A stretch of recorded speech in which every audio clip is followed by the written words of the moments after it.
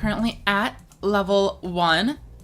So I am going to go ahead and queue with Dragonic Resonance against these NPCs. Looks like Roman is just level 20. So we can probably auto-duel for the first few NPC opponents to get our levels up, and then head over into PvP. Today, I plan on trying out my variant of the stall deck that we discussed in our video that we uploaded this morning. So the level 20 Roman is not going to pose any issue. We can just go ahead with Dragius and probably KO on the next turn. Welcome. Congrats on getting the first. Oh, so you have multiple YouTube accounts, Alan?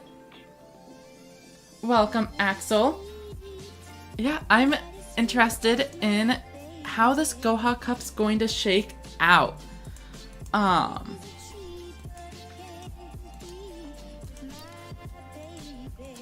Being able to hit the max rush power without ever needing to derank or anything seems like a pretty significant change from the way that it works over in speed duels. So we will see how it goes. Welcome, Zero. How are you doing today? Alright, next up is Gokto. So are these all the level 20? Probably not a very good chance to grab the character drops, but I will take the free rush power. I do wonder if it is actually optimal for me to try to raise my rush power first and then do the PvP later, where the PvP is likely to be more difficult at higher powers, if I understand how the system works. Level 20 Gokto, of course, also going to pose no threat at all. A swift KO on turn number 4.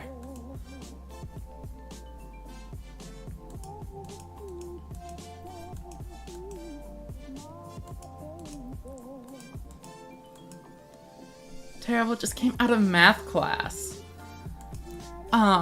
What kind of math is it? Math was always my worst subject in school as well. Alright, so we've got 2 down. Next up is Yuga. I think we actually may not own 3 copies of XL Wonder Splat yet. So fighting Yuga seems like a pretty reasonable chance to actually get a reward, unlike a lot of the other characters where I already have 3 of everything. Oh, so their level rises with the rush power. That's interesting. But that said, even the level 40 CPUs are going to be way easier than an average King of Games level player. Oh, but if I wait until they level up, I can actually get better chances at the drops, if I understand that correctly. Does anyone's stream keep stopping every few seconds? That is probably, my end. I do see there are the big red symbol for my streaming quality indicating, and you can see just based on the load time in between games that there is a decent bit of lag coming from my end. Oh, so apparently Luke was not there before? Or they just wanted to notify me. Oh, differential equations or a different type. And Draco Kid, I agree with geometry being one of the rougher ones. I was never particularly good at it. So, 3 baby dragons. I'm actually kind of surprised we don't have baby dragon yet. Maybe they are waiting to include it for when we get fusions. I could see us getting a Time Wizard a little bit early, or at least the alligator sword one.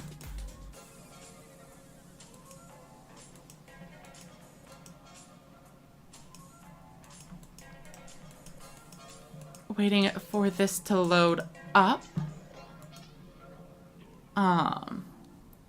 There we go. Perfect.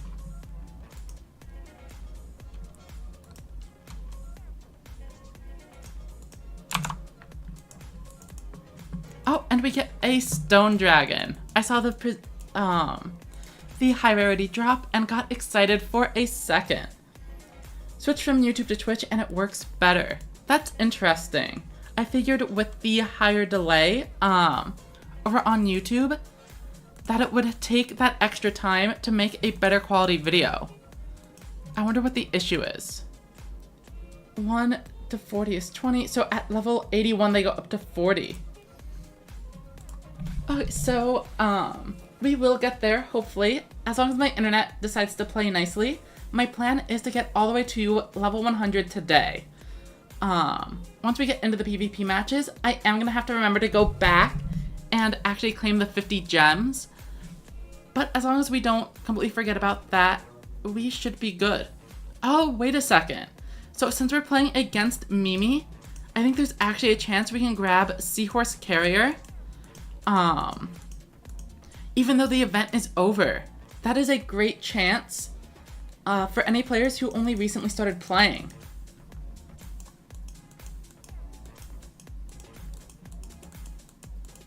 Unfortunately, we whiff it this time, but it's okay because we already have plenty of both events drops. Let's double check by looking over at Roa. Yep, Tomatosaurs, we're gonna try to get all the way to 100 today. And it's really interesting, since we can fight these, we can actually get Growl and Gargoyle if you missed the event or didn't finish it in time. Let's go ahead and finish. I think Roa should be the final one. And then we're gonna go into ranked duels. The new Black Clover game. So I'm aware Black Clover is some kind of manga, but I don't actually know anything about it. What is Black Clover about?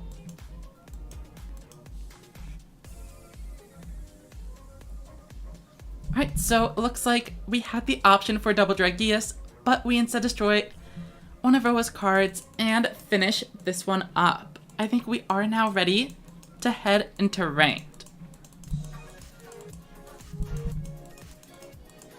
Rush power up to 7. Obviously nothing too crazy.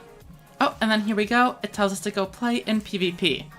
So let's switch over to the overtime deck. And we'll see if we're able to take early wins. Presumably, this is going to match us up against players of similar rush power.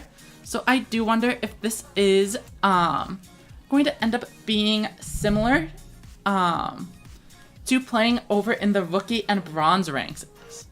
Or whether, you know, since everyone starts at level 1, there's also a pretty good chance that we just have a wildly differing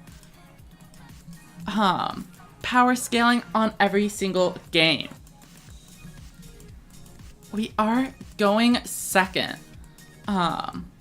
We open with Seven Sword Magician and Shout.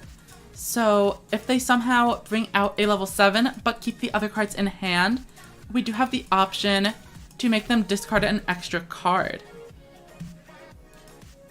But let's see what they do. I think for now, it's quite likely that my opponent is going to go ahead and try to get all of their cards done with. In short, okay, so this is Black Clover. It's about a boy without magic in a magic-filled world. Okay, so it's basically Naruto.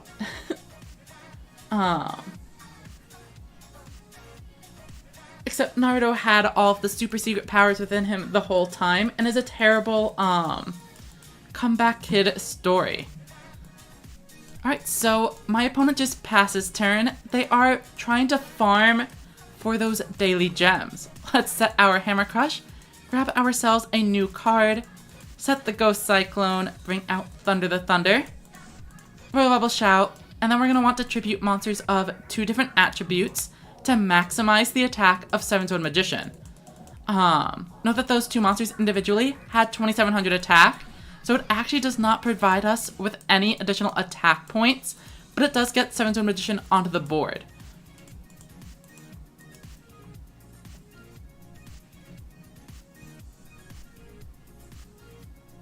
Ba-bum-bum. By the way, how are the audio levels today? I tried messing with it just a little bit as usual, hopefully the music is not too loud or quiet.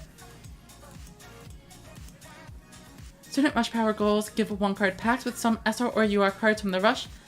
Yeah, so I am hoping to get my 3rd Phoenix Dragon, hopefully from a prismatic drop here. And yep, as we expected, my opponent just goes ahead and crashes in to finish the game. Very likely my opponent is a speed duel player who just wanted those daily 50 gems and is running whatever deck they have. So Tomato, we are currently playing with a modified version of the stall deck that I posted this morning. Basically, I took the list that I had suggested, replacing stock with the Royal Rebel Shout and replacing the Babysitter Goats with zombie ghost, ghost magician, something like that.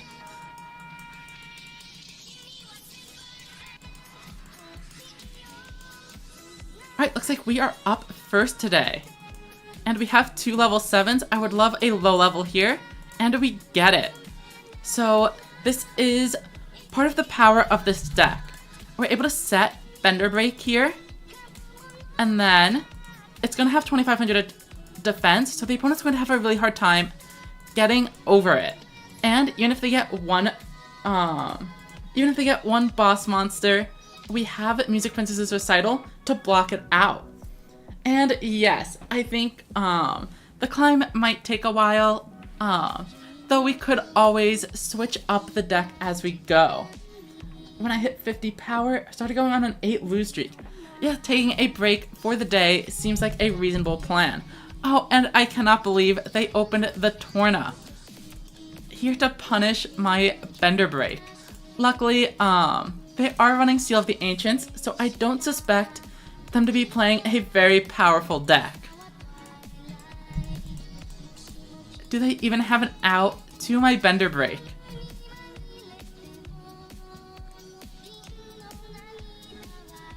Alright, another Tribute Summon, this time for Royal Rebel's Growl. That is going to lower my monster's attack significantly. We do have the Recital to save us from some damage. Oh, and they don't have another monster. Looks like we are in the clear. Let's go ahead, flip up Recital.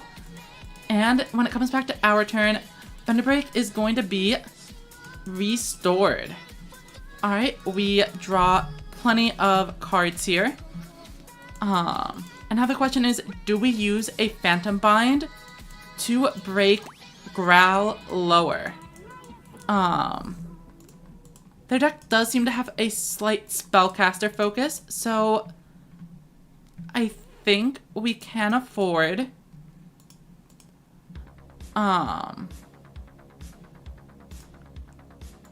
to save the Phantom Binds and just deal the damage that we have. There's definitely an argument for summoning the Crested Hawk, as having 2 level 7s in my hand is going to be a slight issue.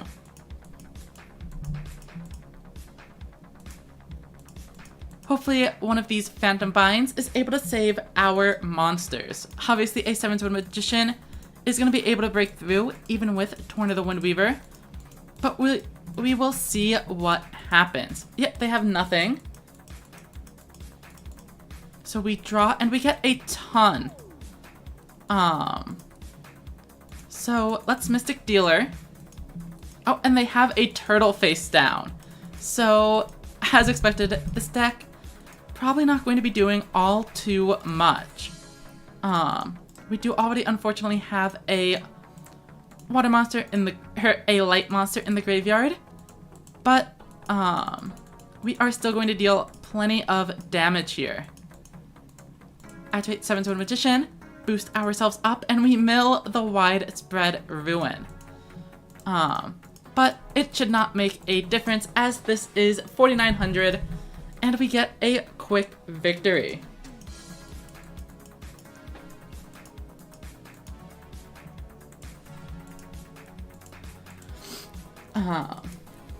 I shall simply go on a 30-game win streak and get there as fast as possible. Oh, we got a Legendary Duelist Rainbow Pack. And a cool little game mat. Oh, there are also a ton of gems in those, ranked stamps. Let's see how game number 3 goes. Are we able to keep up the climb? We are second, but with this deck, I don't think going first or second usually makes too much of a difference. If anything, going second means our opponent is going to be 5 cards closer to decking out. We have a pretty good first hand, able to set up plenty of defenses and even the monster reincarnation. All of our boss monsters are at just 1 copy in this deck, making reincarnation incredible. We have no reason to do anything here but set our monsters. With our copy of the barrier, we may even be able to prevent one of our monsters from going down, while even recycling a card like Shout. We are vulnerable to a little bit of piercing damage here, or a Kime Ruler, but we see a Celtic Guardian Darkness Crested Hawk build. Quite interesting. Celtic Guardian crashes into the Ghost, going to turn off the trap activation, as barrier would not have helped there. And then we get a Mystic Dealer. Can't quite use it, but we can go ahead and tribute summon the Darkness Crested Hawk.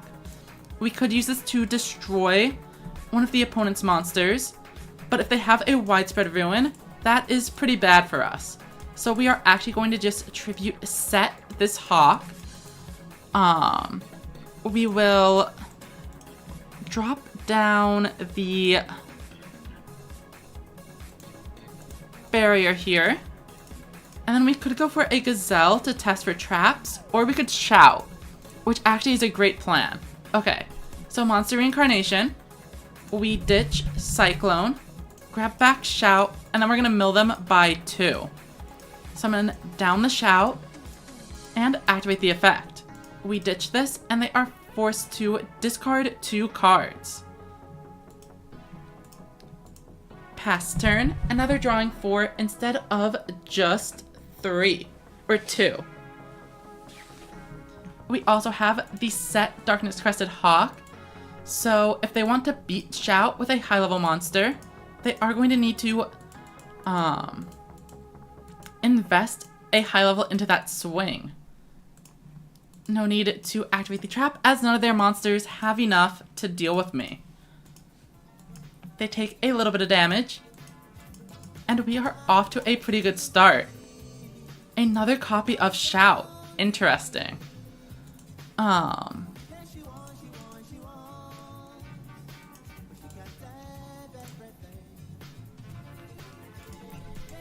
think we can discard one of our Thunder the Thunders to make them draw even more cards. 1 and 2. Then we play another Thunder the Thunder.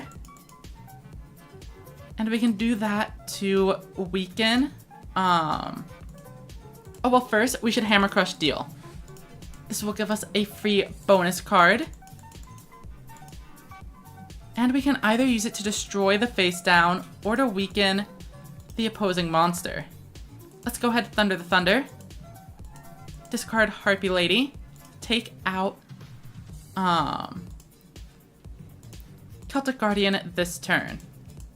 Activate Hammer Crush, make sure that face down goes away. And now that I think about it, we probably should have popped the Hawk. But this is fine. Swing here, and we'll use the barriers to protect our life points on the next turn. My opponent is already below halfway. They summon a Harpy Lady, and that is going to let them activate the Blue Falcon formation, unfortunately. Darkness Crested Hawk does gain. Okay, I am taking a bit more damage here than I had considered.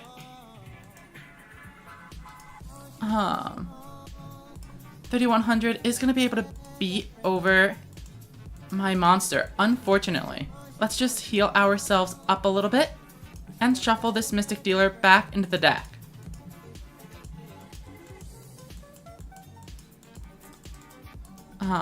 We can save our other barrier for when we need to get a boss monster. Now it's our turn again, and we draw plenty of traps. So let's go ahead and toss them all down and set our Mystic Dealers. With the barrier, Magical Ghost is able to block out Tengu, which is great. Widespread Ruin can take out the Hawk as well. Oh, and they just immediately head into the battle phase. No need to block this, as they are actually taking some damage here. Similarly, I think losing a Mystic Dealer is totally fine. But we will use the Widespread Ruin. Taking out Darkness Crested Hawk leaves them with an open spot on the board, and if we draw any of our boss monsters, we are going to be able to capitalize. Let's go ahead and start with Yami Ruler. 1 and 2. And then Summon Skull as well. Now the question is whether or not to delay Directive them. Ultimately, I don't think we need to, as we want them to be playing cards. And we have 3 entire traps set for it. Let's take out their field and pass. With 2 2500 attack point monsters and access to both the Barrier and Phantom Bind, we should be in an okay spot. They have 4 winged beasts in the graveyard. Max Raider is a warrior. And not very many of those. 1, 2... Only 2. So let's go ahead and Barrier, just to save ourselves some damage and open up the slot for later. Once again, I'm going to shuffle Mystic Dealer into the deck to give us more low levels. We draw for a turn and get some interesting cards. Shout again. Going to be a great card for discarding my opponent's resources. Now they are going to have to draw 5 new cards. Next up is Gazelle. And then Dragius. Interestingly enough, despite starting with 10 more cards in our deck, we are tied in deck size, which is pretty interesting to think about. I think it's because the Blue Falcon formation deck isn't running a whole ton of powerful high levels, and we aren't clearing their board, so even though we've used Shout 3 times, it hasn't done as much as you might expect. However, we should be able to stall them out and get the win. I think with only 6 cards left and a huge double tribute board, we are in a good spot. What deck is it? This is Stall. The deck I published the video about this morning. I'm playing a 40 card pile versus the opponent's Tengu deck. Oh, welcome, Dill. How are you doing?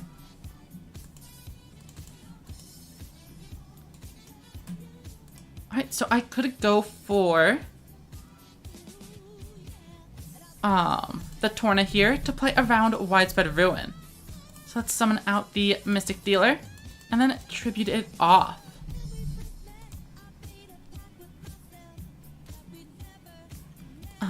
And then we start getting some internet problems, but it looks like we are going to be able to make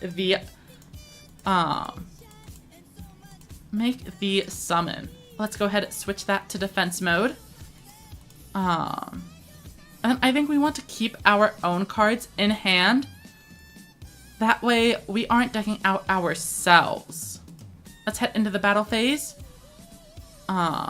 try swinging and seeing what happens. Even if they have a widespread ruin, we should be fine. Theoretically, we could have won with the Harpy Lady here. But I want to win with the deck out, and we even have a Music Princess's Recital to help make sure we aren't blowing up this turn. As far as I'm concerned, this is the final turn of the game.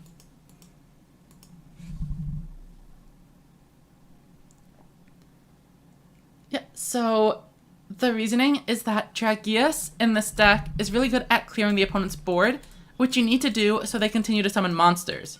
Torna is a way to discard cards like Ghost Cyclone, which you otherwise wouldn't really be able to do. Alright, so they are going to survive one more turn. I need to make sure I don't die either. So let's just set a couple of cards and pass. One and Bender Break should actually be the best option here. 1 and 2. And then they have no way to actually get over 2500 if they aren't able to debuff my monster. Oh, I could have put down the Recital as well, though. Let's see what they go for. We know that they cannot possibly play a card like Seven Sword Magician because of the Blue Falcon Formation skill restricting their high-level types. Gaia coming out, but it is not enough. The Bender Break that we recycled, finishing out the game in style. I'll go ahead and activate the Recital, even though it doesn't really matter.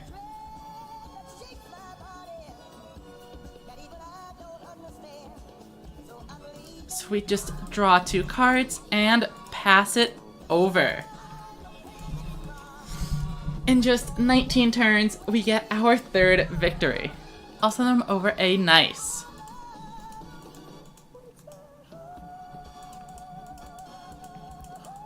And since we summoned Dragius, we actually gain 4 rush power this time.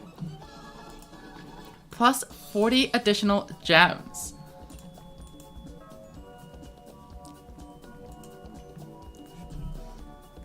Bum bum bum bum bum. Oh, that's true. Even if they did have a 7-sword magician, they wouldn't have been able to use the skill.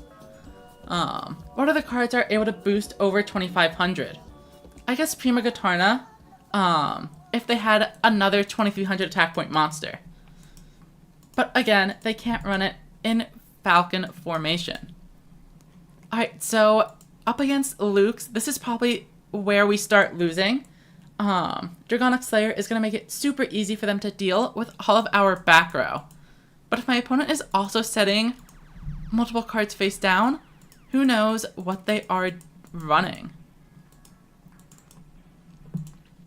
Looks like we have a Gazelle of our own. With 2 face downs, they almost certainly do have access to something like the Barrier. So I'm just going to set my cards as well. Let's swing it over to them and see what happens.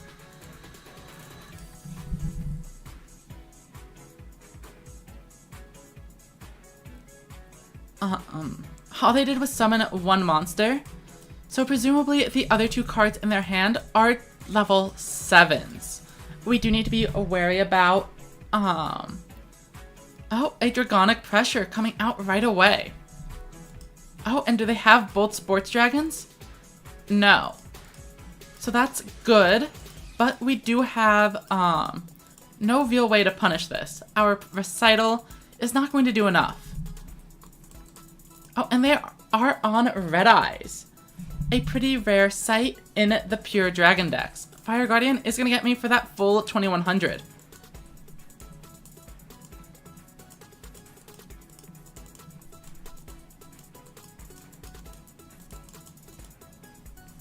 And we get plenty of fodder here. We want Mystic Dealer, Royal Rebel Shout, Summon Skull sounds like a plan. And then we Monster Reincarnation because we need to get 2 monsters out to deal with a potential widespread ruin. Let's go ahead and discard the Barrier to grab back the Harpy Lady. Summon out Harpy Lady next, and summon 7-Sword Magician. So, assuming they have Widespread Ruin, we want to keep the 2500, so boosting here is correct anyway. Let's head into the battle phase and swing first with 7-Sword Magician.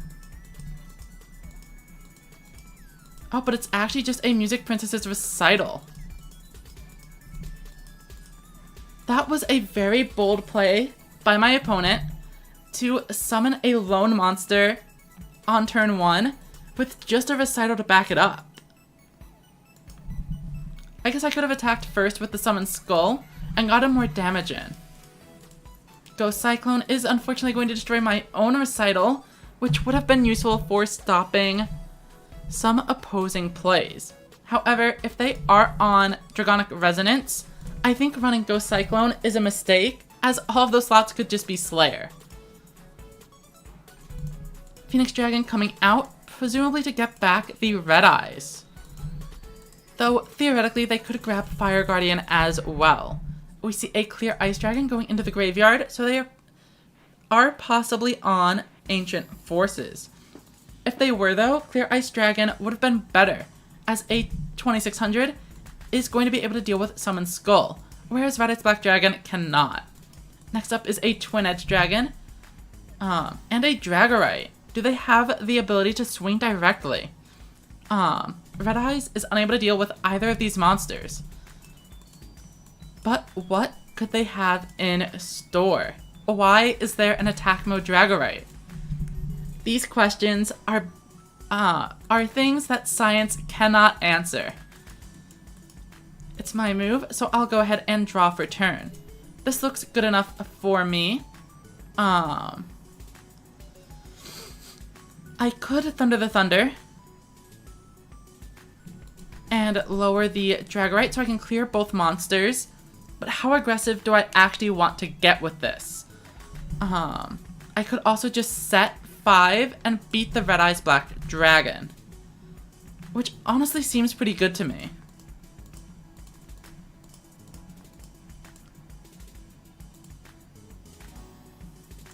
Set, and then swing into Red Eyes. Or we could swing into Dragorite, but getting rid of the big monsters usually feels correct. There is also an argument that since I have the Recital, I could just blow up the Dragorite in a trade. But I like having the maximum defense possible.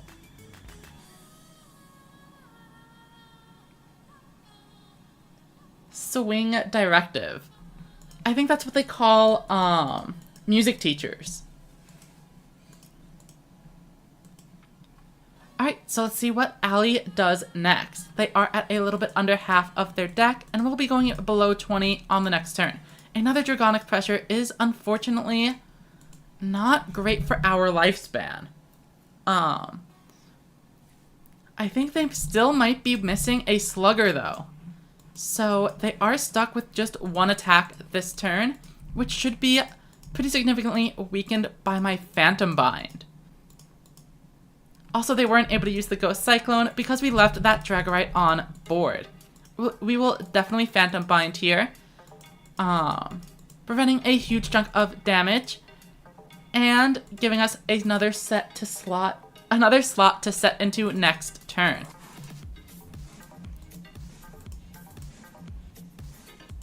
Alright, so they do attack, and I don't know what they're waiting for. There we go. Phantom Bind it up. Of course, Widespread Ruin would have been even better, but we will take 1,000 damage. Let's see what we draw. Oh no, this is not looking great. All we can do is set Widespread Ruin and end. We needed a low-level monster there for sure. Even just one would have enabled our Recital and kept us alive.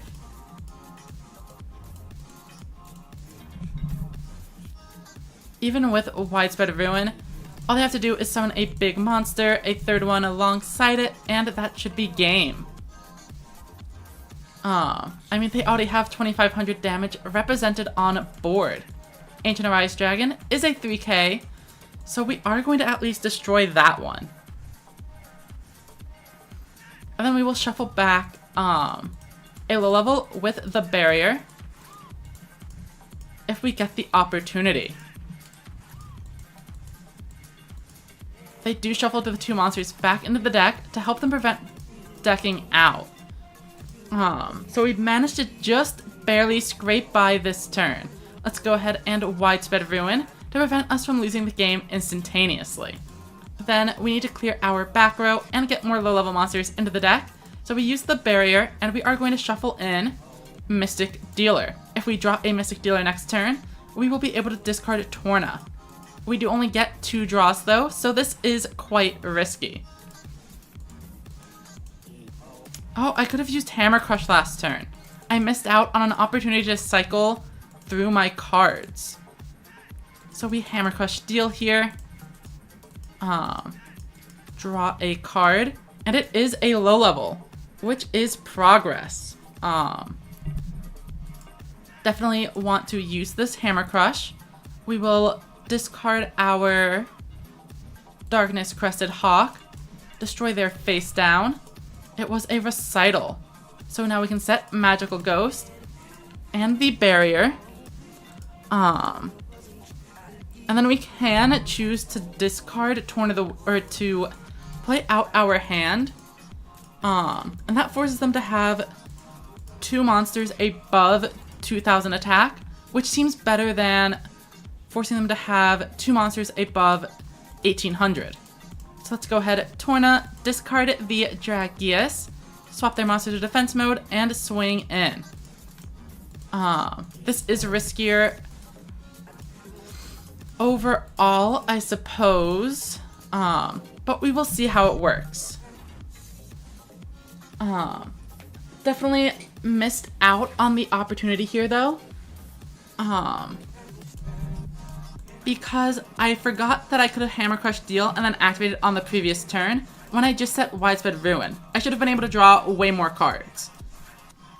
They discard a Clear Ice Dragon and are probably getting back a low level or a Phoenix.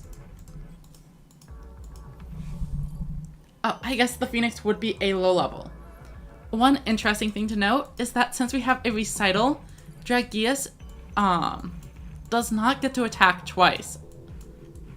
They do have the Sports Dragon combo though, which is pretty threatening. We also still have not seen them activate their skill at all this game. We do not know if they are on Ancient Forces or Dragonic Resonance. And if they are using Resonance, this card has a restriction that means I can't actually stop Slayer's attack because it will be above level 8. And the Slayer finally comes out all the way at the end of the game. This is looking pretty good now. They actually were not able to summon another monster. So we negate the attack and survive one more turn. Alright. Next is Royal Rebel Shout. My opponent does have a level 7 or higher monster. So we can get rid of this Ghost Cyclone to make them discard a card. Then we definitely want to put down Phantom Bind. And then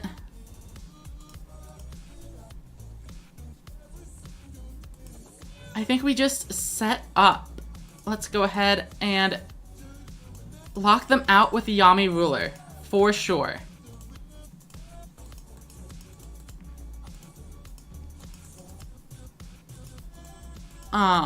We have a Phantom Bind, but Slayer with Dragonic Resonance would be able to beat over it. This is currently 400, 500, 600, 700. So the barrier is going to be enough to save us here. All we do is pass turn, and I'm not putting this in defense because it leaves us more vulnerable to a random piercing attack. Welcome, and yes, I am playing a stall variant. Just to test it out. I'm at just 900 life points, but this is the final turn I need to survive. If we do it, my opponent will have no more cards left in the deck. And with the Yami Ruler, they are unable to summon level 7 or higher monsters. Oh no, not a Gravity Press Dragon though. Maybe I should have put that Torna in defense mode after all. I guess playing around Pierce is not the right play in retrospect.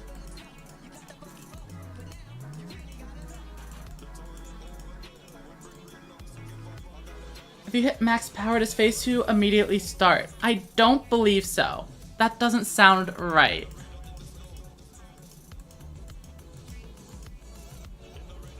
Okay, and here we go. Battle time. They swing in with Dragonic Slayer for game, but I have Phantom Bind. Ready to lower that monster. And now the rest don't have enough attack points to actually beat my remaining life points. I use the barrier, and let's get back a Harpy Lady. We take out Gravity Fest Dragon. Oh no, we still die, but we only take 200 damage in the process. Yami Ruler survives, and that is game. My opponent has no cards remaining left in their deck. All we have to do is end our turn, and that is it. I will definitely send them over a nice, and we can go into the next game.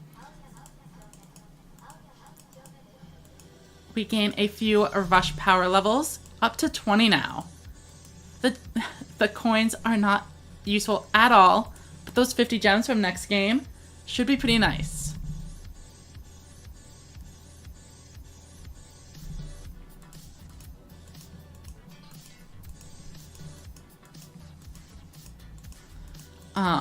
We are pretty lucky that our opponent never used a skill. If they were just using Dragonic Resonance, we would have lost for sure. Alright, we are up first and have a pretty solid start. Let's go ahead and set 2 monsters. And then set the Darkness Crested Hawk.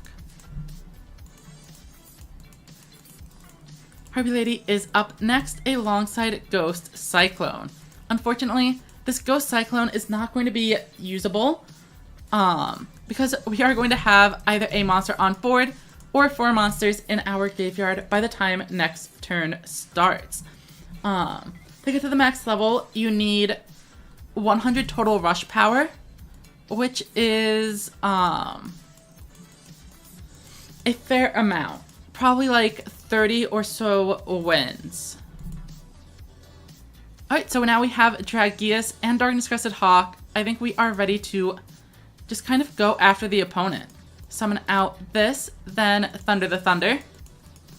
And I don't see a reason that we shouldn't be getting aggressive with it. Let's just weaken a monster, summon out Dragius, and bring down Gazelle as well. Even though we are a stall deck, if we can win via life points, then we don't have to stall anymore. Swing in 1. Swing in 2. Then 3. And 4. My opponent is down to just 800 life points on essentially my first attacking turn of the game. Legend Draw comes out, and unfortunately I do have just a Ghost Cyclone face down. Nothing to actually prevent my opponent's counter offensive. However, with Legend Draw, we can be pretty sure they are going to be spending a card on Summon Skull. They discard a Pierce, and that is 1 more card down. After summoning out their Legend monster, they probably aren't going to be able to deal with Darkness Crested Hawk. And that gives me time to make a counterattack. If I draw a 2500, I just win.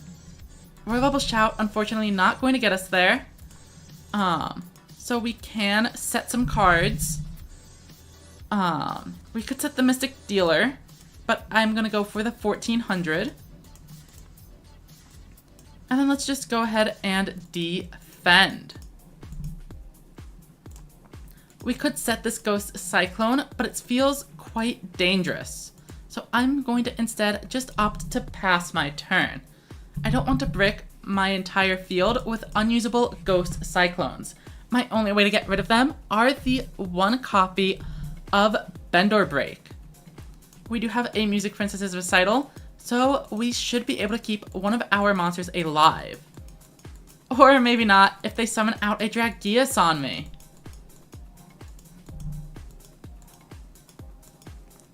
They could still theoretically miss-sequence this and attack with Dragius last. And they do. Because of this, Dragius does not get the second attack. And I keep Magical Ghost around for later. Let's see what we draw. 2 more trap cards. And that is basically what I meant. By not playing down the Ghost Cyclone, we are now able to put relevant cards onto the field instead. So they have a couple of warriors in the graveyard, but no fiends and only 1 dragon. The Phantom Bind is not going to do all that much. So we can turn it off until we get to the final monster on board. They probably won't make the same mistake this time, unfortunately. Oh, but they do. They make the same misplay 2 turns in a row. They clearly did not learn from their mistake and waited for Dragius to be the final one. Somehow they are at 800 life points. I think we drop the barrier this time, as we mostly just need to protect our life points. They have 2 dragons, so the barrier is going to be more impactful than a Phantom Bind. We are going to go ahead and clear out our traps though, as we just in general need to get more spaces onto the field. And we need to put some low-level monsters into the deck anyway. Dragius activates the effect, of course. Swinging, and I will use the barrier here, just to get myself a, I guess Mystic Dealer, no, Thunder the Thunder, because we want cards that can discard.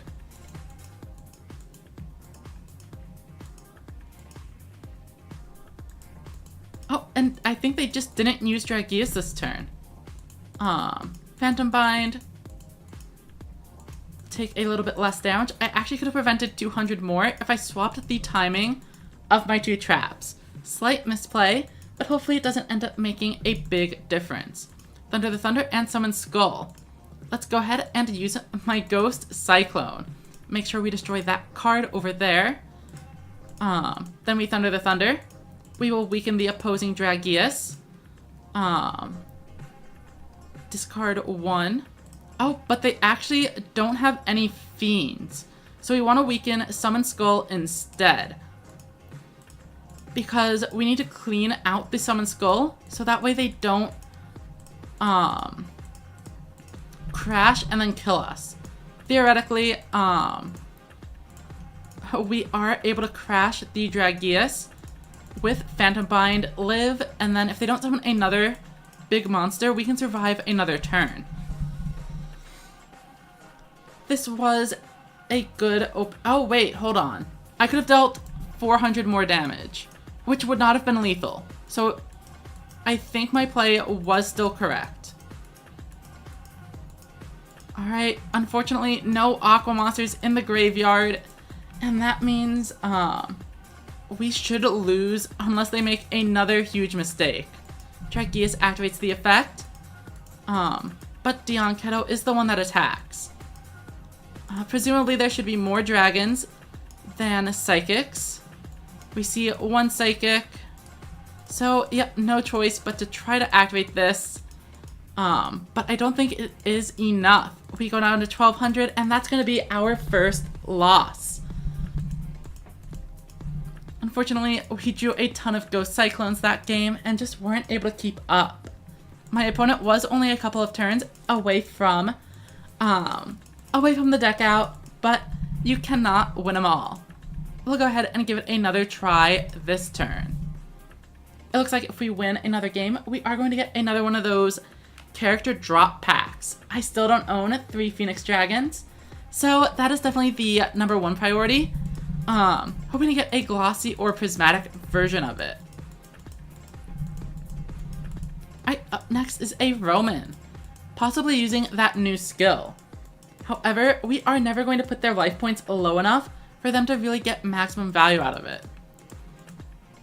Our hand is pretty good, able to wall up with a 2500. We also have Hammer Crush to see an additional card and potentially remove something from the opponent's field. Royal Level Shout, of course, also going to be useful, but only if they summon a level 7 monster and have fodder left in hand.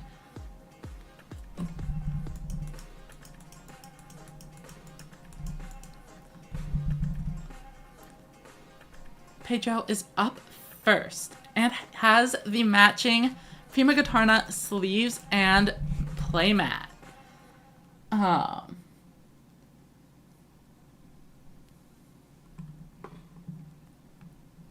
They are thinking.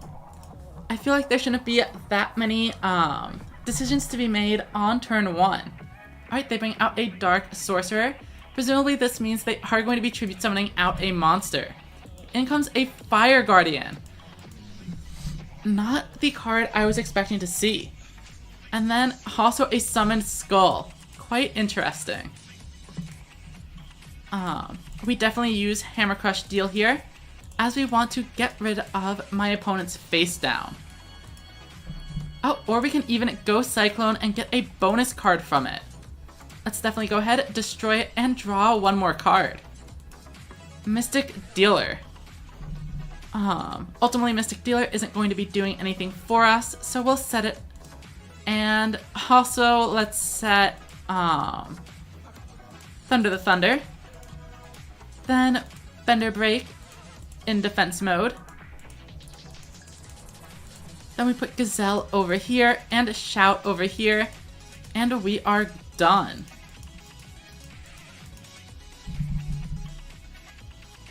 Yeah, Bloodthirsty Kirby is absolutely right. This was a very aggressive turn #1.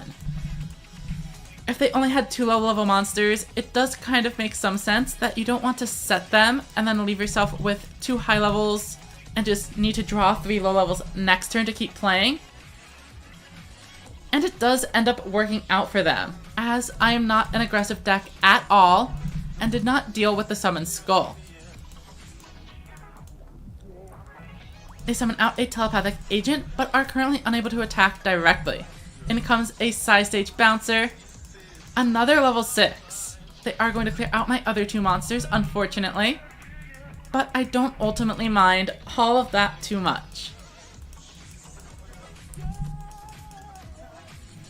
We see some Ghost Cyclones, interesting cards all around.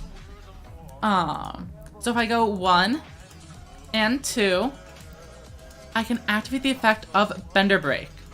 This allows me to send any number of cards to my graveyard, and I'm just going to send the Ghost Cyclone. This allows me to weaken Summon Skull by 1,000 points. Summon Skull goes down, then we set the Harpy Lady and summon out our own. After this, we crash into the Summoned Skull and inflict some solid damage. Does the event have any new cards? I don't believe so.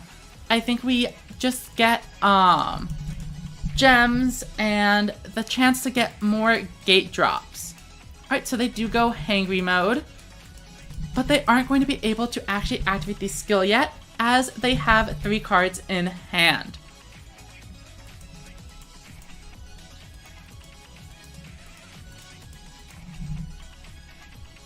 In comes a Roman pick. That is a huge draw to help them get to a Prima Guitarna, which they find basically immediately.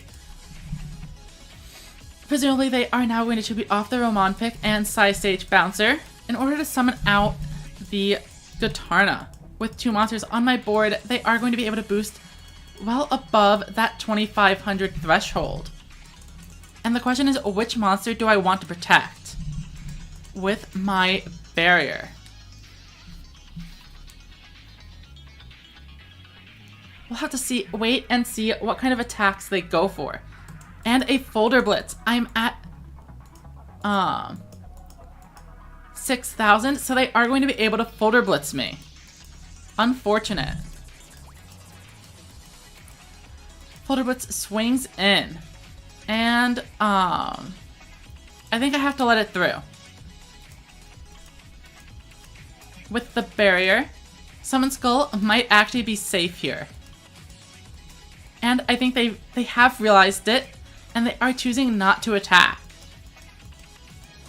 Oh, welcome, Showstopper. Oh, welcome, Showstopper. Definitely recognize you from earlier. They are thinking really hard, but they do decide to attack, and they are going to get barriered away. Let's go ahead and shuffle that Thunder the Thunder back into the deck. I found that the discard outlets are really important.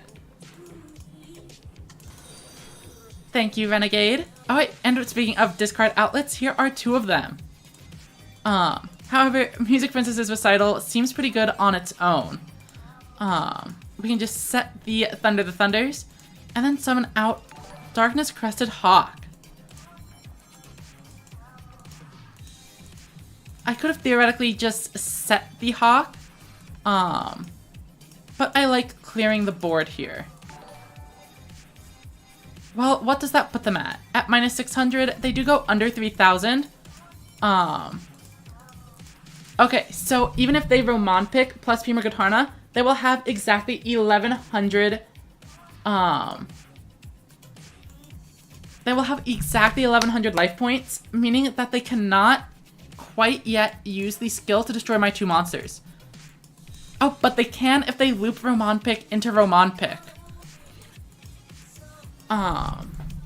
However, since they can only attack directly once, if they do choose to destroy both of my monsters, I will not die.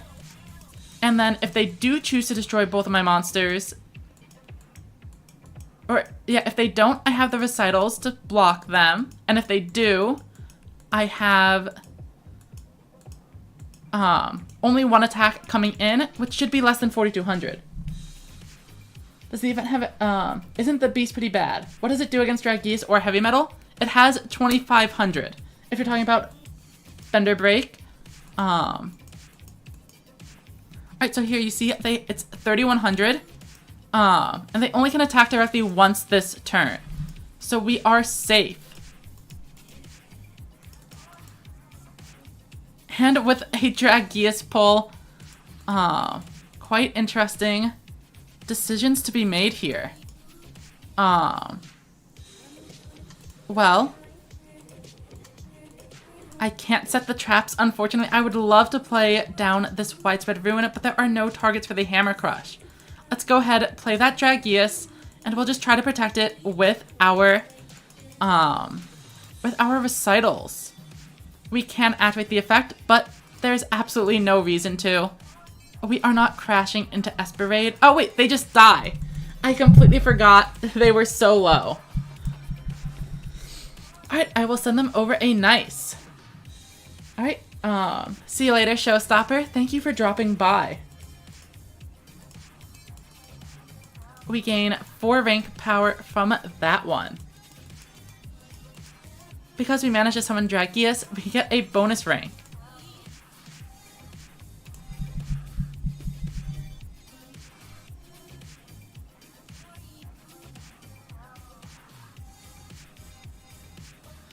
I mean, even if that wasn't lethal, I think that we're going to have quite a hard time overcoming a Dragius with 2 Princess Recitals backing it up.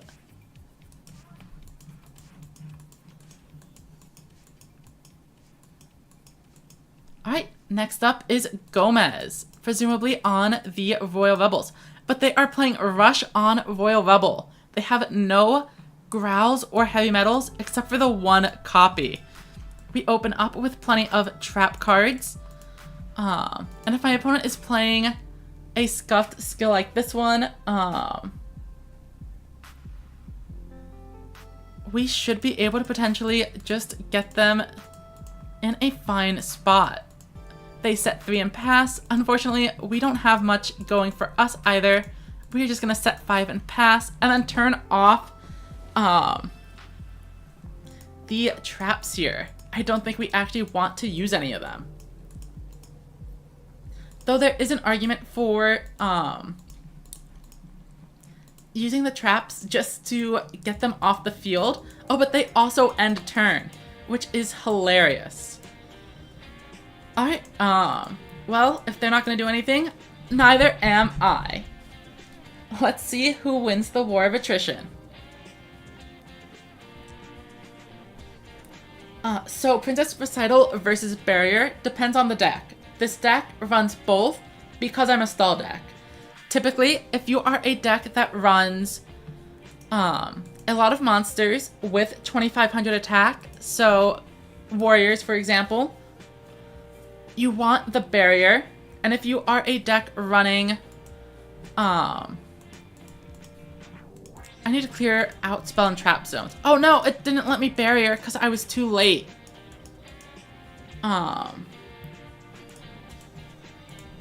Anyway, I am just gonna Barrier here to clear out the zone. And so anyway, Recital's good when you have decks like Ancient Forces that want you to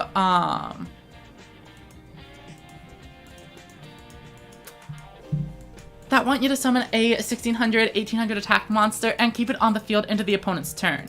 Okay, so we can Royal Level Shout here, and we'll mitigate some of the damage thanks to Widespread Ruin. So let's go ahead and Shout and discard this Ghost Cyclone. Make them discard 2 of their cards. Perfect. Oh, and they lose their only copy of Heavy Metal, which is incredible. Set down 2 Harpy Ladies, and with our traps set up, we are now in a pretty good spot. We are going to take some damage on the next turn, but getting rid of 2 extra cards is definitely worth it, especially if we're able to Widespread Ruin away the best option they have. Alright, they are attacking, so first off is a Widespread Ruin. Next up, Fire Guardian coming in, and we are not going to activate anything. Dark Sorcerer, we can Barrier and keep our monsters both alive.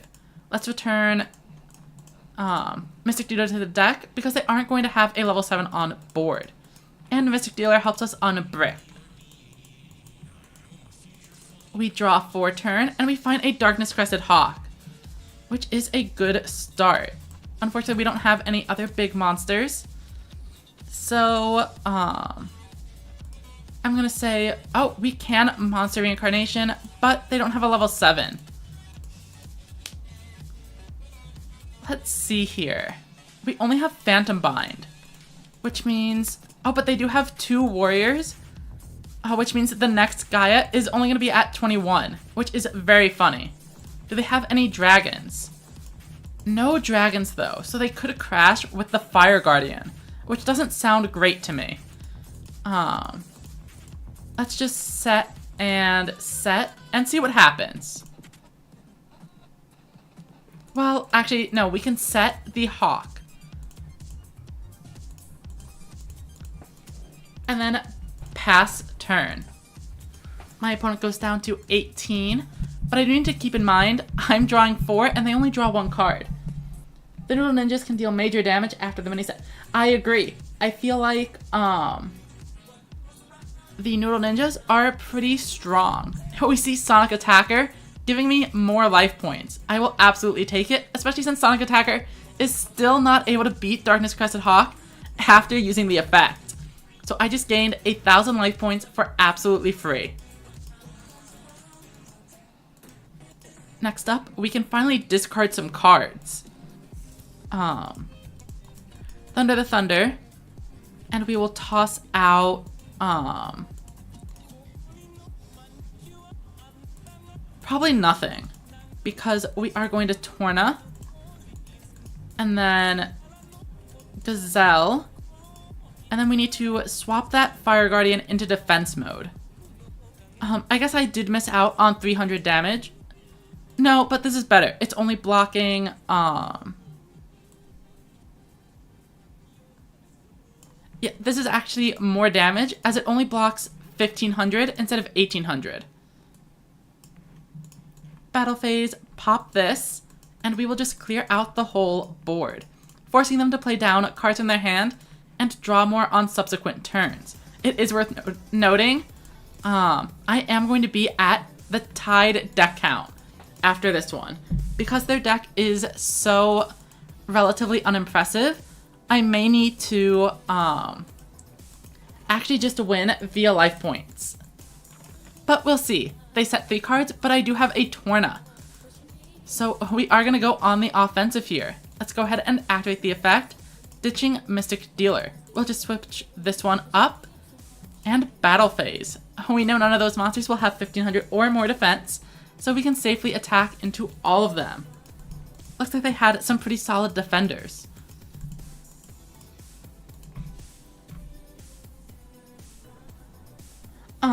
So Monster Reincarnation is a -1 if you play it on the turn you draw it, but if you set it first, it becomes neutral, as playing it alongside 3 monsters does mean you get to draw another card next turn, and it can also act as a 4th copy of important boss monsters. I would run it in a deck like Noodle Ninja, because you absolutely need spice in order to do your plays. Just as one example. In this deck, all of the level 7s are at just 1 copy. So Monster Reincarnation is a really pivotal piece to being able to reuse whatever you need in a specific matchup. Alright, we see them finally set a card face down. Unfortunately, we have Ghost Cyclone instead of Hammer Crush. Let's Torn of the Windweaver one more time. And ditch Magical Ghost. We are going to flip up a monster and start swinging. Even if they have a Widespread Ruin, it's not a big deal. Torna takes out another monster, and we swing in with Gazelle. Looks like this was not a trap card of any variety. Oh, congratulations, Coach Kosh, on the 3rd Curry Bot. That should definitely be usable in a few decks still. I know a lot of people are on the Aqua Engine or the Beast Engine for a ton of decks, but Currybot still has value. Alright, looks like they are getting ready to make a play. We do have 2 Phantom Binds. And while I'm not even sure how much it's going to do, I think it is going to be worth activating it just so I can get another card down. Also note that now that I have gone on the offensive for a couple of turns, my opponent is down to 10 and I'm at 16. So I am back to a large deck size advantage.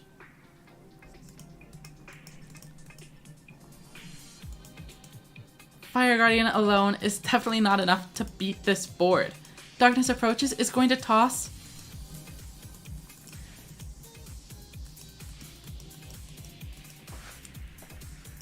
Darkness Approaches tosses 2 cards from their hand, and now they are going to be drawing at least 4 cards next turn, which I do not mind at all.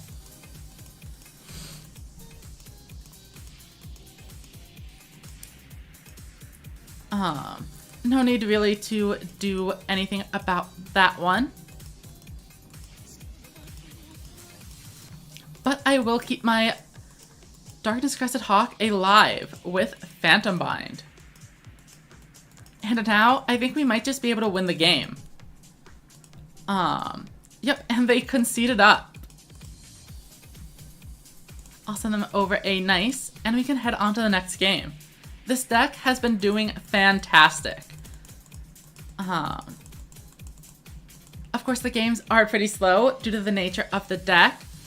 But I can't deny the relative, success it has been having. Perhaps I should be a little bit tempered though, because my opponents are running skills like Rush On Royal Rebels, Skillless Luke, and I'm pretty sure we came across at least one Do Nothing and Pass deck.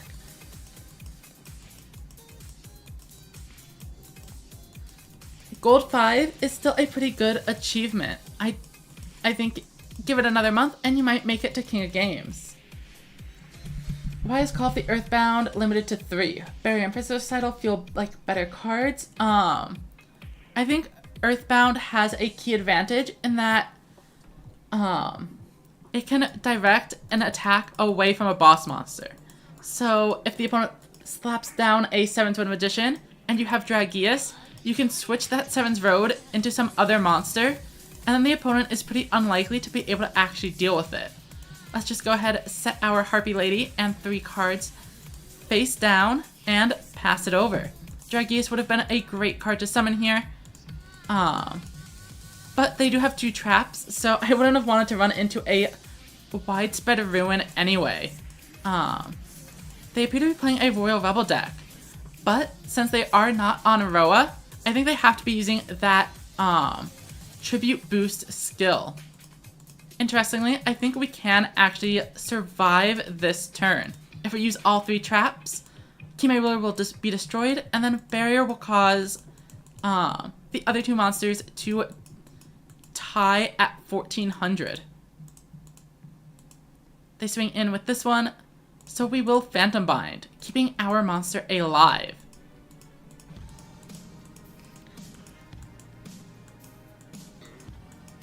Oh, but we don't have any monsters in graveyard, so we actually cannot use the barrier. I didn't think about that. Let's just widespread ruin. Good enough, it keeps our life points safe. We draw for turn, and we do actually get some monsters here. However, like I said, with 3 set cards, a widespread ruin is way too much of an actual threat. We are just going to set 3 and pass. Bender Break has the highest total, so we will wait out a turn or 2 and end it over.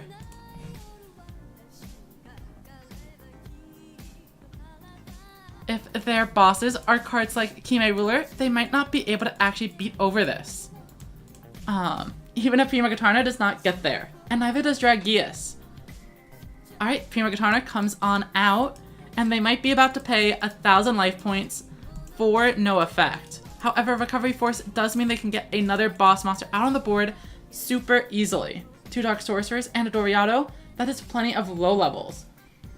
I agree, this format definitely feels like it should be better than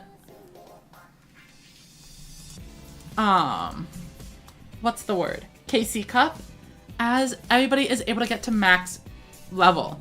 Rock and Refrain goes ahead and activates. They swing in, and they actually choose to use Summon Skull. Unfortunately, we do have to pop the barrier here. Let's go ahead and return Thunder the Thunder, a potential discard outlet. We survive a turn, and they take another 100 damage. We do draw some monsters. Interesting. Oh, and we can even play around a widespread ruin. So if we do this, summon the Darkness Crested Hawk,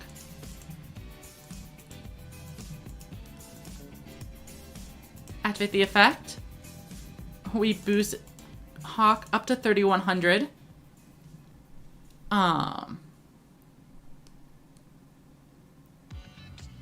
Then we set you and Dragius 1 and 2. Now we can activate Dragius' effect, and we will see if they have a barrier or not. But nothing pops, so swing into Prima, and then try to take out the Summon Skull. Do they have a Recital? No, all 3 of those face down cards are spells. That is crazy. We managed to get a huge swing here by stalling out for 1 turn with Bender Break. Thankfully, it has that big 2500 defense that you don't get on any other non-limit 3 cards in the game. hoping for more cool... Oh yeah, a Goha admin transformation for Mimi would be nice. I like that I can get a lot of free gems, for sure. And welcome, Cat with Ghostly Gibless. Looks like my opponent is considering, disconnecting. They were scared if they kept the 5-win streak, no one would want to reach level max and can't join phase 2. Yeah, there is probably definitely a smaller Rush player base. But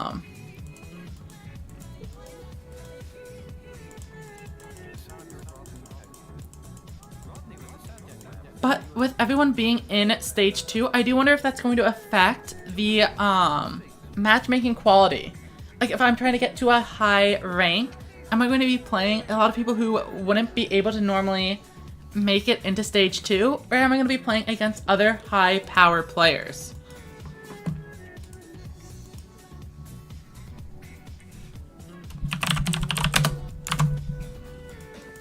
Alright, so I am up first.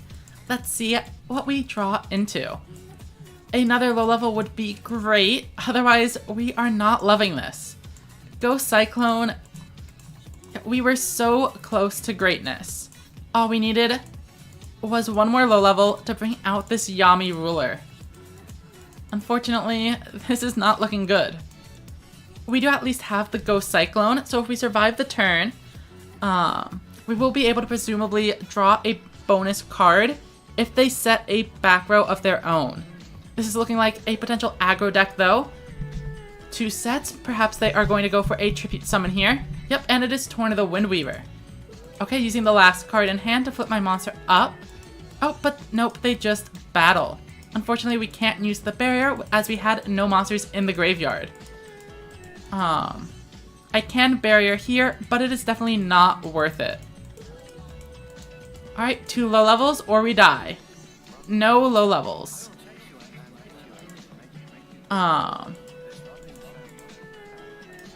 Nothing to do. I could have kept the Gazelle, theoretically. And I would have been able to summon the Summon Skull out and keep playing the game. But, I don't know. Dark Magician, definitely going to be a threat. But this might not be lethal. I will Barrier to get this extra card into my deck. I need to draw a low level. Phantom Bind, I am going to save though, as I want it to protect my Summon Skull. But we just draw another Phantom Bind, so we can pass, and sayonara. This one was a bit of a lost cause. Bricks happen to every deck, so no need to get worked up over it. We will just go to the next one.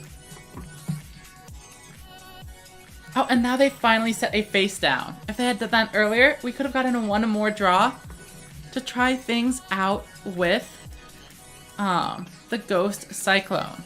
I will send them a nice, and we will head on to the next match. Our duel power is at 32, so we are about a third of the way there. And it has currently been about an hour and 18 minutes. I think this climb may not take all day.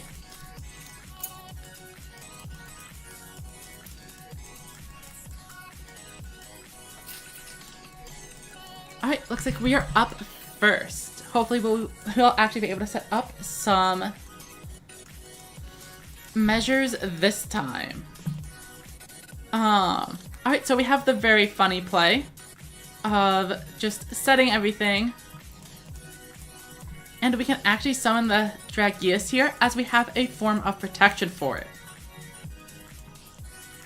It is pretty unlikely the opponent is able to find 2 outs to Dragius in 1 turn, so we'll protect it with Recital. Welcome, Stanford Matthews. We are currently playing Deck Out. So we're running a 40 card pile, aiming to just kind of wait until we have a chance to win the game. However, if you're my opponent right now, you're probably like, wow, what an opponent, Sacker on aggro, Always finding the Dragius. Never lucky. So let's go ahead and swing in with the Dragius and then hit it again for 25. We still have Recital, and now we also have a Phantom Bind. It looks like this might be a 7th Axel Road player. So, 7th Road Magician is actually going to cleanly destroy my Dragius.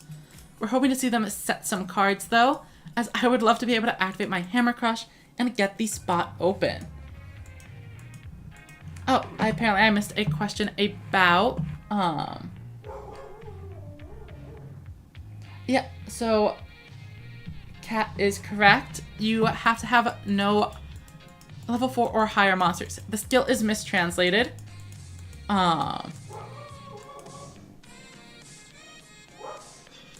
Which is really interesting because I would have thought for sure. What else do we have? Recital. I'd rather keep Dragius around, so we are gonna let that one go through. Oh no, we will let that one go through as well. And now we can Hammer Crush, which is great. There will be no Phantom Binds stopping us today.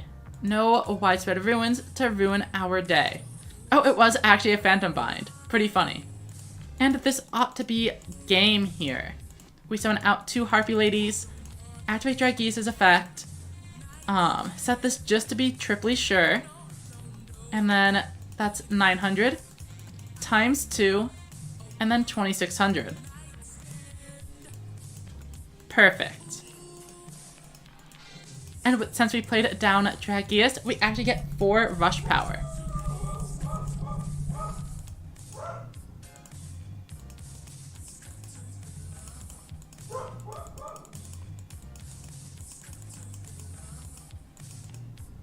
And now we are at, oh wait, we're at 35. Okay. Right, because we're at 31 because the next reward was for 32. But now we are officially over a third of the way to max level.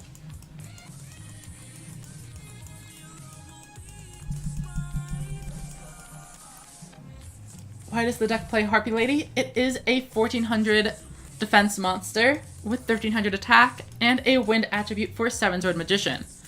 Having 1400 defense here is relevant for stopping the opponent with cards like the Barrier, so that other level 4 monsters cannot defeat it.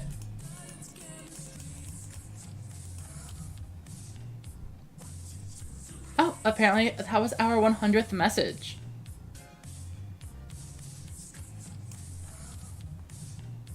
Or if you were talking about in Blue Falcon formation, Harpy Lady is a trigger for the skill. Oh, we can Ghost Cyclone and get a nice extra card here. This might be able to tell us what the opponent is playing.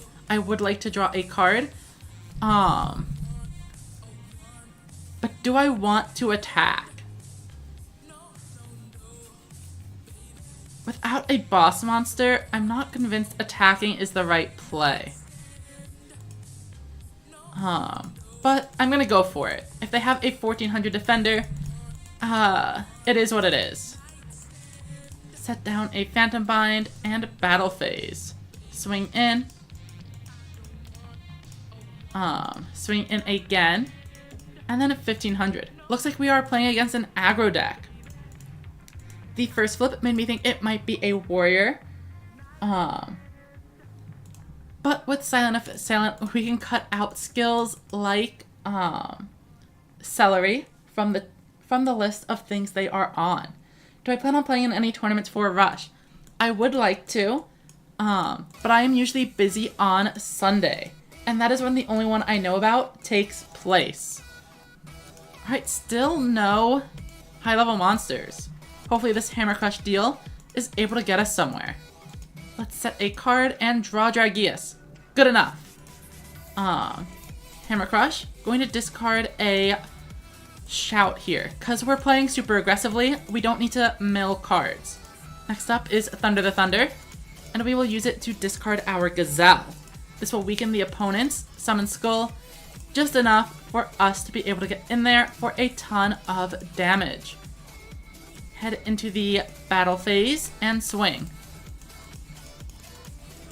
Then we swing 2 more times for 2,800 additional damage, and they are down to just 1,400. The opponent only summoned a single summon skull last turn, so there's a good chance they have 2 level 7 monsters in hand. This means if they brick, they aren't going to be playing more than 1 monster this turn either. And as you can see, they head into battle with just this. And I don't think that's enough. That ought to be game. That's 1,000, and then just any monster, and we can crash and swing. Summon Skull hits. The Gazelles trade away. And Gazelle gets it one more time. I went on gold 5 with the free-to-play Blue Falcon formation. I was like, best friend forever. But I'll simply give up. I lost the rank up twice due to drawing 3 Gaia while going first. Yeah, I think Blue Falcon formation can get there. As you said, you made it to the rank up game twice. But it is definitely one of the tougher decks to do so with. Matt, on the topic of tournaments, if you happen to know any, feel free to let me know, because I would like to enter some tournaments at some point eventually. Alright, so we are up first, and we get a pretty okay opening hand. We draw for turn, and it is a Dragius. So, once again, I am going to go for the, oh, wait, I meant to keep Thunder the Thunder. Oh, well. I am keeping the Harpy Lady in hand due to the difficulty of outing a Dragius backed by Recital. If I set the Harpy Lady, I can't use Recital if they play a card like Seven Sword Magician. So this should be the optimal board. Theoretically, I could have also just set 3 monsters, of course, but summoning the Funny Dragon is funnier. Let's see what they bring out. La Moon and Thunder the Thunder. We could be in trouble if they go with a Seahorse Carrier into 2 level 7s. That would mean they aren't using Thunder the Thunder though. So we will have to wait and see what happens. They are thinking, determining whether or not they want to drop that Thunder.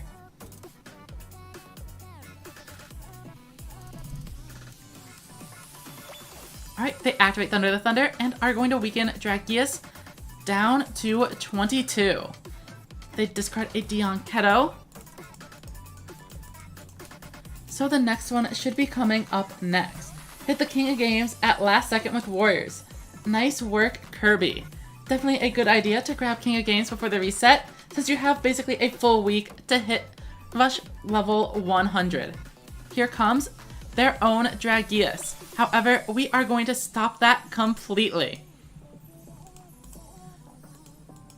And this is why having the Thunder was the right card to keep around. Definitely misplayed on that one. Luckily, we draw into Torna, so we are simply going to sack my opponent harder. Summon out the Torna. We will ditch the Bender Break to rotate the Dragius sideways. Summon out Harpy Lady, set up the barrier to protect Dragius in the future, activate the effect, and now Dragius is preventing me from no damage, as my second attack will go in directly. 1,300 and 1,600 leaves my opponent at just 600 life, and we have a barrier to protect us. Let a meta event a few, but haven't in a while. Yeah, back when it first came out, I was busy with other stuff, and then they seem to have dropped the events.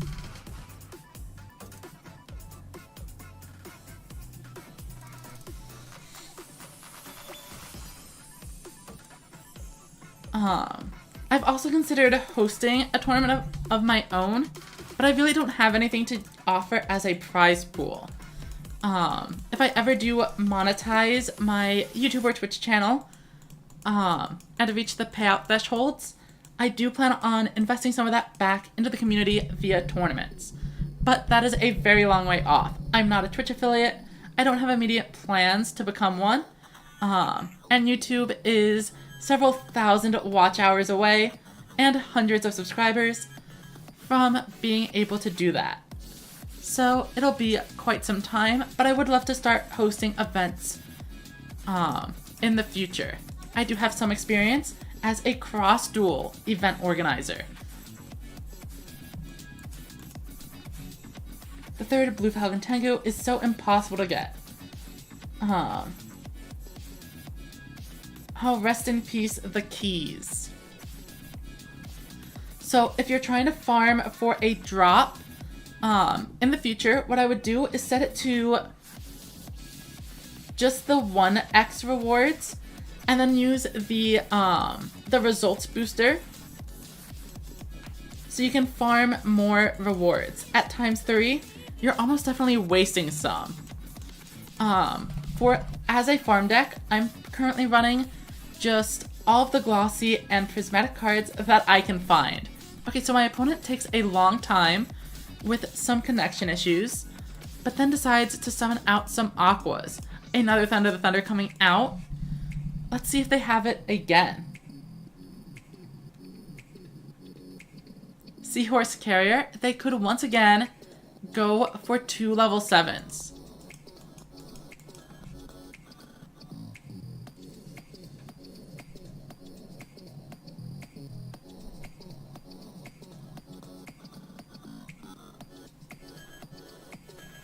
Alright, Thunder the Thunder is weakening Dragius. Do they have a monster that can overcome the barrier? Or is it going to be a quick and easy game? They need to summon something with an attack boosting effect. Prima Guitarna might just get there. It's going to gain 600 life. Oh wait, they don't have enough effect? Oh no. And that is going to be it.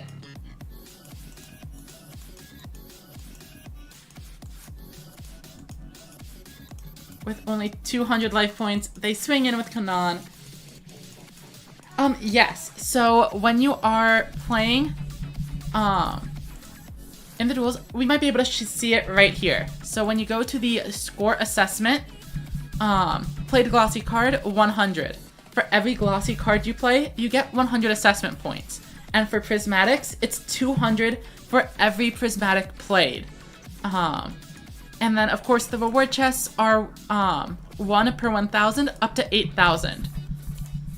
So with the glossy deck, I'm able to routinely get 6,000, 7,000 range score assessments by basically just playing out the entire deck before finishing off the CPU.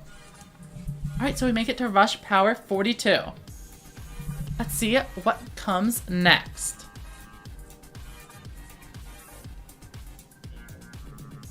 Yeah, Ghostly Gibbous has the alternative farming strategy, which is to play a noodle deck. When you deal over 9,999 damage, you get a huge score assessment bump, which you can do with Spice and the new Roastery card.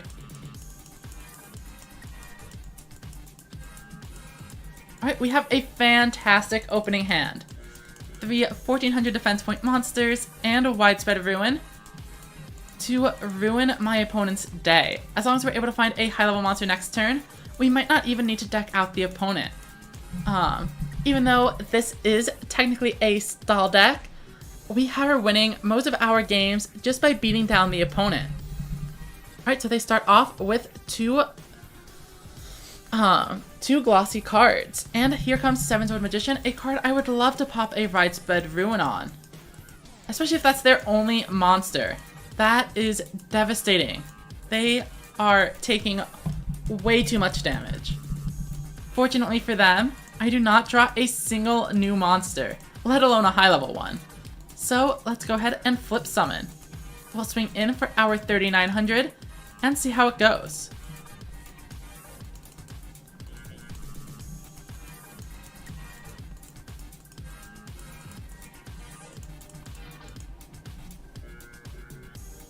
we do have a Phantom Bind and a barrier to protect us. This isn't going to matter against their high-level monsters, but if they try to beat us with a Dark Sorcerer or the like, we will be able to protect one of our monsters. And as long as we're able to save even one of these monsters, actually never mind, Ghost Cyclone will still be dead, as we need to have a monster, no monsters on field to do it. So we might, theoretically, let all 3 monsters die, so that we can go Cyclone. It'll depend on if they set anything. Oh, that is a nice mat. I might have to change my game mat over to that Goha Rush Festival. Dark Sorcerer comes out, and they even set a card for us to Ghost Cyclone in the near future. However, we are just going to Phantom Bind it up, and once again, swing in for game. Unfortunately, we do need to play a round. Oh wait, we don't need to play around anything. We can just swing. And the stall deck gets another W. They bricked, so I don't want to send them over a nice in case it seems like bad manners. But we are at 45 now.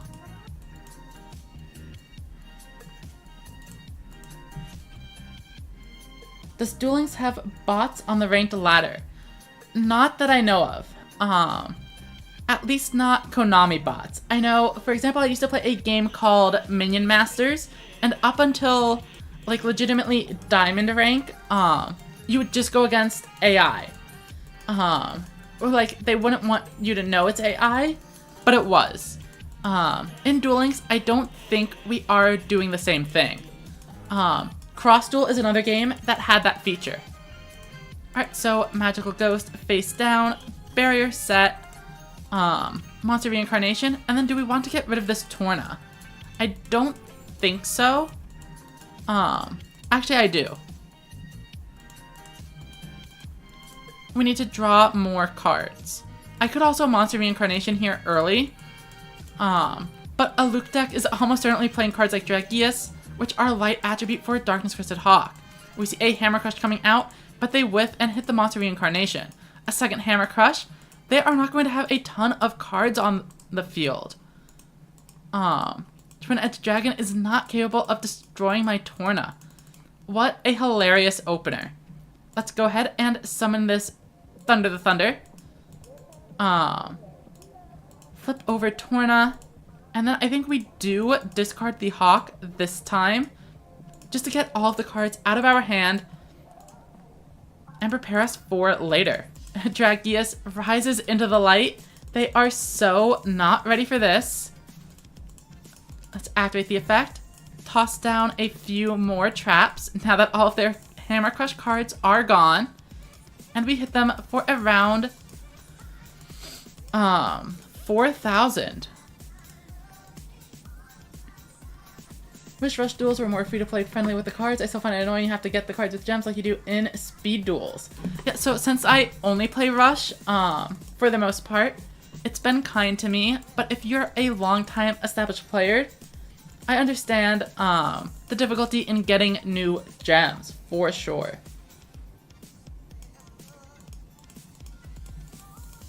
Alright, my opponent is setting a couple of cards, but out comes a Multi-Strike Dragon Dragius. That is not strong enough to defeat my monster. We are in a standstill here. But I don't mind. First, I use Royal Rebel Shout, and I activate the effect. This allows me to discard one of my recitals. No, one of the Harpy Ladies, to force them to discard their next card, and it was a Slayer, saving my traps for later. Now we will set the Harpy Lady. And Yami Ruler comes out in defense mode. We could push for a win here, but if they have Widespread Ruin, we leave ourselves really vulnerable. So first, we just delay Directive. They can't summon any level 7s this turn, unless they Dragonic Pressure. So we are really safe, since we have all 6,000 life points. There basically shouldn't be anything that the opponent is able to do this turn. And of course, if they try to attack, we have barriers to protect them. Been Rush Focus and been able to get a playset of every card, but can't imagine being able to do that if I was invested in Speed Duels, for sure. Which is the better value set to try to hoard? The first main set or the mini set? Yeah, if you've opened 2 full boxes of each set, you can definitely start saving. You have more than enough to build a competent Dragonic Resonance list. Some people, of course, do prefer the third Draconic Slayer, especially in this meta. But overall, 2 copies is good. Especially since, even in generic aggro decks, you can always slot the third Dragius for a Yami Ruler or something similar. Alright, Slugger comes out and they are just building up a defensive wall. Which I am totally fine with. All we need are some low levels. We find a couple of them, not bad. Unfortunately, we can't use our Ghost Cyclone here. So let's just Gazelle and Harpy Lady and do our best to clear out this board. We have plenty of traps to protect us. No need to Bender Break. Gazelle swings in. Oh, and it looks like they didn't have a trap. We could have won this duel earlier. Oh, nope, it's a Recital. Alright, so remember everyone, that face down card is Music Princess's Recital. I need to make sure I don't misplay into it later in the duel.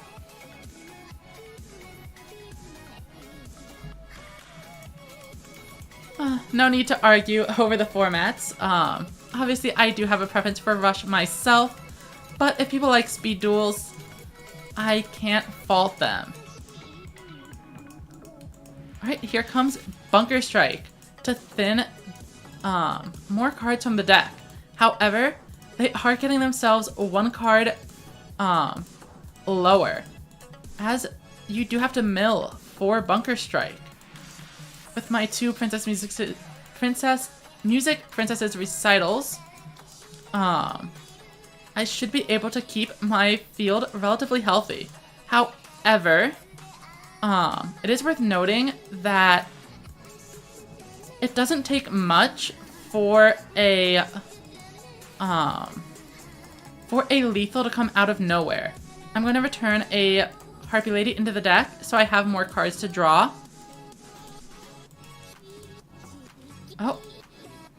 Oh, and it was higher than level 8, so my recitals are useless here.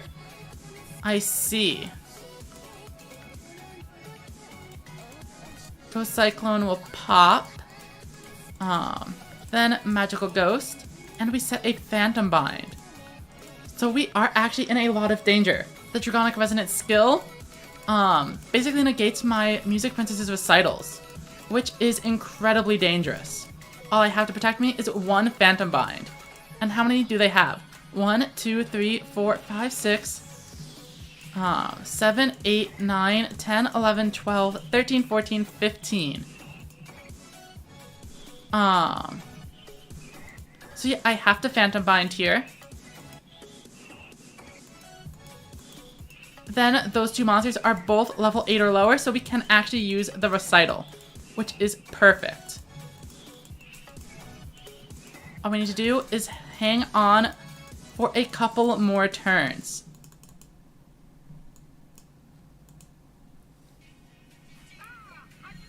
Oh, we are so close. If we can hang on for just 1 more turn, I think we can do it. Magical Ghost. And then do I shout? How many Slayers are in the graveyard? 1. Only 1 Slayer. So I am a little bit concerned.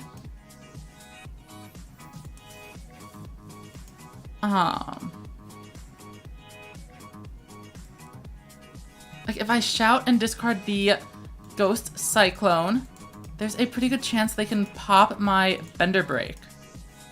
But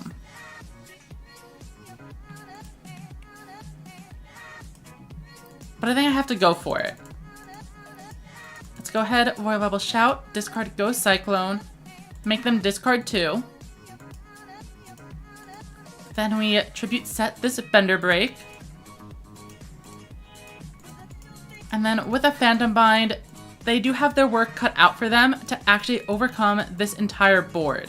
So let's say they summon a Slayer, pop the Phantom Bind. They do need to boost one of them up to 28 to break through. Oh, Piercing. That sounds threatening. Let me see what they are going for. Dragonic Resonance is activating, boosting Bunker Strike to 2800. And that is it. We win. They did not have a way to deal with our Phantom Bind, and they're not going to be able to break through. And they die. Once again, I forgot how low my opponent's life points were. And we just end up winning.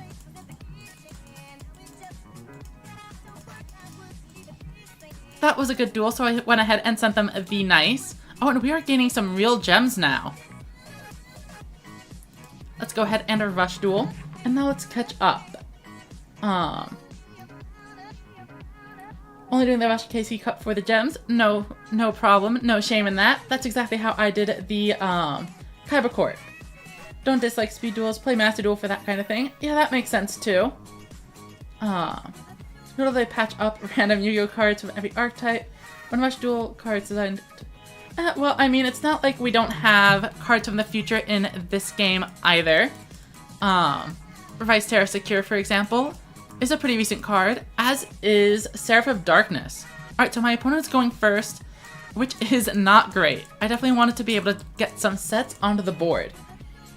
Played Master Duel for the first week when it came out, and no one had the best cards. Then, yeah, so I ended up playing, I was the Eldritch Enjoyer. Alright, so my opponent starts with an incredible amount of back row, but do we try breaking through it, or do we just, set on our own? I guess we can go for it. That last card is probably just a,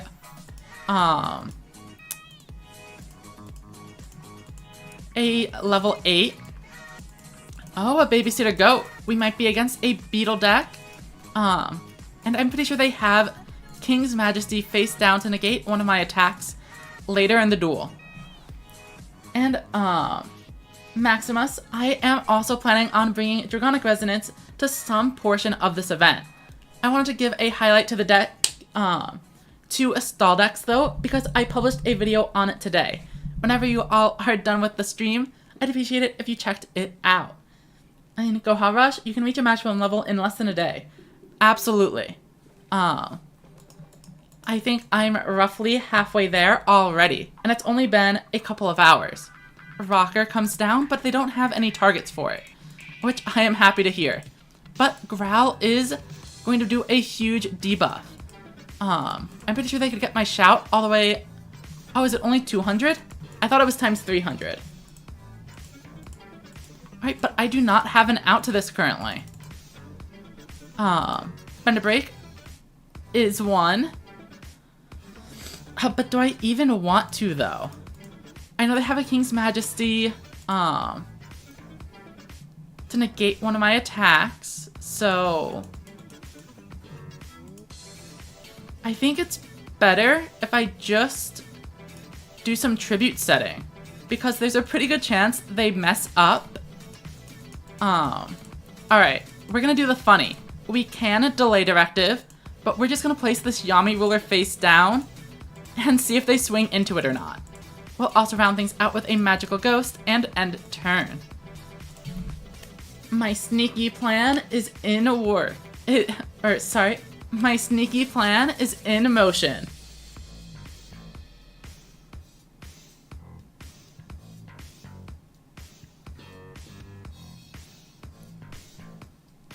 Alright, Palace Gargoyle coming up, and Battle Phase. Let's see them take the damage. 1,500.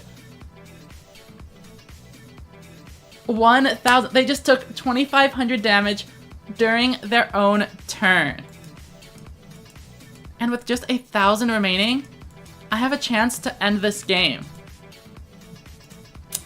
Especially when a Darkness Crested Hawk makes its appearance. Let's definitely bring it out. 1 and 2. They have 3 light monsters, so I'm absolutely gaining that extra 1,000 attack points. Then we switch Yami Ruler to attack mode, set the barrier, summon the Gazelle, and let's see if we get this. Battle phase. Swing into Gargoyle. I'm pretty sure they have King's Majesty to stop 1 attack. Oh, Widespread Ruin. That works too. But this is also a potential lethal. The barrier is not enough. This is still going to be 1,100 damage. Yeah, some of the skills are pretty crazy. I know there's one that's like summon Neos for no tributes, and then after you summon the Neos, you get a Super Poly. Or you can do something like summon Yubel, and then immediately turn it into the final form, and then also search a Neos afterwards. There are definitely some skills that do a ton for the decks.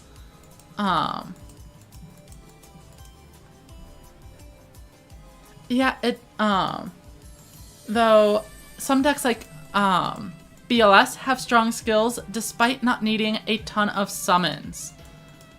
Or normal summons. Because you can special summon with a bunch of the best archetypes in the game, the normal summon restriction doesn't come up as much as you might expect. Alright, we are going first. To go Cyclone. Not the ideal conditions, but we do at least have a recital to back up my Harpy Lady. And if they do set cards, we could have a massive turn. As we are not going to have 3 monsters in the graveyard yet. We basically just hope they opened some back row. 3 face down monsters, but they pass here. What do we have? We could go on the offensive with a Darkness Crested Hawk, or we could also just keep playing it slow, which I feel like is usually the better option. Oh wait, they are also on a ton of monsters. If that, or a ton of cards in deck, that's gonna make it hard to actually stall them out. So we are going to start attacking. There is a chance this is like a beetle deck of some variety though, so let's find out. Lesser Dragon goes down. Lesser Dragon goes down. And a Phoenix Dragon too.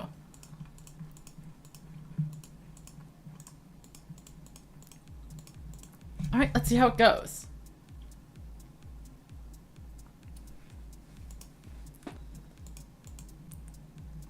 Yep, despite it being only turn 4, I'm going to have fewer cards in my deck than my opponent. Does it work having high defense monsters so that your opponent foolish? It does work. Like, I mean, we just saw it. People misplay a ton. The deck is definitely stronger than it seems. Like, because when you look at the deck, right, it's just like a random pile of garbage. But it's only lost 1 duel so far.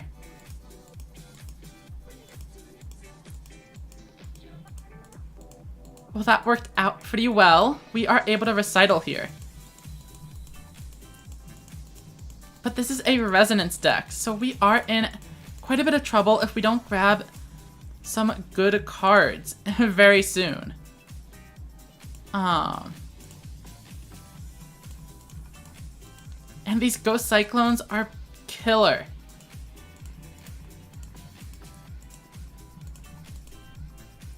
I think we need Widespread Ruin here for sure. And then hopefully they Slayer away a Ghost Cyclone. Or something. Resonance, of course, is this deck's worst matchup. And I say it might not be optimal. You don't necessarily have to run 3 copies of Shout. You could theoretically run a fire type monster for 7 Sword Magician, which I don't. But this is a pretty good list. Alright, let's head into the battle phase. I kind of want to save Widespread Ruin. Yeah, I want to lose all 3 monsters so I can pop these Ghost Cyclones and get more traps down. This does rely on me actually drawing some low-level monsters now, but hopefully it works out. We find a Gazelle, which is a start. Ghost Cyclone, go ahead and destroy both of these cards. So we are probably not getting pressured anytime soon. And then, let's see here. Phantom Bind is always great. And with Widespread Ruin and Recital, we might even be able to protect our Gazelle entirely. Let's go ahead and end turn and see what happens.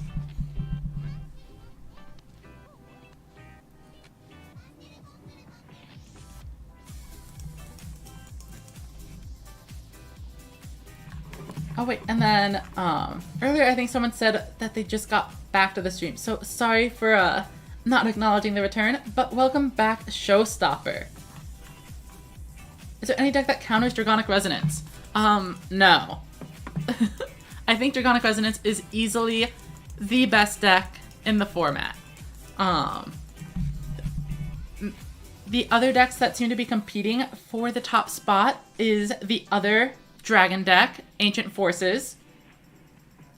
And then, just things that, oh, that is a great question, Drake. There has been a ton of discussion over the past day or two on ratios for the Dragonic Resonance deck. Currently, I think 3 Slayer is definitely correct, but then I'm not sure if you should be running 2 or 3 Bunker Strike, or...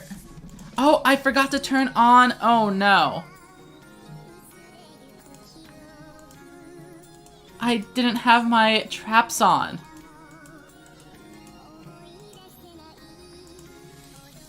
This is a disaster.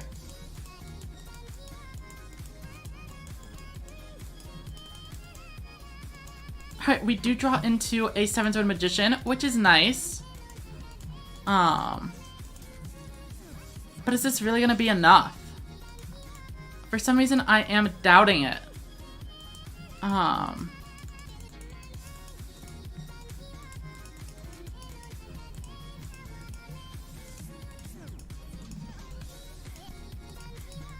We do have 1 Recital face down, but Recital's not going to be enough if they boost up to 2800 and can ignore the level restriction.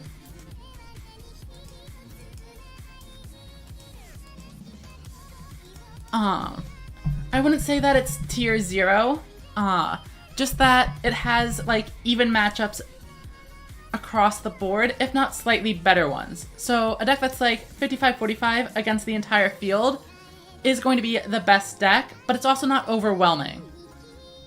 Yep, Bunker Strike comes in, and unfortunately that is going to be game. I could have theoretically set the Bender Break as the barrier. Provides 1 block against a 2800, and would have given me another turn. The real issue is just that Music Princess's Recital is not able to block the attack from Bunker Strike. Otherwise, I wouldn't feel too bad. There is the slight chance they somehow choose not to buff Bunker Strike, but that would be a huge throw. So apart from Resonance and the other Dragon deck, Red Eyes Royal Rebel has been putting up a lot of tournament results, and then there is still the Aquagro from last format. Do you need 3 Ancient Arise? You can get away with 2. I would definitely recommend 3.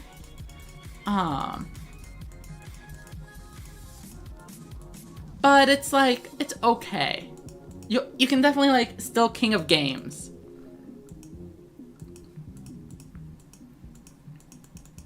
Alright, Dragonic Resonance coming out, and that is gonna be game. I can activate the barrier, but it is not enough. If this was a Phantom Bind, it would have actually been kind of nice. Huh, so I guess Bender Break would have been fine here. I would have survived the turn. Well, I think they had a Phoenix Dragon, so maybe not.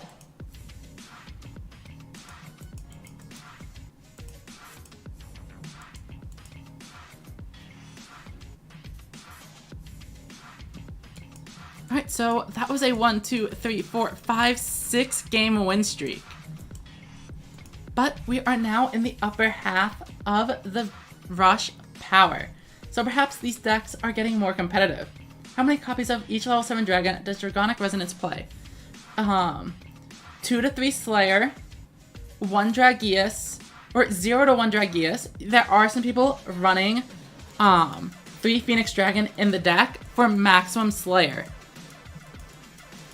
So 2 to 3 Slayer, 0 to 1 Dragius, 2 to 3 Bunker, with a total of 1, 2, 3, with a total of 6 to 7.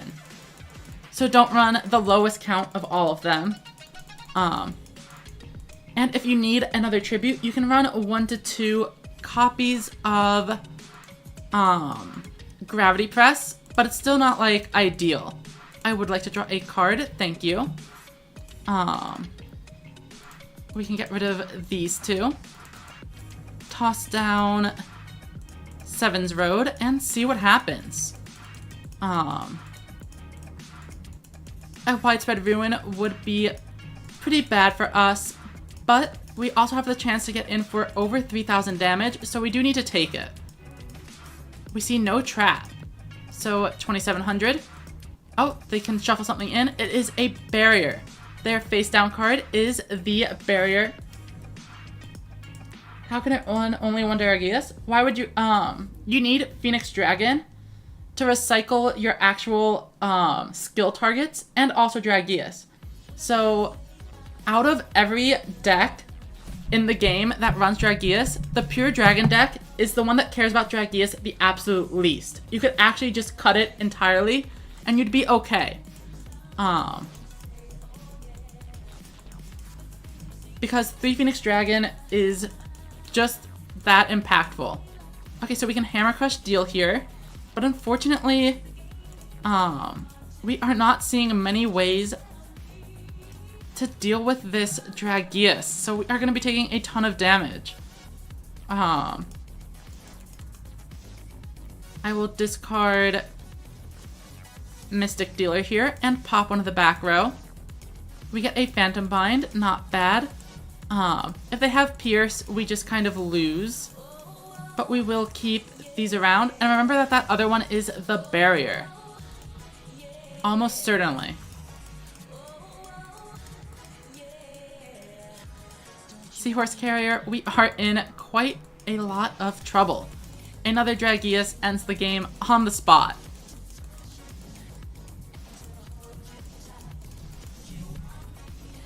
I think we are starting to see the decks increase in quality here.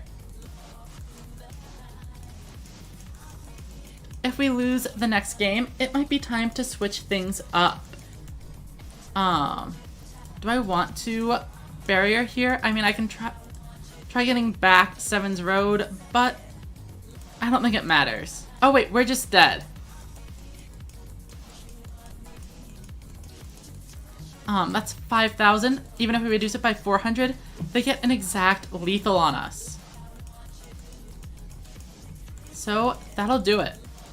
If we had drawn an out to Dragius there, it would have been okay. But sometimes it's just not quite in the cards. We will give it one more shot.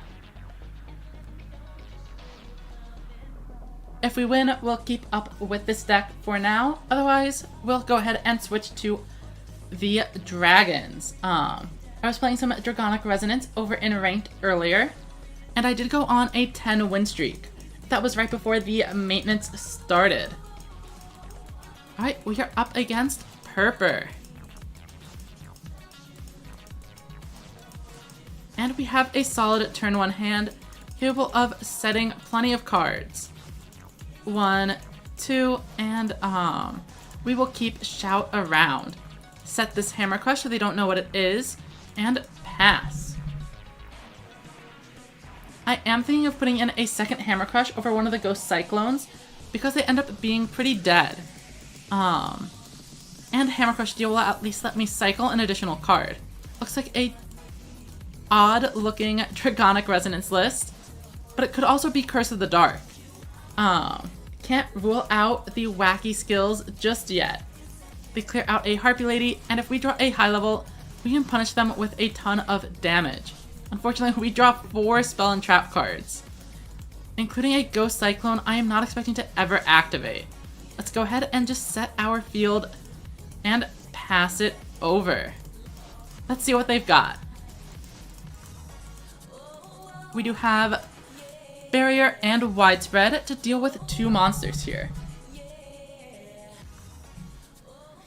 Alright, so Horrid Parlor. It depends on what the 5th card is. If you have something like Music Princess's Recital, you can go ahead and summon the level 7 alone. Otherwise, you don't want to summon the level 7 as it's way too likely it gets destroyed before it obtains any actual value. Dragonic Slayer is going to pop a card, and they hit Barrier, which I guess is fine. I think we do Widespread Ruin here. Because we know they have Slayer, I don't want my cards getting popped like that. I want to keep a monster on board for later. Especially since I have 2 spell and traps in hand, if I draw a high level, it's gonna be tough to summon it. Yeah, exactly. Yikes. So our plan here is set some more spell trap removal. That doesn't do anything. Slayer will pop some of these away for us and clear out the board. I would have loved just 1 low-level monster with Bender Break, and we would have been able to clear the Dragonic Slayer while simultaneously getting rid of Ghost Cyclone and being able to set up the traps. Dragius comes out, and that is probably just gonna be game. That's already nearly 6,000 damage, but they set a monster. Will they summon a 1 tribute? And they do. Alright, that is absolutely game over. So we'll switch over to Dragonic Resonance ourselves now. And I will show you the deck I am currently settled on.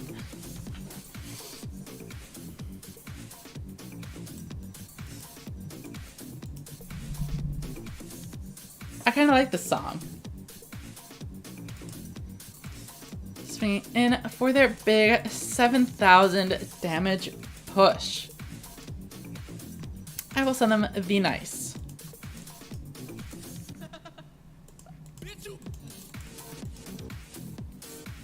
Oh, apparently that was our very first duel against a Swedish individual. The Bender Break does have a skill. It's called Tempest Drive. It is bad. I would not recommend it.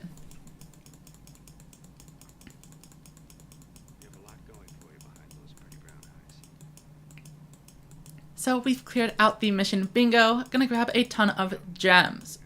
Or maybe 15. Okay, I guess it's not that many. Fine, then I won't tell you what I see. But we do have at least 3 ranked games under our belt after all of that. So let's go here and claim 50 more gems. Pow. Then we apparently have a ton of rewards over in the gift box waiting for us. So we want to clear those out as well. And yes, I will show you all the rush or the stall deck right afterwards.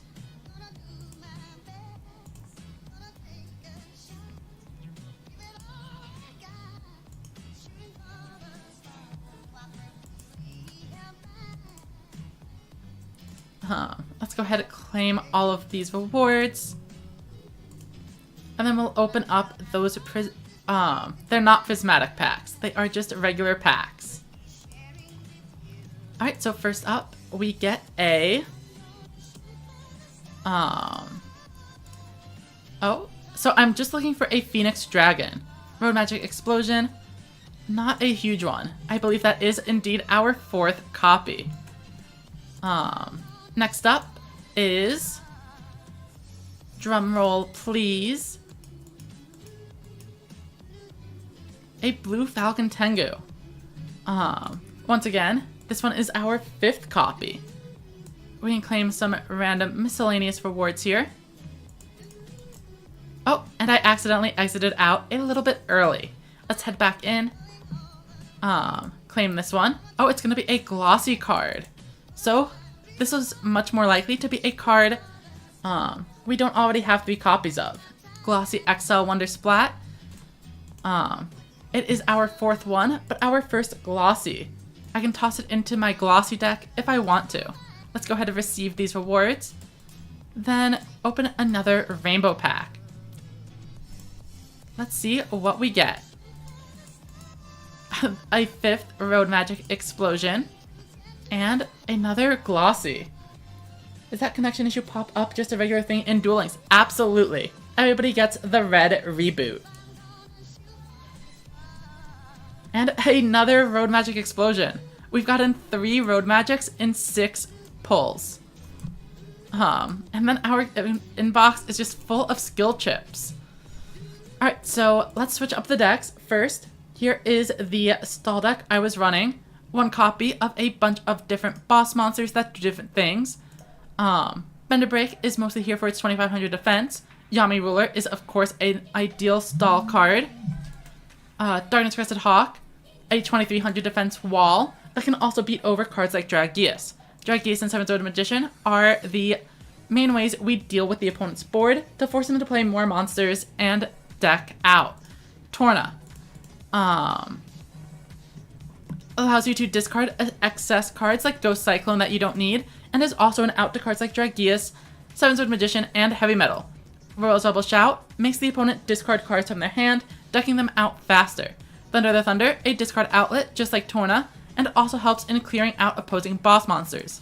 Mystic Dealer helps prevent bricking by letting you mill away your 7th Sword Magician. Summon Skull, generic boss monster. Harpy Lady and Magical Ghost are 1400 defense walls that can defeat low-level monsters with the barrier. Harpy Lady is also a win target for 7th Sword Magician. And lastly, Gazelle is the earth target, while also having over 1200 defense, the minimum you need to make the opponent take damage when they swing in with a 1500. 1200 is also better than 1100 because 7th XL Road players will occasionally have multiple level 6 monsters, and one of them is likely to be at 1600. After that, we just have removal, but I think I would change 1 Ghost Cyclone into a 2nd Hammer Crush, because you saw how frequently we were just bricking and needed to discard cards in order to draw more the next turn. Other than that, we just run all of the good traps. 3 Recital, 3 Bind, 3 Barrier, and Widespread. Monster Reincarnation, pretty good, because it can recycle any of these one-ofs, while also unbricking the hand. You can get a more in-depth breakdown. If you check out the YouTube channel, I have a video on it posted, where I first encountered this deck on the ladder. Hope next season we get good new rewards. Yeah, I'm hoping for updates to the SR and UR ranked tickets. Those should be nice. Alright, so next up, I could go for Arise Dragons, or I could go for Resonance. I do think Resonance is the better deck personally, but Arise Dragons is new. I have played several hundred games of Dragonic Resonance already. So let's go ahead and pop in to some Aqua Arise Dragon duels. Anyone who was here for the last stream is probably familiar with this deck, as I did already cover it. Right, we are up against a Roa Cassidy. One thing I think is interesting is that I'm pretty sure I have not been hit by a single Widespread Ruin today.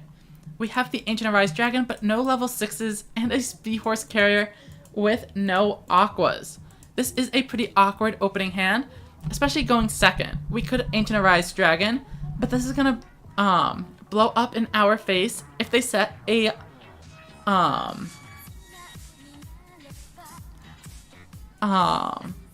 if they set the widespread ruin and we just kind of walk into it, we die.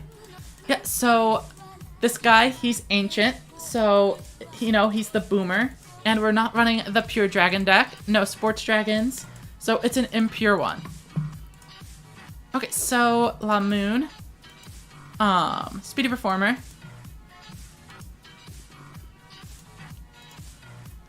And then do we just kind of say they don't have it? Just YOLO the effect here. Seahorse Carrier. Seahorse Carrier effect. Okay, now there is a reason I'm making this play. Normally, leaving a Seahorse Carrier on the board is a really terrible decision.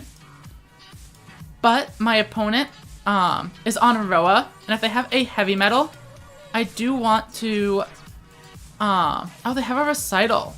Interesting. I guess I will try swinging in with the carrier and seeing what happens. Oh, it was a tribute. Whoops.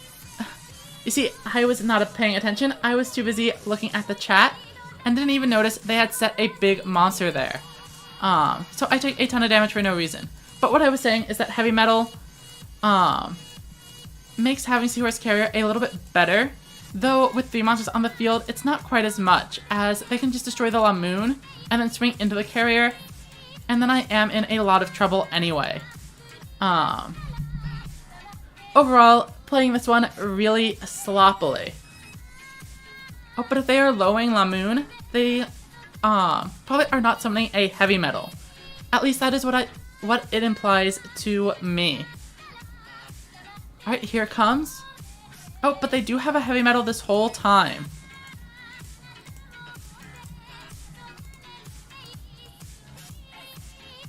Alright, so they only gain 900 instead of 1200 for no real discernible reason.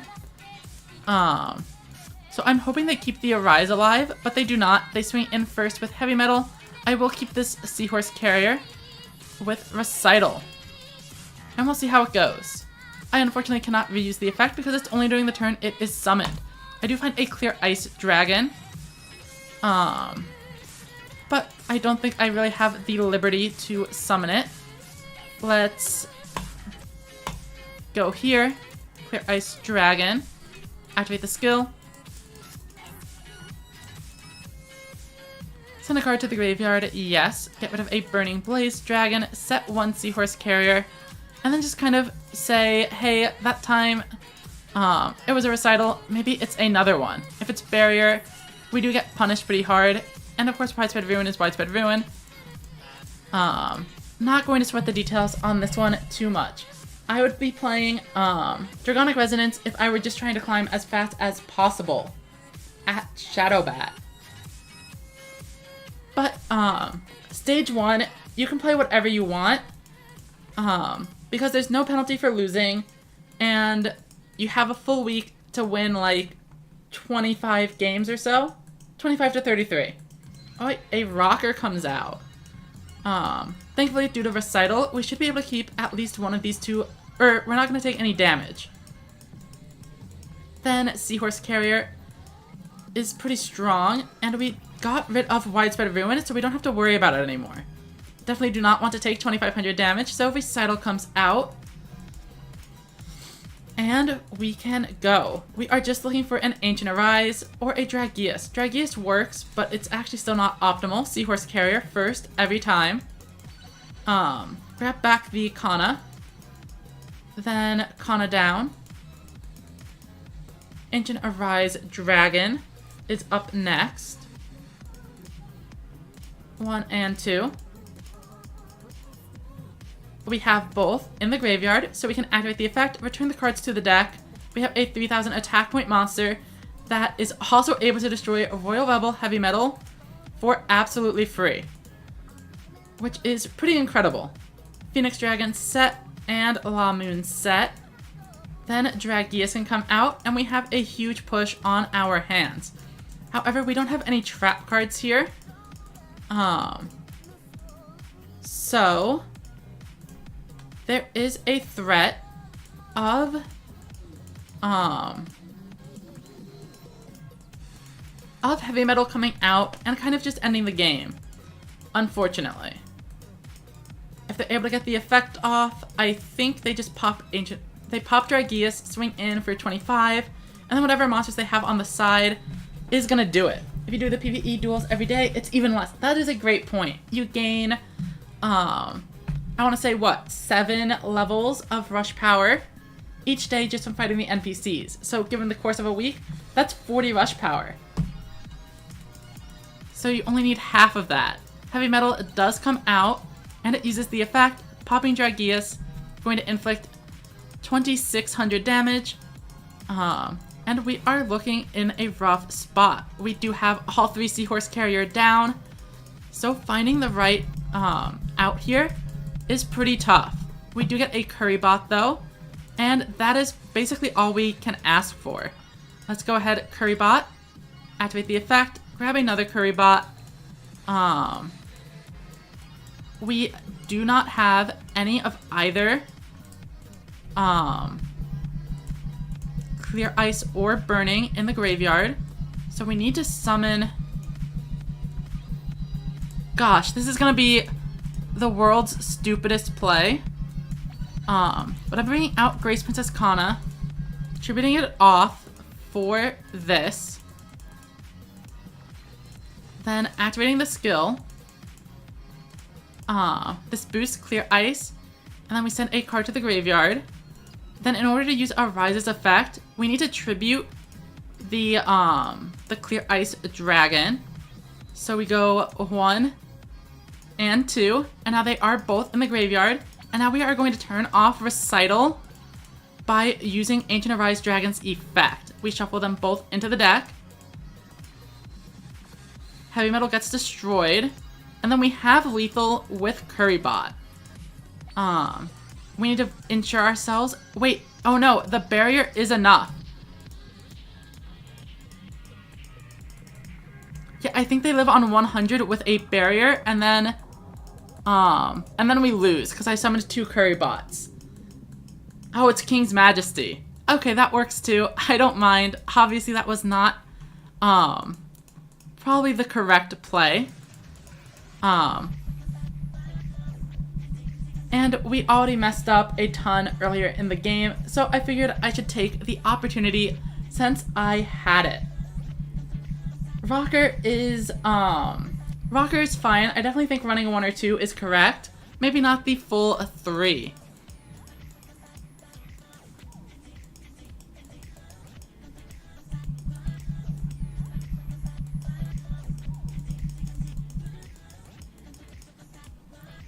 Alright, I will send them over a nice, and we will try to play the next one a little bit cleaner.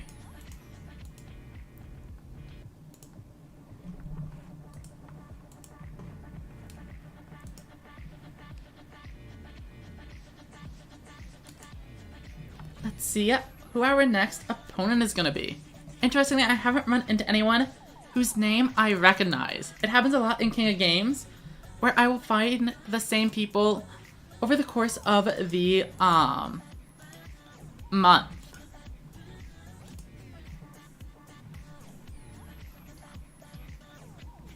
Bum, bum, bum, bum, bum. Alright, we have what looks like an okay opening hand, but it really depends on what Flame P does. If we get Yami Rulered, we're probably just setting some Curry Bots and passing. And we could really go for another monster. Maybe just like a Burning Blaze Dragon would be nice. I don't need to deal any damage, but I would like to get my board kind of set up. Let's see what they do. Alright, they start with an attack position Curry Bot, meaning I am getting hit by some kind of tribute summon. We see a 7-sword witch into a magician. They had a fire golem though, so this is potentially questionable. It really depends on what that last card in their hand is. And a summon skull. Well, that's certainly strong enough to block out my Dragius, or it would be, if not for Speedy Performer. This is incredibly risky. I'm about to do something I do not particularly recommend. I'm going to summon the Dragius, and I am going to boost it with my Speedy Performer to get over both of these monsters. Well, gosh, it's just so not worth it. You know what? Let's just set it. We will deal with the Seven's Road Magician and cope. I could also crash, but that leaves me open to a big counterattack. Whereas this protects my life points, barring another Seven's Road Magician. Let's go ahead and pass. Even if I don't attack twice, the mill was correct because I have a good chance of hitting a Burning Blaze Dragon or Clear Ice Dragon. Oh, and I get Thunder the Thundered. Yeah, that is a little bit rough. I guess maybe the Speedy Performer would have been okay. But leaving a 400 attack point monster on the board is just a terrible plan in most cases. We'll just keep in mind I do have a ton of outs to summon Skull. Any of my level 6 monsters will do it. So will Phoenix Dragon. So we should be able to deal with it just fine. Unfortunately, we draw a ton of tribute monsters. So we are kind of forced to go here. They seem to be breaking on the low levels a little bit. Oh, but I don't have any low-level dragons. I messed up. I should have done this the other way around. Summoning the Clear Ice Dragon would have let me shuffle the Currybot away from their deck. But Burning Blaze Dragon does have a little bit more attack points, so I guess it's not all too bad. Definitely want to activate the skill here. Ancient Forces boost this, and then we will mill another copy of Burning Blaze into the graveyard. Set down our Recital, and we do need to take out Summon Skull. Unfortunately, with Thunder the Thunder, this is going down to 15, so it's going to be pretty easy for them. It's going to be pretty easy for them to destroy Burning Blaze Dragon, even if they don't draw any tribute monsters. They can kind of just ram 15s into it until it dies, and then get in for some extra damage. However, they immediately tribute summon out a Dragius. Of course, they activate the effect. My plan is to Music Princess's Recital that. Oh, but they have a second Thunder the Thunder. Interesting. Luckily, we are only taking 1300 damage this turn.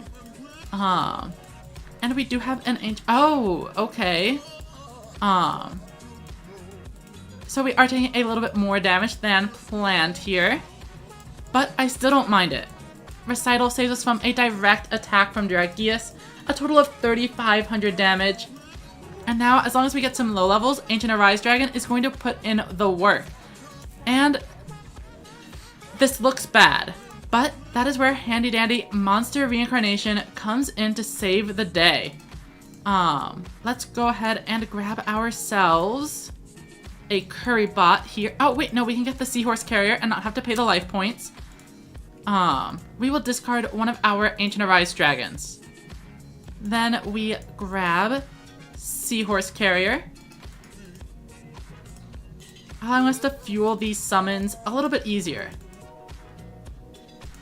And make a bit of a push ourselves. La Moon comes down, and we should have both monsters for Ancient Arise Dragon in the graveyard already. Oh, but there is actually a pretty interesting choice to be making here. We are, of course, returning the monsters into the deck, but with Music Princess's Recital, there is a strong case for not playing this La Moon. So I'll just go ahead and set a card and battle. We'll deal the damage, and as long as they don't get out 2 boss monsters next turn, we are okay. Unfortunately, they do have that Currybot set up, but they are also down 2 Seven's Road Magicians and a Dragius. Currybot is happening whether I like it or not. I haven't seen a ton of Duel Masters, but I have heard of Bullshock Dragon. Alright, so Currybot, and what is their first boss monster? Looks like it is another Dragius. So, Music Princess's Recital, once again, putting in huge work.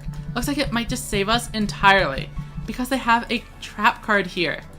And that is fantastic. We activate Music Princess's Recital, and we are safe. no damage this turn. If we're able to draw into some of our 1 tribute monsters, we can even set up the effect again. Let's summon La Moon. Then Burning Blaze Dragon. Tribute here. Activate the skill, plus 1000. And we gotta make sure we send a Clear Ice Dragon to the graveyard, where Ancient Arise Dragon isn't gonna be able to do its job.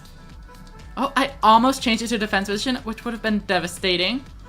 But we noticed it at the last moment. I would love to destroy that Dragius, please. And then we have game if they don't have Widespread Ruin.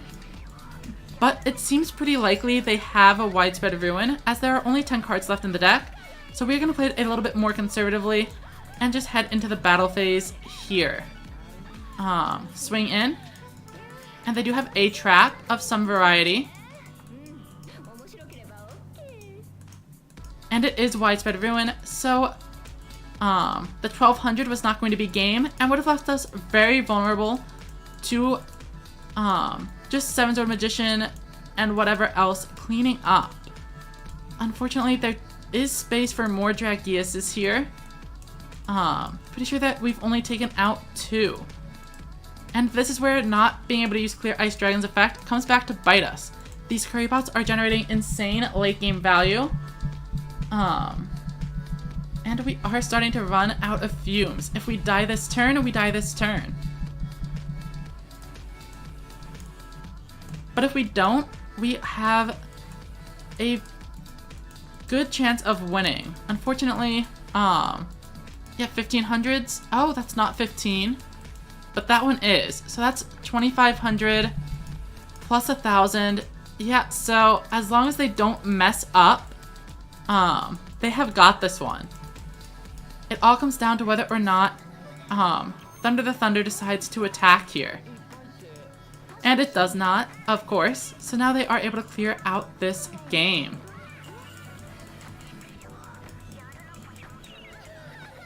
I will send them over a nice, and we will try it again.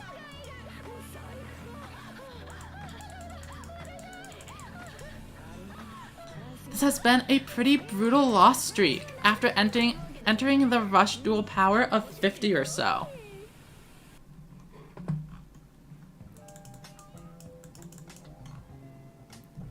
Bum bum bum.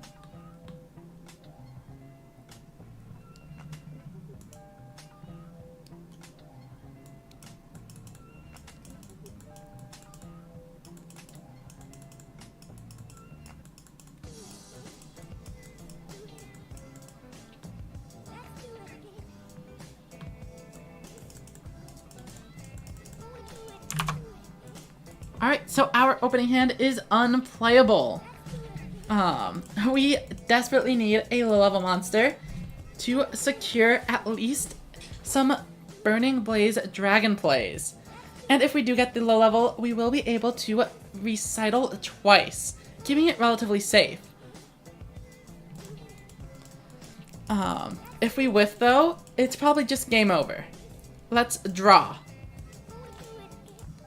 Not perfect, but potentially enough to keep us alive. And in fact, if they don't put out 6,000 damage, I will probably be holding on to the Widespread Ruin, as I would rather have it on a turn where it matters. A Music Performer can turn on Roman Pick, if that is what they are going for. So getting some big burn in. Maybe they calculated out a lethal line that needs the damage in order to compete. Here comes Prima Gatarna. Alright, so that's 22. And setting a monster, that is not enough. Are they heading into the battle phase here? That would be crazy. Okay, no. Another one. Gift Taurus, so that's 46. Plus 4 is 5,000.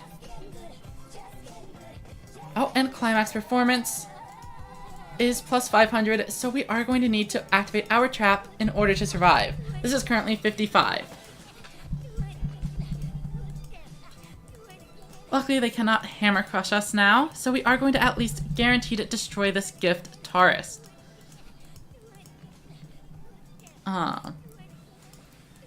This gives us one more turn to get back into things with our Burning Blaze Dragons.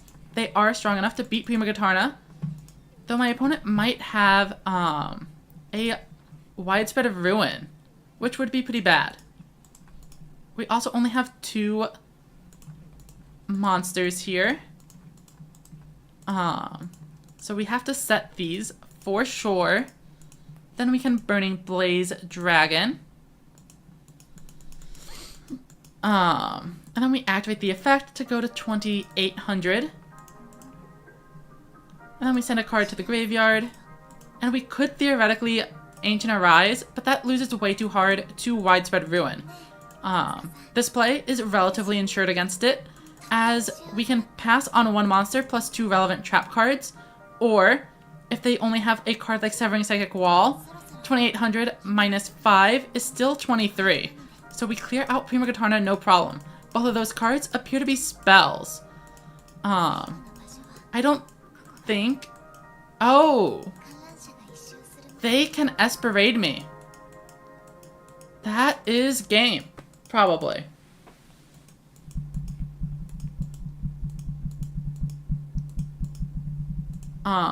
Because if they just destroy both monsters, I'm not able to use Recital. And then it's as simple as that.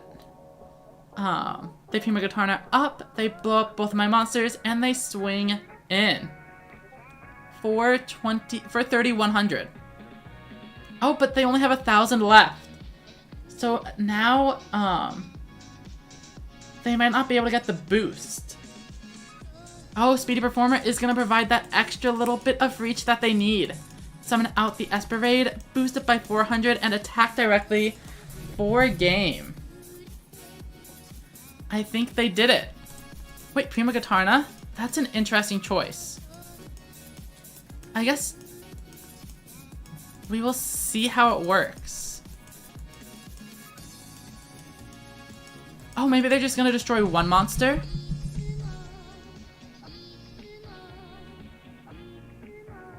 I don't know. I feel like they didn't need to do all of this. Summon Skull. Not the card I was expecting to see. I didn't even know you were allowed to run Summon Skull with the skill. Roman Pick brings them down to 500. But it's not like that matters. They add Telepathic Agent. Okay. Yeah, but Esperade can just destroy both of these, right? Yeah, so if they had used Speedy Performer on Esperade, it would have been high enough. But now, they're only able to attack once, and I'm gonna have 100 life points remaining. Skill only prevents level 7 or higher. That makes sense. Alright, so I should be alive. Right? They can only attack directly 1 time. So they just threw hard. All I need to do is summon the Ancient Arise Dragon, and that should be game. 1, 2,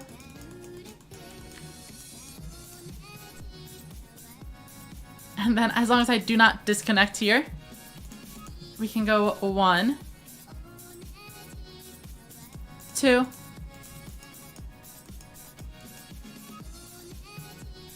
and swing in for 1,400.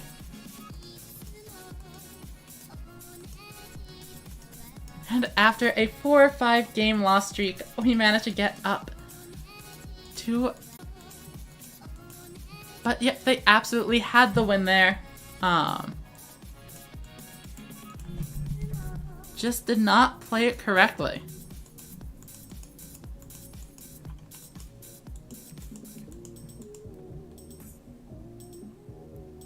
I see the internet has finally decided to start giving me more problems, but hopefully it is short-lived. Luckily we were at least able to finish that round, and we claimed our 20 gems for it too. Let's head on into the next game. And while we find an opponent, I'll respond to some Discord messages I missed.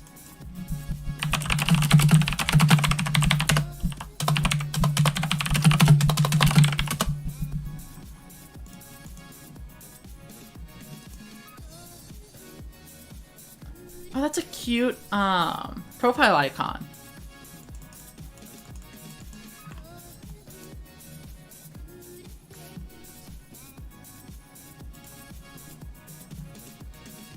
Alright, so let's see how this one goes. They are up first.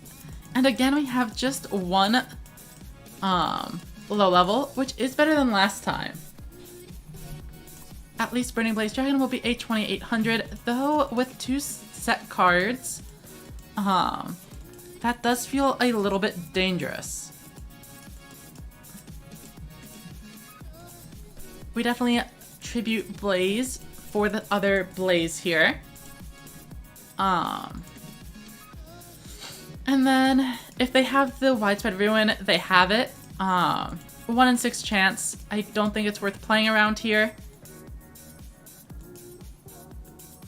We will boost up to 28, mostly for the ability to get Clear Ice Dragon into the graveyard. And we will try swinging in and seeing what happens. Clear Ice goes in, and we'll just swing at the one on the right. Alright, it looks like they did have something, but they didn't activate it. But I'm not sure what that would be. It could have been like a Phantom Bind, maybe. Because the Barrier and Recital weren't live. Widespread Ruin, you probably would just use. So we'll see how it goes in the turns ahead. The one upside to our opening hand is that we did get La Moon. So we are going to have live Seahorse Carriers, which means the 2 level 7 hand may not be as bricky as it first seems. They bring out a Prima Guitarna, which is going to put in some massive damage, especially when combined with 2 more low levels. And now they have 3 back row. This feels very threatening.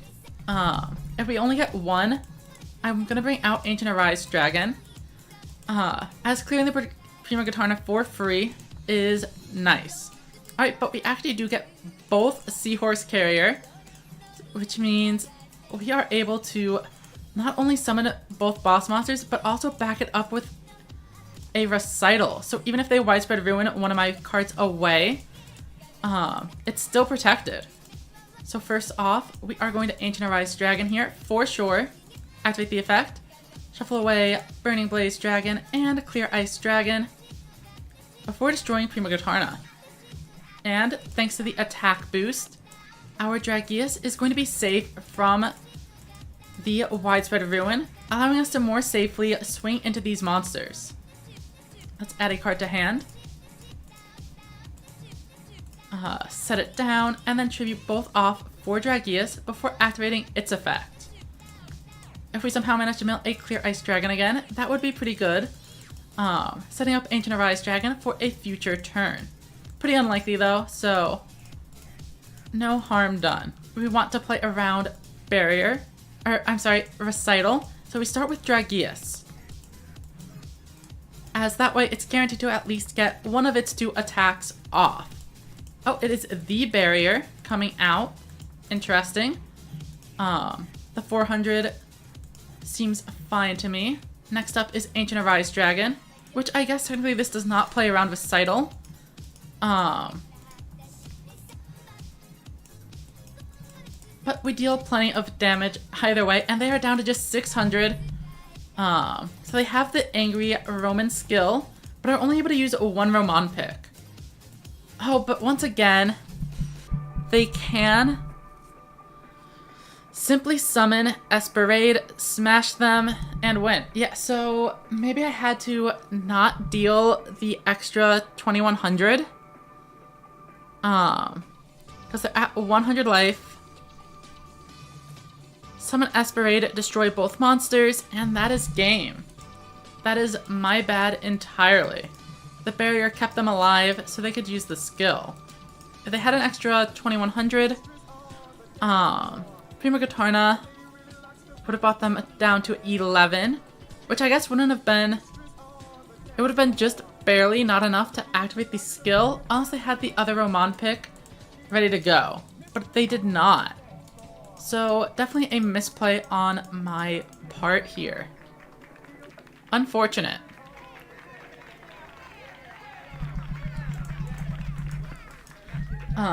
That just boils down to me not paying attention to what is going on.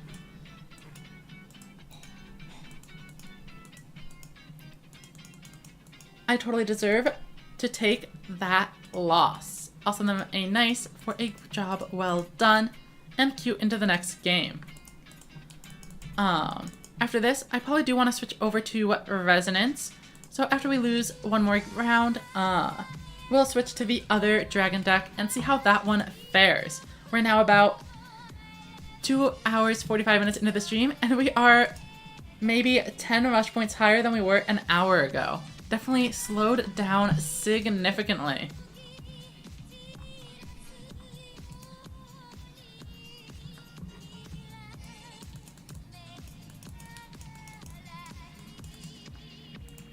Alright, so we are going up first. Our last two games were pretty rough hands, but it looks like we have some summonable monsters this time. And they have solid defense too. We'll keep Ancient Arise Dragon in hand for later, and set down this recital. Welcome, GGGQ. Been a little bit, but that's mostly on me for not streaming as often lately. Hope you've been having a good time.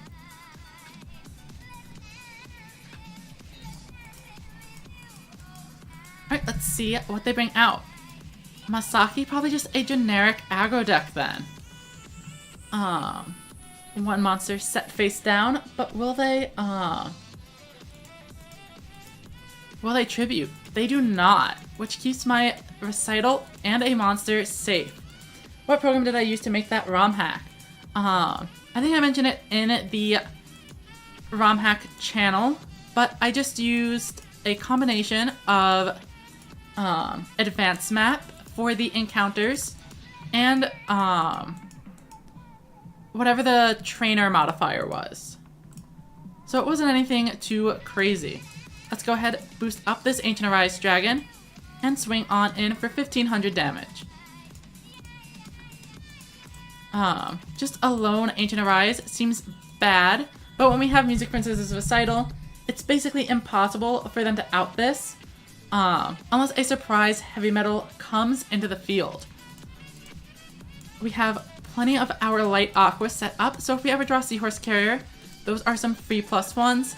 Seven Sword Witch coming down, but of course we are going to be able to negate the attack of Seven's Road Magician. Up to 3000, and they lose a Dragias in the process, which is perfect. Let's go ahead and recital, and now they can't attack with either of the other monsters. We are still looking for our first copy of a Burning Blaze Dragon. Fantastic. Let us Speedy Performer. Activate that boost. Boost you up. Seahorse Carrier. Activate the effect. We will recycle a La Moon here. Then we tribute both of these. Wait, was that an Ancient Arise or a Clear Ice?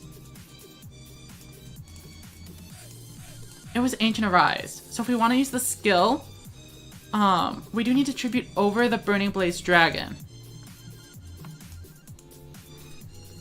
But I think we can survive without using the skill, given how strong our board is.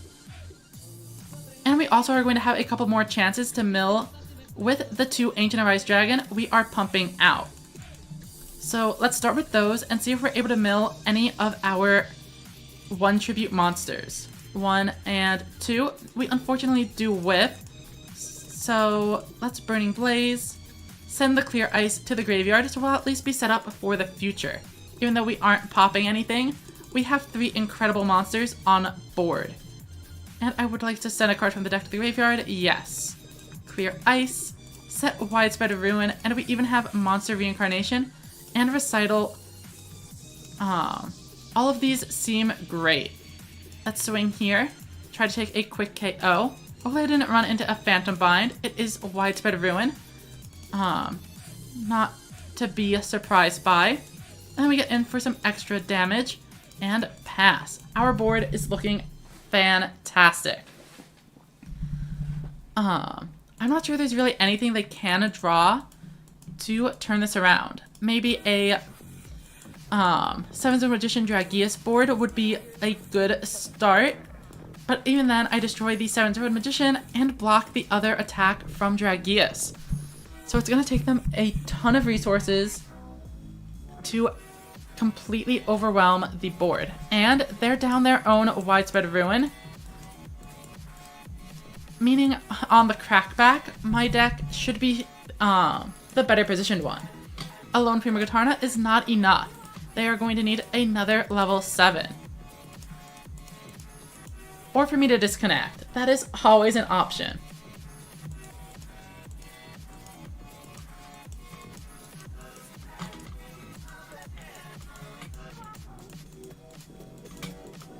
Seven's Magician does come out. But again, they are only taking out one of my monsters, and I'm at full life, and they are at 1400.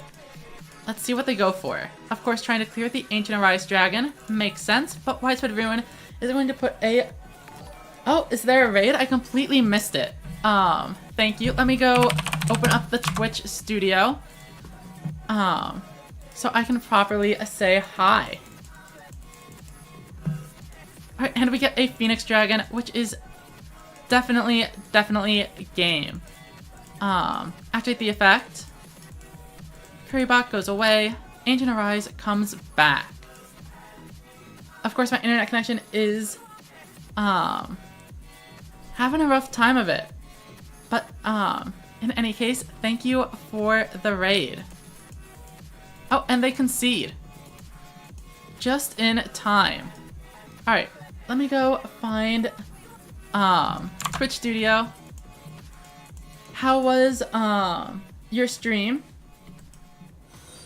Oh, welcome. Thank you for the follow, Hans Andres. And we are now up to 58. Rush power. Welcome, -1.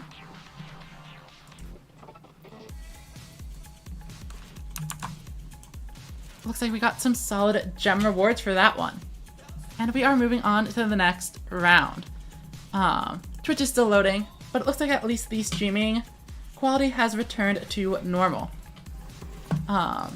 Stream manager. Were you all playing Rush Duels as well? Or what was going on over in the other stream? Whoa, wait, okay, that is a lot of viewers. Welcome, -1. Thank you so much. Oh, howdy, Tomatosaurs. It is going pretty well. We have switched over to Ancient Arise Dragon. We were playing Stall until we hit around 50. Then we went on a bit of a loss streak. So we switched over to Ancient Arise, and then we continued to lose some more games, but now we are turning things around. We were just running into hands where we were opening 4 or more unplayable cards. Rush into King of Games. Understandable. Not much time left for that one. You got in there with hours to spare. And okay, if you like Rush Duels, I definitely need to start checking out your streams as well. It's so hard to find people playing Rush Duel. Okay, so what do we have this turn?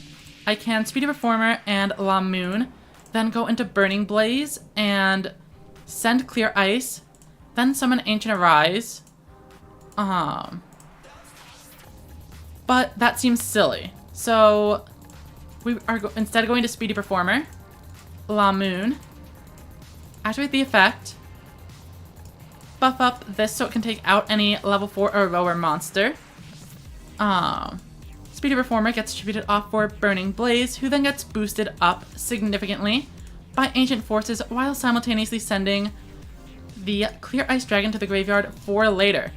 We toss down... We could Monster Reincarnation right away and then get Clear Ice Dragon, but I would rather save the card. Let's make sure we clear out that Folder Blitz, and then we can take out one of these random face-down monsters as well.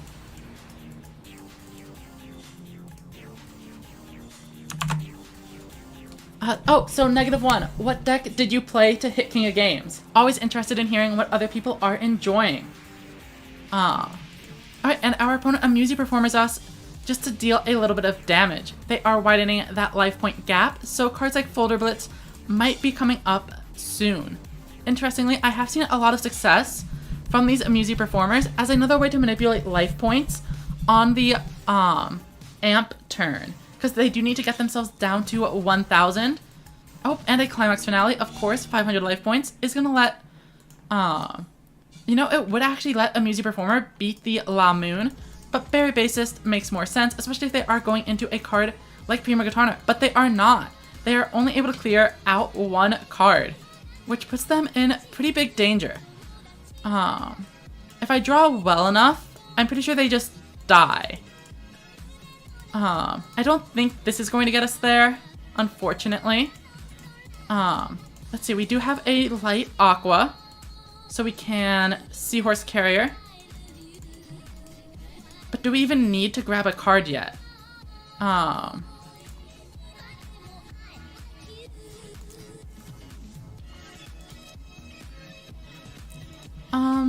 Yeah, I think we do want to grab one, even if we just want to Monster Reincarnation it later.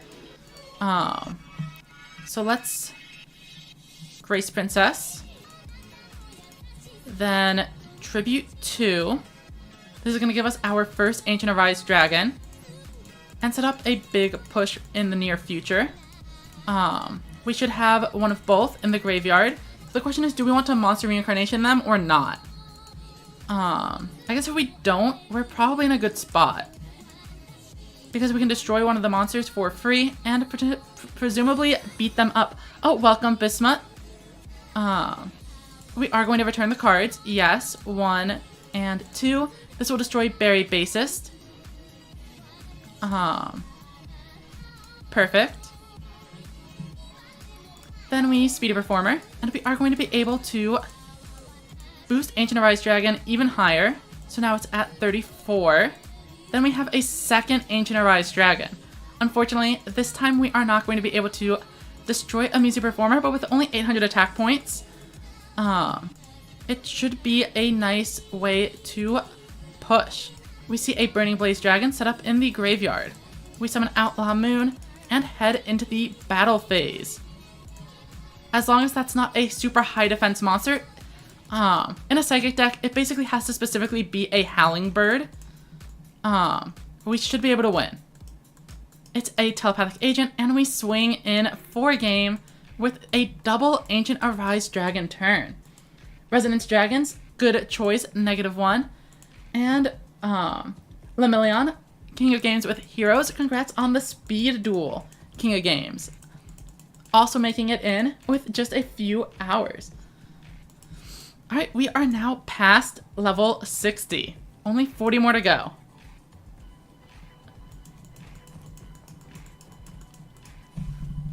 Let's go ahead and find the next game. Something I'm noticing is the queue times for this have been really nice. I remember at the start of November, finding games in the highest rank took over a minute, but these have all been relatively snappy. So I'm glad to see there are people enjoying the event. And they've been roughly at an equal rush power to me. If we got a Recital in our opening hand here, we would summon the Ancient Arise Dragon, but as is, we are just going to set some cards and pass. Setting up Currybot for later is always a good start, and we even have an Aqua for Seahorse Carrier, so our advantage engines are entirely online. Looks like we are playing against a dedicated Yami Ruler deck, but our 5 level 6 monsters are technically all big enough to beat over a delay directive Yami Ruler. We even managed to keep a monster on board Though, interestingly, the Aqua here is the one we most wanted to see get destroyed, as here comes Seahorse Carrier. This is fine though, as we have a double Ancient Arise Dragon turn coming my opponent's way. 1 and 2. Then mill a card. Just getting the boost. We don't have... Oh, a Dragius, huh? Well, that changes my plan a little bit.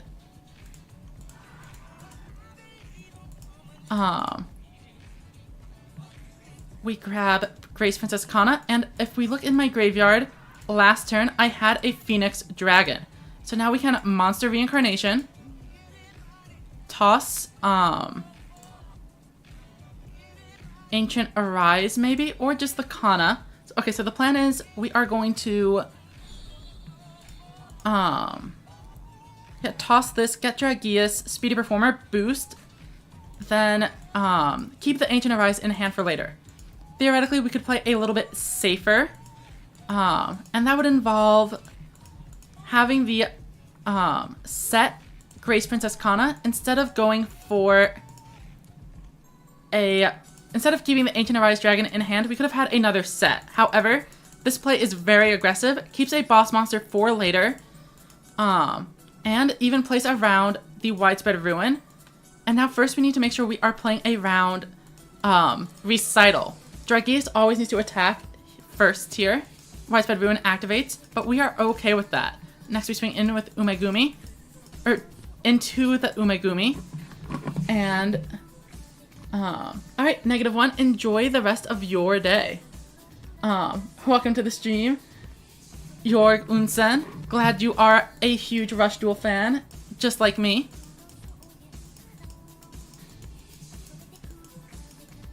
Welcome to the stream, and I hope you enjoy your time here. Alright, so it looks like I am getting hit by the old Thunder the Thunder. Which means they are unfortunately going to be able to beat me with a Yami Ruler. If they have the Bonded Bowing face down, which they probably do because they didn't activate any more trap cards, they are going to be able to clear this out, but they are actually in a little bit of danger. Magical Ghost is a funny inclusion.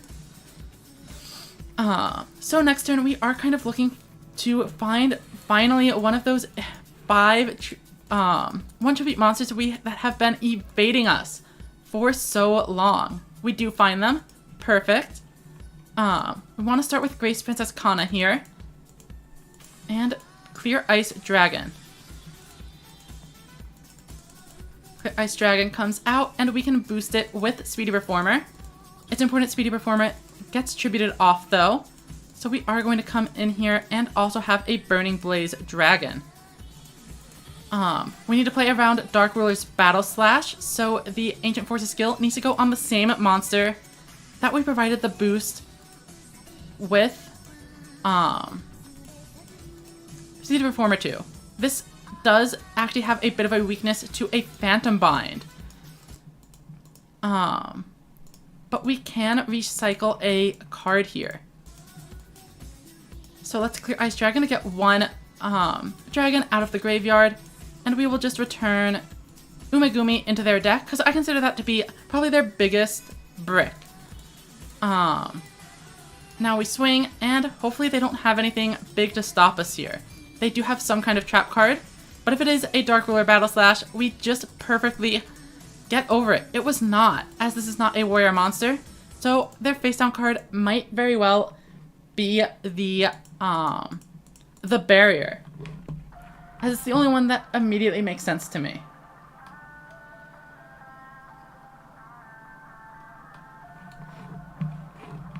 Alright, here comes a Harpy Lady.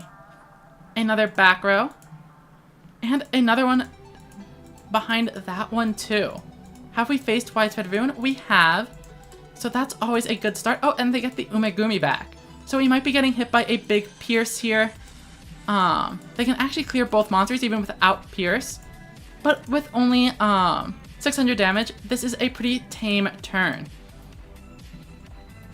Celtic Guardian swings in, and now we are trying to set up this Ancient Arise Dragon. Oh, Thank you for the follow, Nefroth. Do I have a Currybot? I do. This should be pretty good for establishing my board. Currybot recycle. And if we get lucky, this will be game. We will summon out both Currybots here. Then Ancient Arise Dragon. And thank you, Shadowbat. I appreciate it. Can we get some moderation in the YouTube chat? Yeah, I will go ahead and ban Jorg in a minute. Personally, I thought it was kind of funny, but if people are actually upset about it, of course, I will remove that kind of stuff from the community. Oh, we mill our Widespread Ruin. Do we have any in the graveyard? We do have a Burning Blaze, at least, so that is a good sign. Ancient Forces can boost this one up. And send a card. We need to send... Oh, we already have a Clear Ice too. Perfect. Now Ancient Arise, mill, and shuffle. Return cards to the deck. 1 and 2. And then we pop we pop the Umegumi because it's obviously the stronger card here. And then we set... And in order to play around a potential Music Princess's Recital, we attack with the weaker monster first. But it is a fan. They are down to just 2,400, and that is going to be game. Let me go ahead, before I head into the next one, I'll head over to the YouTube chat. This might take a minute due to the internet connection being stretched to its limits. My setup is not optimized for this necessarily. But I think if I go to the Creator Studio, we can get rid of him. But think of all of the engagement the hate comments are showing on the the algorithm.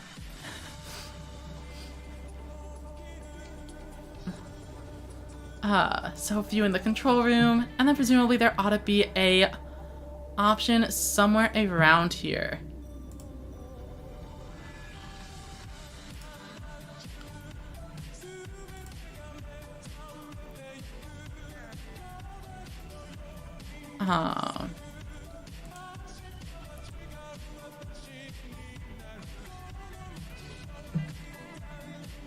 Oh, okay, and they come in with, of course, the alternate account. So that one's a pretty quick one to handle as well. And we can go ahead and move on. Alright, and we are at 65. Making our way through it. Just gonna queue in immediately.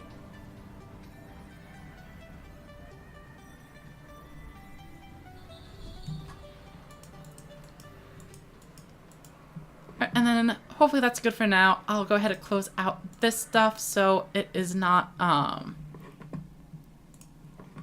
taking up the limited bandwidth. By the way, I am planning on switching to Resonance after this one, but or after I lose another round. But since it's a pretty casual ranked experience, if anyone has any specific decks they do want to see, I don't really mind spending a game or two on them just to showcase whatever deck. I do have all of the cards except for the paywalled ones. So the third Torna, Volt Condor, and Hawk.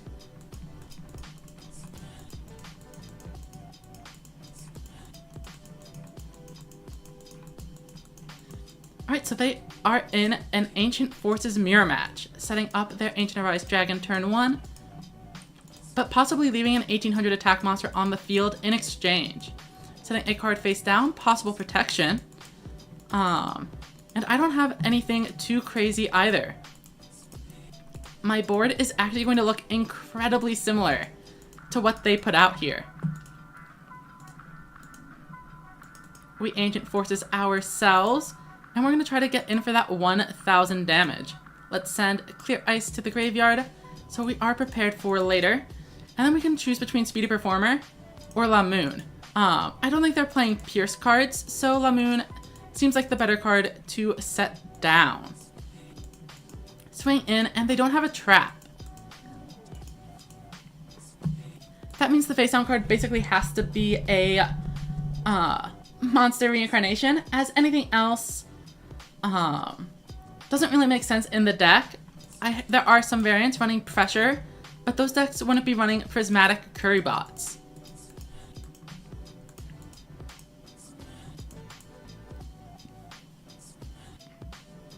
Alright, so we see a 2 tribute set. Dragias only has 1500, and Ancient Arise is 16. So I really do not know what card they wouldn't have played in attack mode. Even if it's something crazy like a Bender Break, we can just kind of swing through it. And they, of course, do decide to just go ahead and scoop it up. A nice, quick victory for the Ancient Forces. Power 68. We have zoomed through this. We definitely were in the 50s for a long time. Or maybe it was the late 40s. I don't quite remember. But we have been making some great progress. Ancient Forces had a couple brick hands at the start, but are turning around. Alright, but with a hand like this, we see it going right back down the drain. 0 playable cards. Maybe we will draw something crazy like a... Well, actually, okay, so normal summonable monster. Go for it. Summon. Reincarnation, ditch Dragias, get the monster back. Summon, summon. We can get both of these out. All we need is a low level. Alright, but they are starting with a Dragias. Do they have the traps to support that? They do not. So if we draw a low level, we're in it. Alright, we're gonna need that big Destiny draw. And we get a pretty good one. La Moon comes down. Burning Blaze Dragon is up next. That's 1. Go ahead and activate this skill here. Ancient Forces boost up to 2800, and then send another Burning Blaze to the graveyard. Activate Monster Reincarnation, and we discard Dragias. That has to be an incredibly rare sequence of events. We get back La Moon. Thank you for the follow, Lord Oven. And next, we are bringing out the Clear Ice Dragon. Unfortunately, we didn't draw exactly Phoenix Dragon, so we aren't able to get rid of these Sports Dragons in the graveyard. However, this is still good enough to push in for around 2000 damage. If they draw into a Phoenix Dragon of their own and get back the Dragias here, we'd probably just lose the game. Not necessarily instantly on the spot, but it's just going to put us so far behind that we end up having a ton of trouble making progress. The 2 sets I don't trust. They ended with a lone Dragias, meaning they must have had 2 more tribute monsters in the hand. Bunker Strike comes out next. So they will future mining. Oh, they mill a Gravity Press, so they are still on it. A lot of decks have been cutting Gravity Press Dragon lately, and opting just for the level 7s. Also, 2 Twin Edges are down. So some of their power plays are kind of shut off, but keeping a Clear Ice around would be nice to be able to still get rid of the Sports Dragon pitcher. We don't like it when they are able to gain bonus cards for free, and they have 2 sets, which implies to me they might have actually drawn a second pitcher here. And that means Clear Ice is not as important. Bunker Strike, only able to destroy 1, and we are going to be able to get it back on the next turn. Also relevant to note is 1800, Ancient Arise Dragon cannot destroy Bunker Strike. Oh, no monsters. Luckily, we do still get to play the game. But it's not a whole lot. No curry bots here. Oh, Shadowbat says Dragoncaster.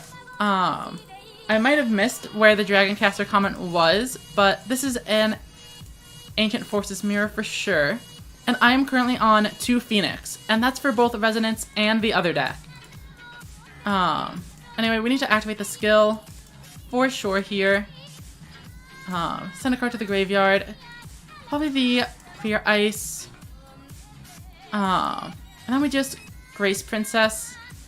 We could have theoretically summoned La Moon and swung in, but seems not worth it. Especially since there's a high chance of a Sports Dragon being here anyway. So my line is 3 Ancient Arise, 1 Dragius, 3 Burning Blaze, and 2 Clear Ice. That's 5, 6, 7, 8, 9 tributes. I think 2 Dragius is a little bit too much. I know some people are cutting off Burning Blaze Dragons as well, but it's hard for me to justify that. Oh, and both sets were Triad Drago, so La Moon was not going to be making any pushes anyway. So that's a ton of damage coming in, and they have a trap card to support them. Luckily, we do have live Ancient Arise Dragons now, so hopefully we're able to draw some high levels, because these are not looking great.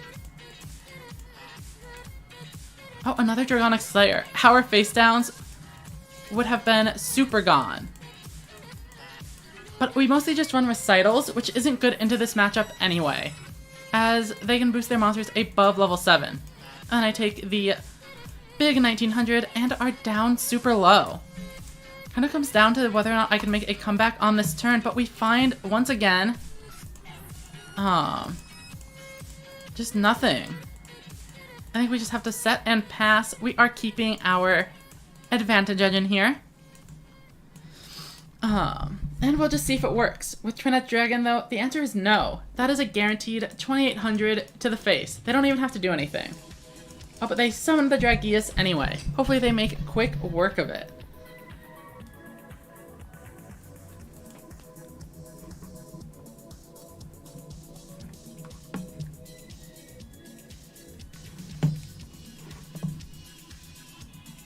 Alright, and Dragius goes on in. Oh, it's close to 100 points. Good luck, Dragzen. I think you can definitely do it. Shouldn't be too difficult at all. Alright, and we did lose a match with Ancient Forces, so we are now switching over to Dragonic Resonance ourselves. And I will take requests after that. So if anyone has a deck they want to see me play, feel free to let me know. We'll play until we lose a few times with the Dragonic Resonance. And for anyone wondering, here is my current list on 3 Slayer, 1 Dragius, 2 Bunker Strike, and 2 Pressure. But Pressure has not been feeling nearly as good this format as it did last format. I definitely am starting to understand why some players are cutting it, just based on the card feel. A lot of games where I'm able to use it, I would have ended up winning anyway.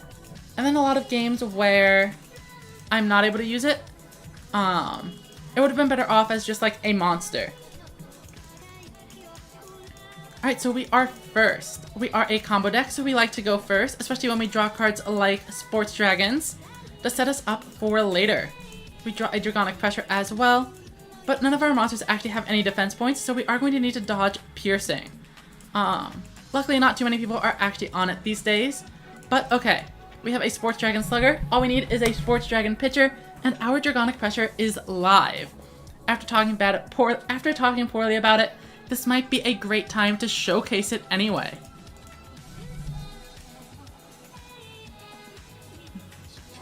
Bum bum bum bum bum bum bum bum. Alright, so they start with a reveal that they are on a Dragoncaster pile. Silent Assailant, not using any other decks except for pure Psychics. Have fun with the stream, a good night. Alright, enjoy your night, and I hope to see you again soon. Probably not Yu-Gi-Oh! Tomorrow, but we will be doing another Yu-Gi-Oh! Stream probably sometime within the next week.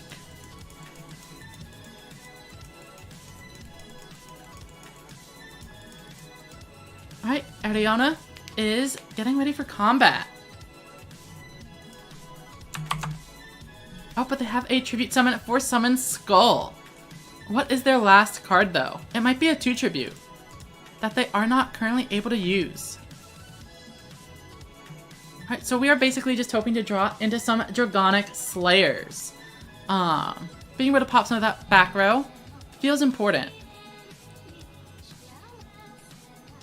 They are certainly taking their time though. It's possible they are, I don't know. I actually have no idea what they might be thinking. Unless they're like trying to find my stream to stream snipe me. So if they do, I'll just have this Sports Dragon Slugger face up. Oh, and they do have a Pierce. You know, maybe they are stream sniping.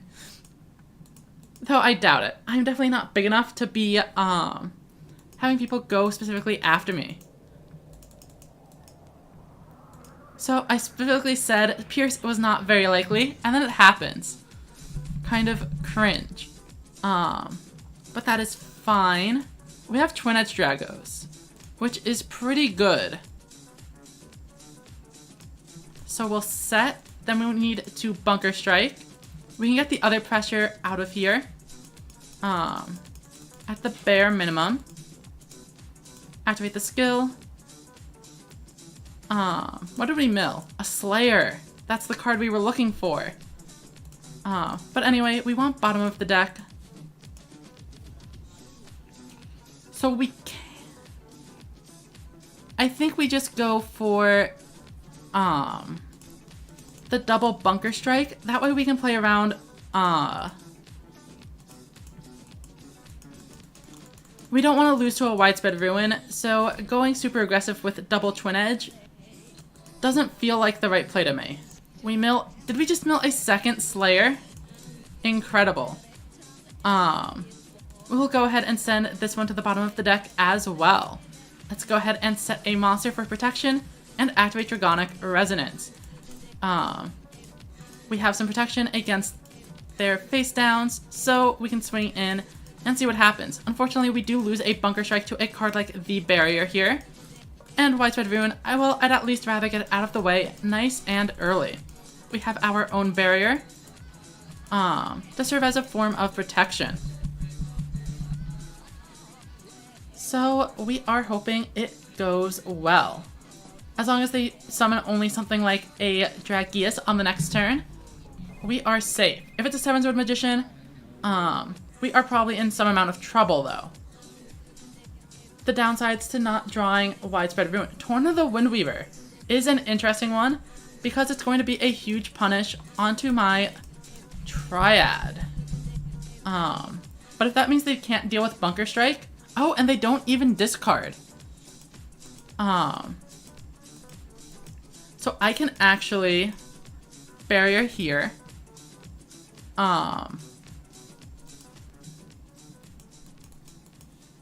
Just to get my, one of my Slayers back into the deck, because I really don't like having both of them in there. I now have 2 Phoenix Dragon I can draw into, as well as 2 Slayers.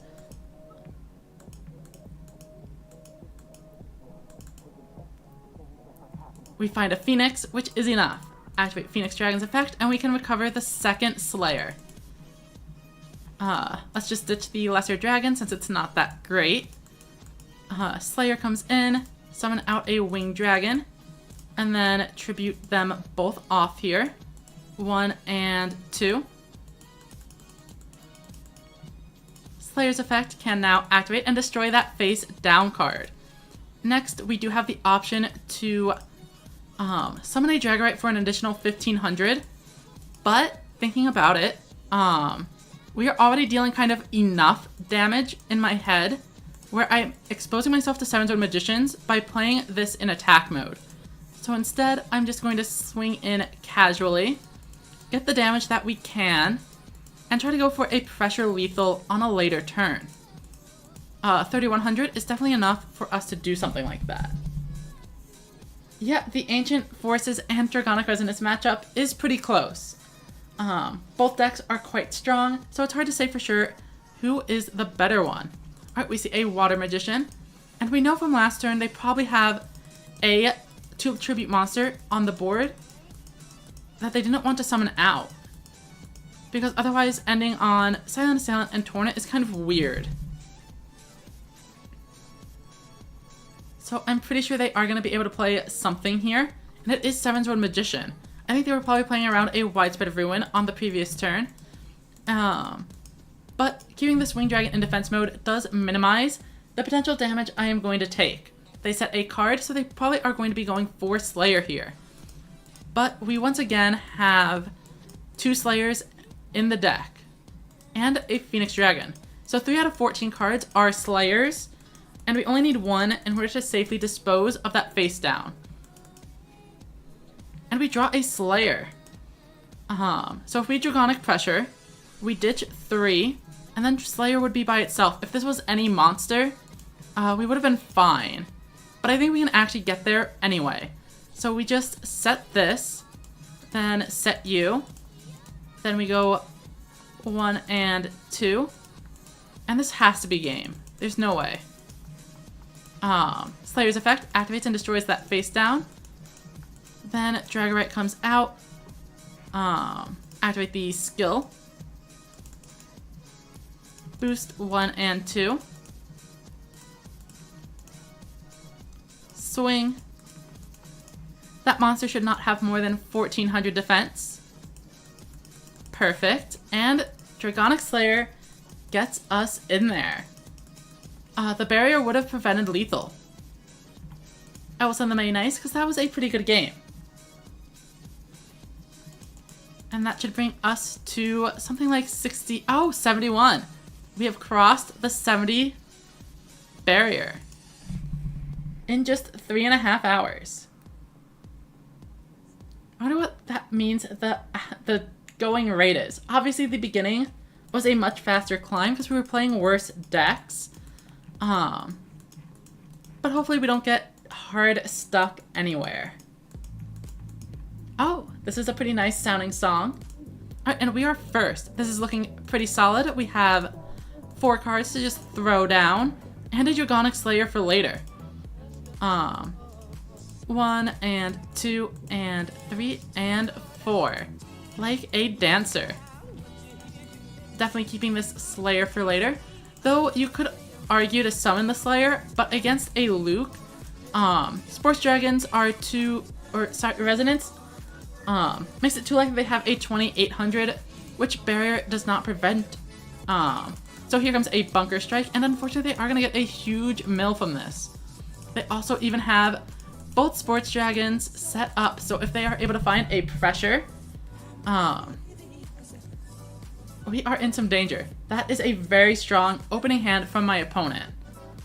They are returning cards to the top of the deck.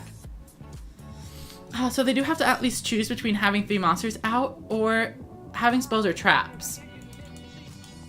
Resonance activates, and we can turn off our interaction button here.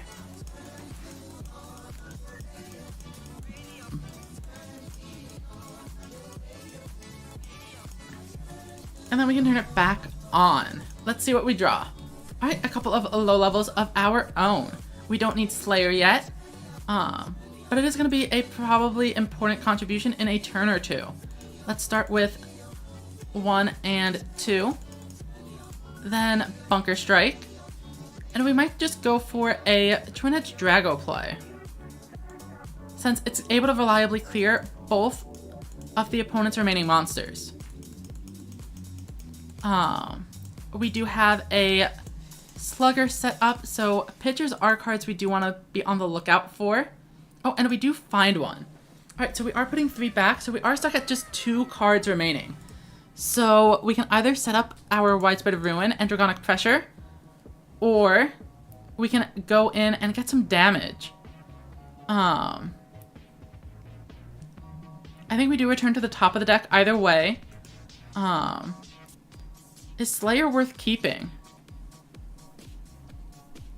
Because I'm thinking if we summon Twin Edge, we want to discard the pitcher, but maybe we want to keep the pitcher around to build a play next turn. Our face down card is not a pressure. This is a really tough decision. Because if I choose not to clear the board just to set a Widespread Ruin, I run the risk of getting hit by a Slayer myself.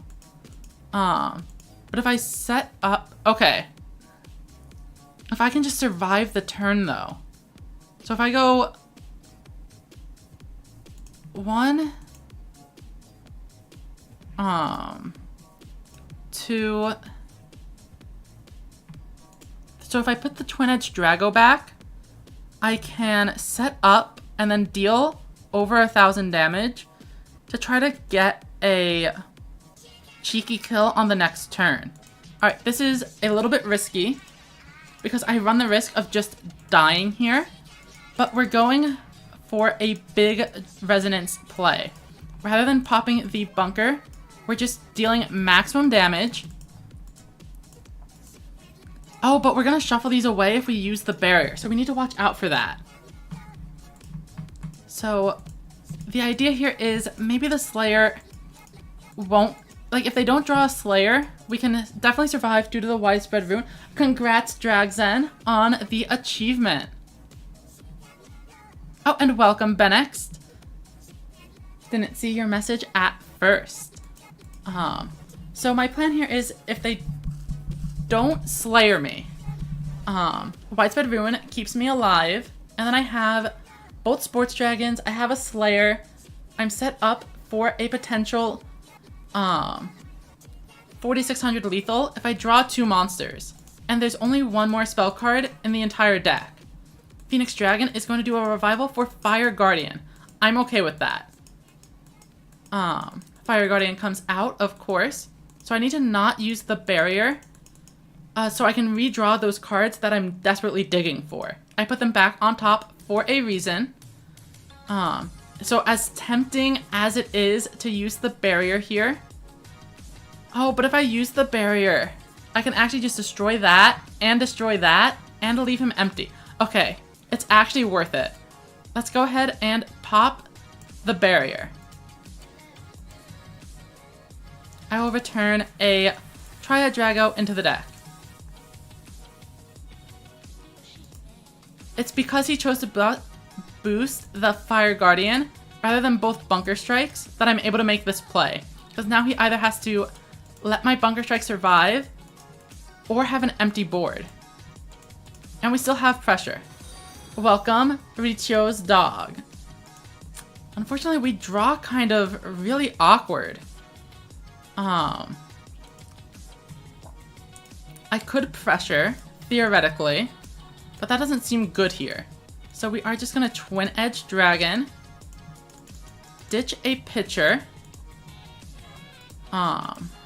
boost them both up, and then we know that's 500 plus 3,000 is 35. They're gonna survive with 1,000 life.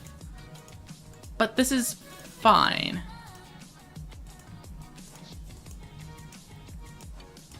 Yeah, there are 100 levels. Luckily, it's not like the KC Cup where you have to win multiple duels to gain 1 level. Rather, you gain multiple levels for every single win. Alright, so my opponent is at 1,000. I'm at 6,000. I have 2 Dragonic Pressures set.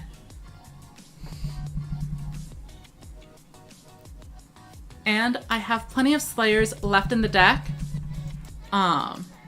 In case they manage to break my board. Dragius comes out. That's a significant amount of damage, but Dragon Sage is a really odd pick. Most decks are not running that. And then comes a Red Eyes Black Dragon, another weird pick. The ratios are coming back to bite him. All I need is to draw monsters. It barely matters what they are, as I only need a single Phoenix Dragon basically to win. Let's draw for turn. And yeah, it's over. We Dragonic Pressure. Let's ditch 1 and 2 and 3. Special summon a monster. We should have both Sports Dragons, so pitcher will hit Slugger. And then Slayer can come down and swing in for game. Another win for the Dragonic Resonance. No need to use the skill or anything. Let's just pop it.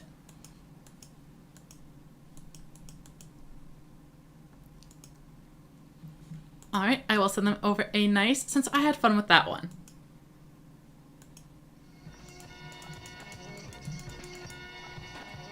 Alright, 74, almost 3/4 of the way there. Just one more win to cross that threshold.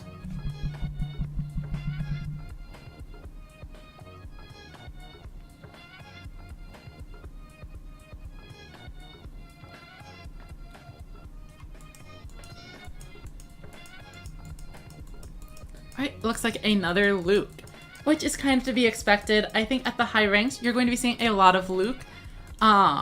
He's the best character for both Dragon, Resonance, Ancient Forces, and he has lines for Seven Sword Magician and Dragius, making him the standard pick for Dragoncaster as well. We really are living in a Luke world. We see a normal summon, Winged Dragon, and 2 sets. I kind of feel like this has to be going somewhere further than that. That should probably have been face down. Yet they have no trap cards, which is a huge mistake. We can just go ahead and set this. Set you and you. Summon out Dragius. And then we're dealing 1,000 damage and clearing the board, no problem. This is 100% guaranteed. Dragius can activate the effect. We are still missing both sports dragons here. But no need to complain too much. It's a really great start.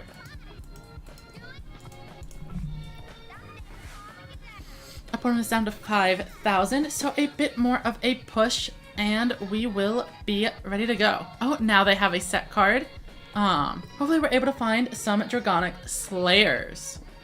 We see a Sports Dragon pitcher, but no Sports Dragon Slugger has hit the grave.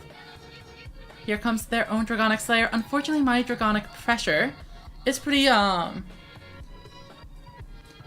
think Resonance has the edge, but I don't think it is by a lot.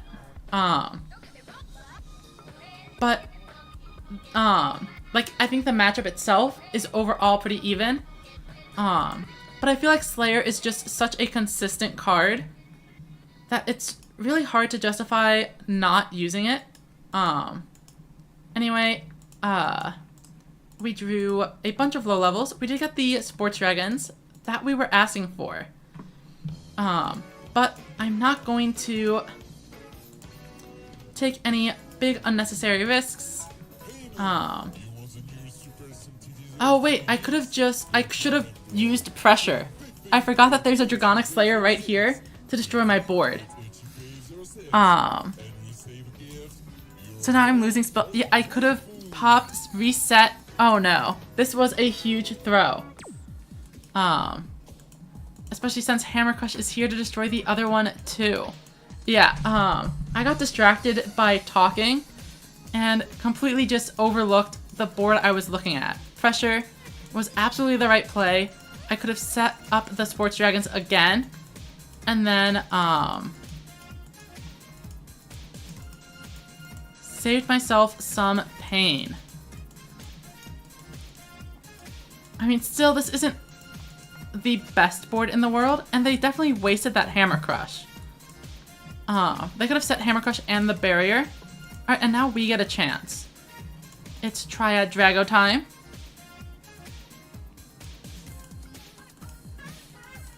Then Sports Dragon Pitcher and Lesser Dragon. This will meet the requirements for Triad Drago, allowing us to draw a card. Next, we can play Dragonic Slayer. 1 and 2. Next up is Phoenix Dragon, who allows us to discard a card to recycle. Gosh, I sure hope there was a Dragius in my graveyard. Alright, there we go. Next, we summon out Multi-Strike Dragon Dragius, and we're going to use it to destroy my opponent's face down card. Or we're going to use Dragonic Slayer. As we now have 2 level 7 monsters, Dragonic Slayer's Resonating Roar. Pops that, and we normal summon Twin Edge Drago, avoiding a huge game-ending widespread ruin. Boost up both of our monsters, and then, most important, do not forget to use Multi-Strike Dragon Dragius to attack twice. We'll have it take out both copies of the opponent's Dragonic Slayers. And then we get in for an absolutely huge amount of damage. 1500 brings them down to just 31. And now they're at 300 life points to my 5700. Unless they manage to get a full OTK this turn off of 5 cards with nothing on the field, we should have a really safe and clean victory.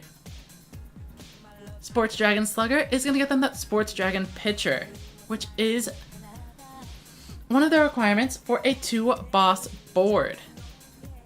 Pitcher and Slugger, however, their low-level monsters cannot attack. So if they just have something like Dragius and low levels... Oh, Ancient Arise Dragon. A 3000 does a lot, but not enough. Another back row, definitely going to be popping my Dragonic Slayer then. However, I still have... Oh, they don't even pop it. That is a huge mistake. Well, welcome, Shiny Lou. Always nice to see you. So yeah, this is game. No need to be M. 2400 minus 2800 is enough. 1 and 2. Activate Dragonic Slayer. Destroy their face down card. Activate our skill Dragonic Resonance. Boost up a Slayer. And that will do it. Send them over the nice because this was a great game.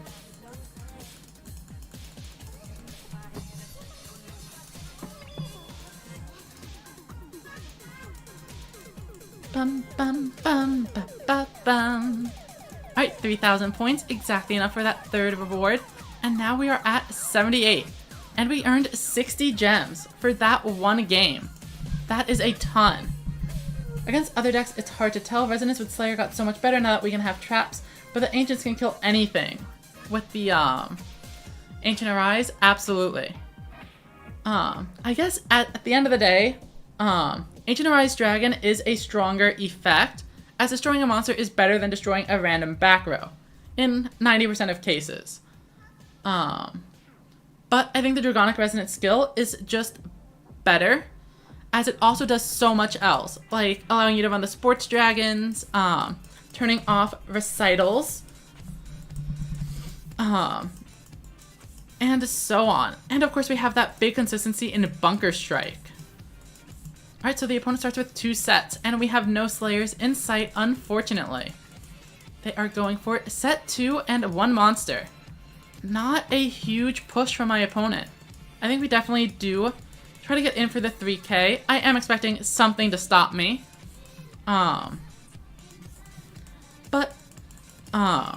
This kind of board doesn't make me feel too afraid of just swinging in and potentially getting hit by a good old widespread ruin.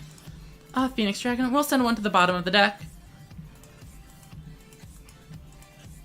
And we'll just kind of see how it goes. They don't have any cards for the barrier, so we can safely use Dragonic Resonance on these 2 monsters. Let's go into the battle phase and swing. They probably have a trap. Of course, we see the hourglass going off. Oh, but they let us get it. 2,000 then. Let's see what happens. But if it was activatable there and here, maybe it's Widespread Ruin and they were just waiting for the big monster to actually attack. But what else could it be? It needs to be, oh, it has to be Phantom Bind. My opponent has a Phantom Bind face down. I need to make sure I do not forget that, because that could be devastating. Oh, but they do nothing else. I think they might just be giving up, but I am going to pop those back row just to be triple sure. Dragonic Slayer, number 1. Activate the effect. Let's destroy the new card, because it could be a Widespread Ruin, since we didn't see one before. It was.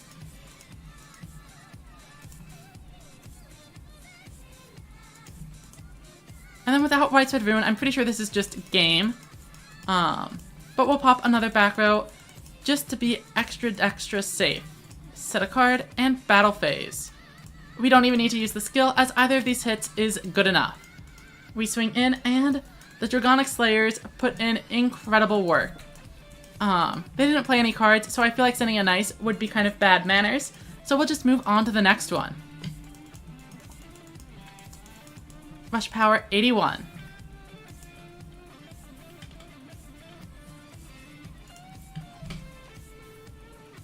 bum bum bum bum bum bum bum bum.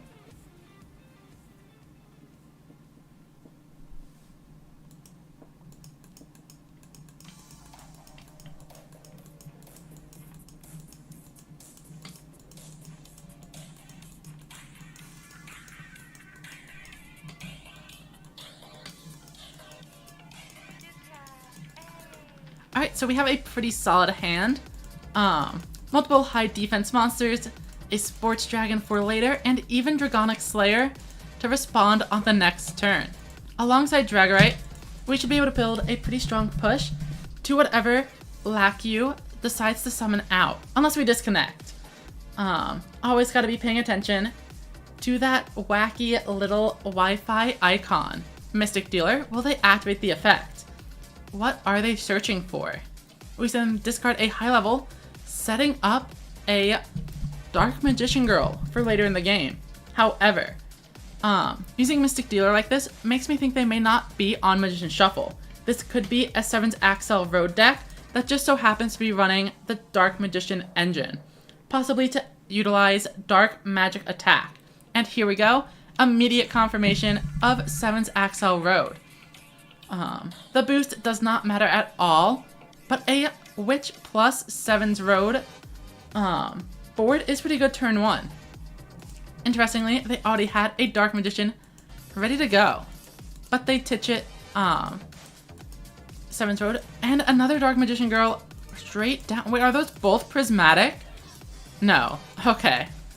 And one face down card. This is looking great for us.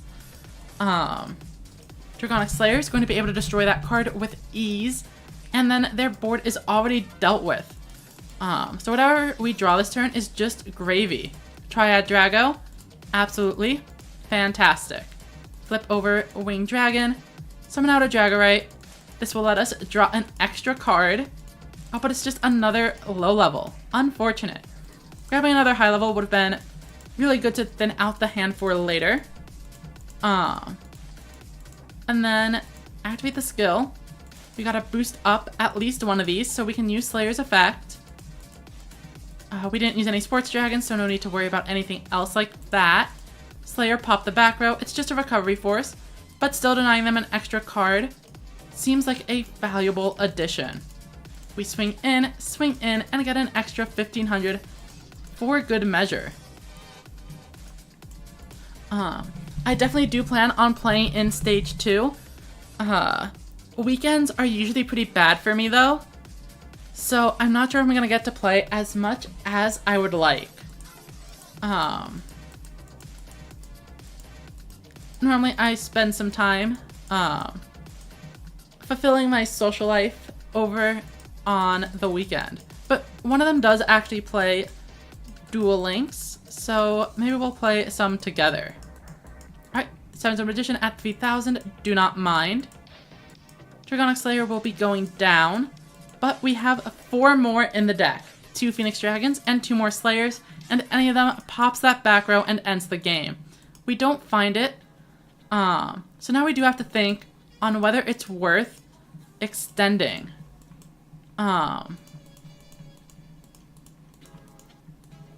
If we pressure, we discard 3, which feels just a little bit too much.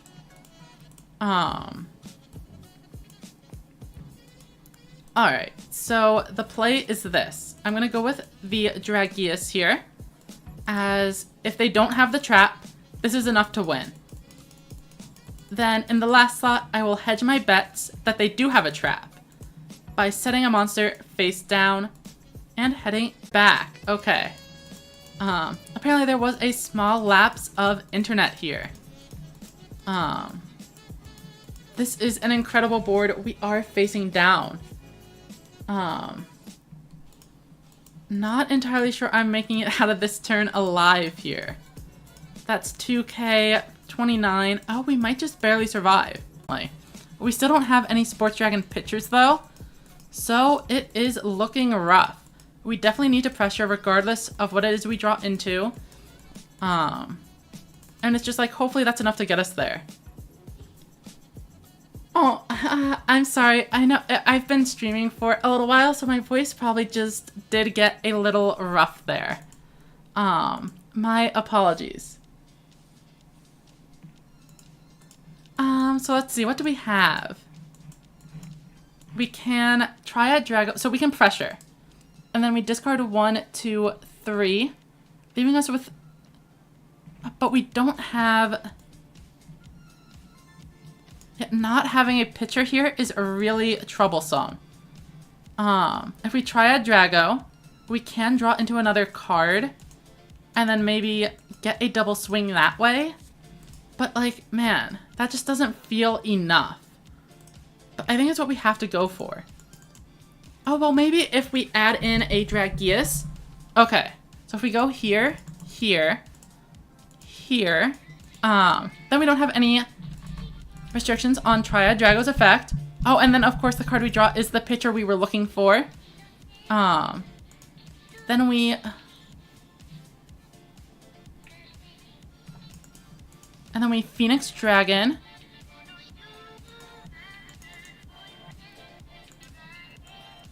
We're gonna grab Dragius back. And then we summon Dragius. 1 and 2. And then we're gonna summon the Slayer. We're gonna be able to clear the opponent's board. But we are obviously probably about to lose, assuming my opponent gets just about anything relevant on their next turn.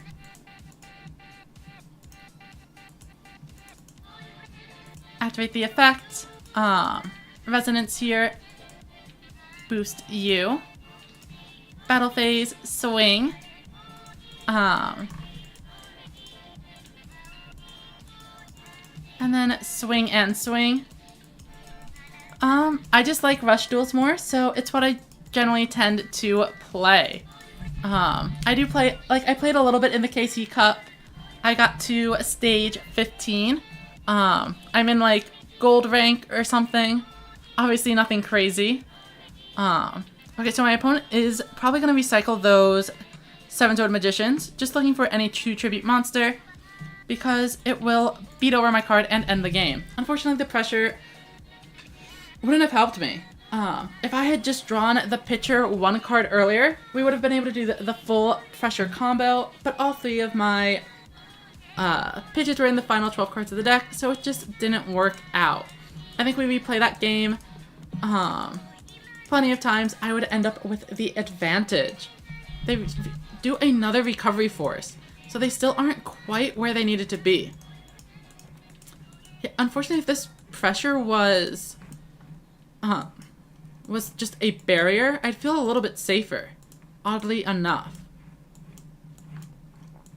And it might have even helped during a previous turn, which is probably going to be able to use the effect. Actually, it's guaranteed to, as the 7's Axel Road skill is able to switch out a card, search for 7-Sword Magician, special summon it, activate the effect, and swing in for game. Even if I had a widespread ruin, this play does guarantee the win, as Witch is going to be at 28, which deals 500. Black U had a great play and managed to do it. Go ahead and do your thing, bro. Alright, so that was a loss, but we definitely could have won. I think there were 2 different turns where the card we needed was just like 1 further than it was supposed to. And that was our first duelist from Hungary. Alright, so queuing into the next round. Let's see how it goes.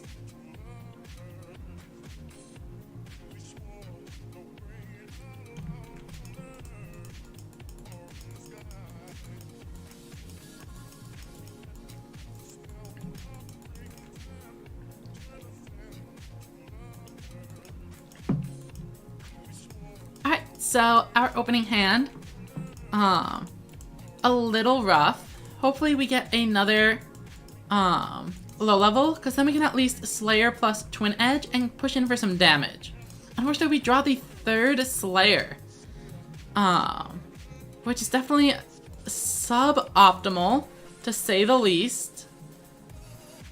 The question is, do I keep 2 Slayers or do I tribute? I think I just gotta get as many new cards as I can. Slayer down, and then tribute for another Slayer. This one's probably gonna be a loss though. We can just swing in. Sure, no problem. And we'll see how it goes. Welcome, Acetone. How has your day been?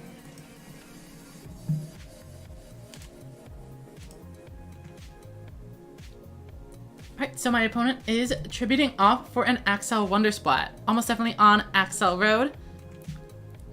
And going to be able to beat this board of mine. Oh, especially with 2 of them.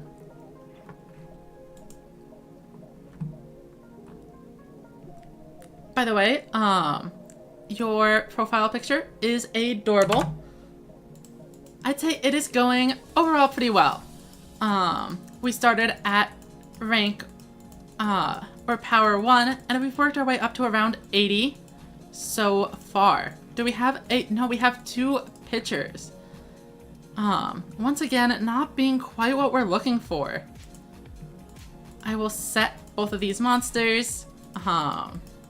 If we had the Slugger, we would be able to pressure combo. But now we just basically lose to an opposing Widespread Ruin. Oh, and thank you for the follow. Well, I think I have no choice but to just kind of go in for it and hope they don't have it. They activate a trap card here. They definitely have something. Oh, and it is just a Phantom Bind though. So we just barely manage to survive and we clear the board. However, it is turn 5. All they need to do is summon a level 6 monster and they are going to be able to search for that 7's Road Magician that ends the game. Once again, Dragonic Pressure probably would have done better as Phantom Bind. 1, 2, 3, 4, 5, 6, 7, 8. Like they have 9 or 10 spellcasters of their own over in the graveyard. I mean, that probably wouldn't have been enough to save me, but so it would have been 28. Oh, it actually would have. But unfortunately, we take a big L here. And I've been doing approximately 3 losses to switch decks. So I think the next time we lose, we'll switch back over to Stall. I think most of the cards were a pretty good addition to the game. Widespread Ruin, probably a little too strong. Especially since it feels bad because it's a one-of. So it just feels sacky. Just in general. But I guess it's fine. As for the rest of the box, probably a little bit underwhelming. A lot of stuff that's King of Games viable, like the Red Eyes decks. Cool new support for Warrior. I think that's a deck that had fallen off a lot. So seeing it get better is really nice. The Ancient Forces stuff is pretty good, but it relies pretty heavily also on the Aqua cards from Mimi's event. So new players don't really get as much value out of the mini box as they should. Alright, we are up first. This is kind of a weird song playing in the background, but that's fine. I guess we want to keep it's the least investment that I need. We can set 3 and we will pass with the Bunker Strike going into next turn to help us set up those. Market in the town center, and so I'd go there, and then every year they had these like. What is this song? It was like a chips place, and they'd sell like. Oh.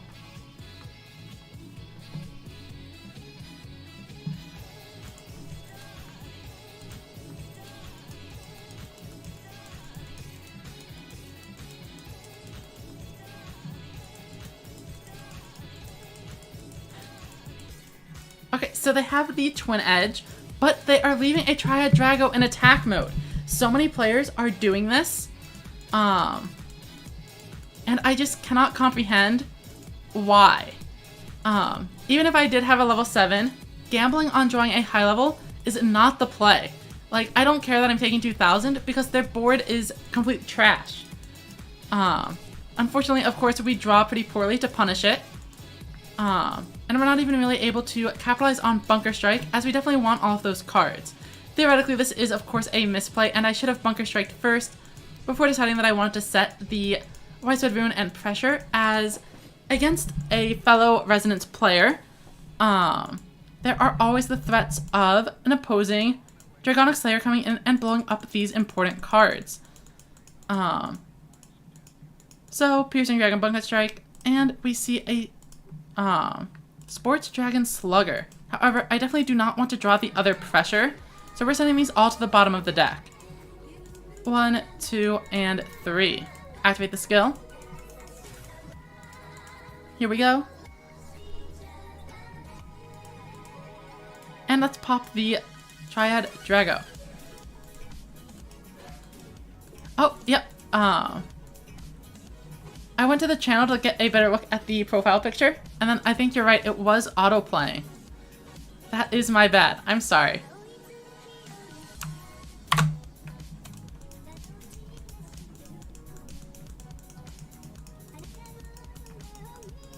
Monsters.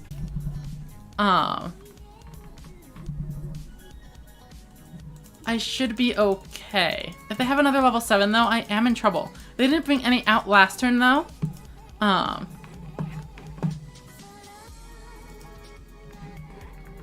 And if they are using Twin Edge Dragon's effect, they probably don't have it. Which is great news. Because now I just win the game on the spot. Widespread Ruin, and it would be very hard to draw a hand that doesn't close out the game. It would have to be basically all of my high levels. We draw for turn, and we do draw a ton of high levels, but we are definitely getting there.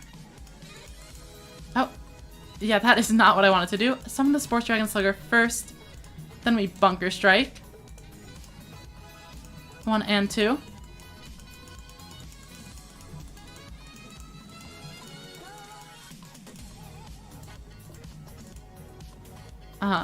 Let's go ahead and Resonance up. And I wonder why Twitch auto plays videos like that, by the way. It definitely feels like a port is like, even on the homepage, it just picks some like random streamer that I don't know about. And it's like, alright, you're watching this now. Hope you're not on mobile data. Maybe it's different on the mobile version. Alright, we got 80 gems for that. That is a ton of gems. Yeah, 85. I guess we can just keep going. It's currently been a little over 4 hours after that last game. So I'm thinking there's a good chance we might make it by 5. And if we're still going at 6, I will be really surprised. Let's see what happens next.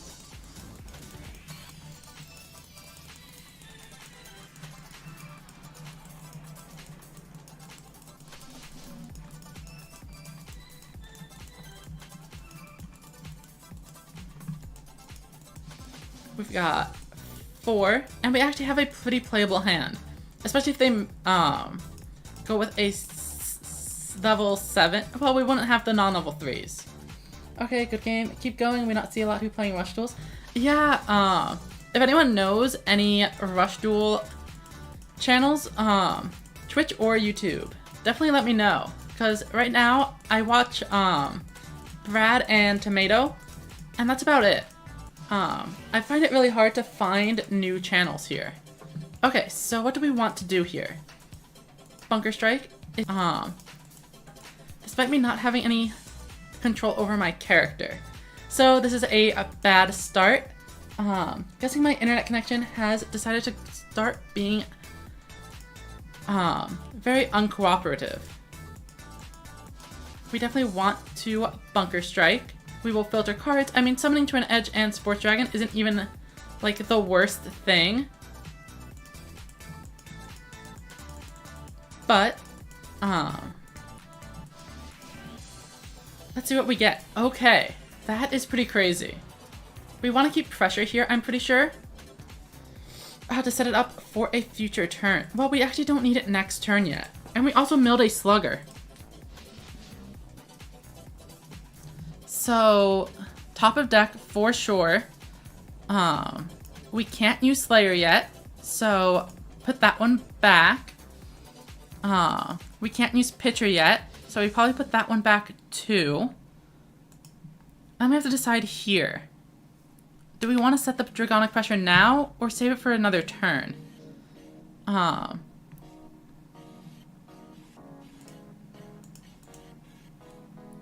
know if we're drawing Pitcher plus Slayer specifically, I think we're okay to put the Dragonic Pressure on top, especially because we're not setting up a lethal range this turn. We're not dealing any damage at all.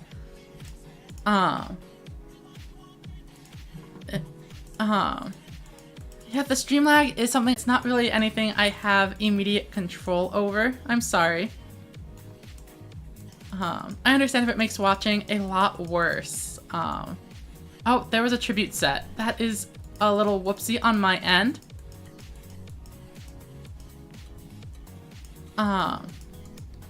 What level am I? I'm currently at 84, I want to say, after the last game. Yeah, I can see over here the dropped frames are rapidly increasing. But I'm not really sure what there is to do about it. I've been, like there is like a different internet provider available. But actually changing is a lot of hassle apparently. Okay, so we can definitely start pushing in for some damage here. We have Pitcher, and we even have the Slayer to destroy the face down card, so we are guaranteed to get these hits in. Hopefully I didn't miss them doing another tribute set, but it looks like they didn't, so we should be okay. So now the Dragorite, Dragonic Slayer will pop the card that is face down. Boost up 1 and 2. And swing in for 1300. And then let's clear out these other monsters, which as far as I know, should not be high levels. Alright, Gargoyle goes away. And they are at 4700. So if I somehow manage to draw another level 7 that's not Dragius, and a Dragorite or a Winged Dragon of Guardian of the Fortress, and I draw all 4 monsters, we can lethal them. It is a lot of work. Oh, Arching Summoning Flute. I would have changed my battle position if they want to. Though I am kind of expecting this to just go into a heavy metal. We see a set. I mean, if they just set 3 and pass, then the game is over. And they are crashing here. That doesn't really seem like a great decision, as if I get out a Dragius or something, it would really end the game for them. Let's definitely set up that Widespread Ruin, summon the Dragorite, boost up, and that's really all we need to do. Let's battle phase. Slayer can take out the 2000. And once again, this was not a tribute set, so we should be good to go here. And we get another 2800 damage in. Now, Dragonic Pressure is basically game, as long as I draw any level 4 monster that is not a lesser dragon.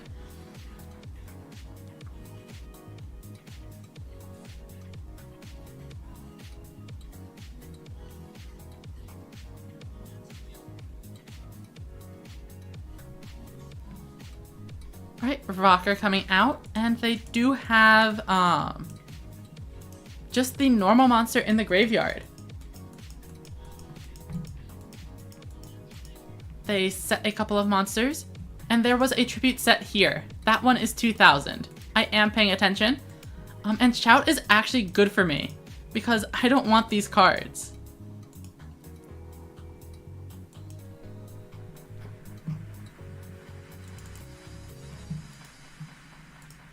So for fixing internet connection, I guess I can close this, and we can turn off the music for now and see if that helps at all.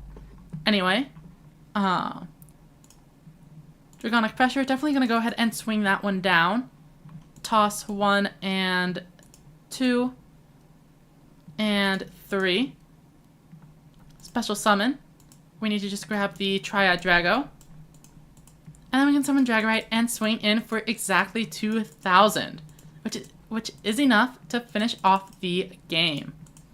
Dragonite boost up and battle phase. It feels so empty without the music though. Maybe the Duel Links soundtrack will have to substitute for now. I'll send them over a nice, though they didn't really do anything. That was a lot of turns of just being in defense mode.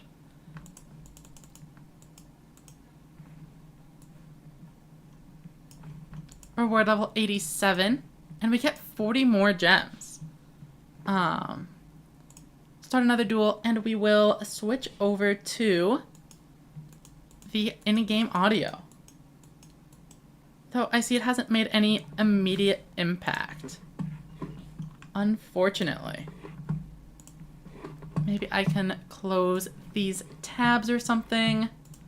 Close this one. Close this one. And close this one and see if it makes any difference. Oh, and we weren't even able to queue into that match. So we'll search one more time.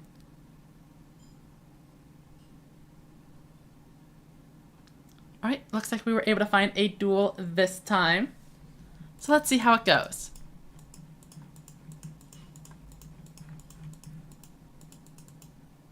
We are up against, oh, another Luke. Okay. I wasn't used to the Vagabond profile picture. I don't think I've ever seen it before. How do you unlock that one? Or is it just like the default and I've never noticed?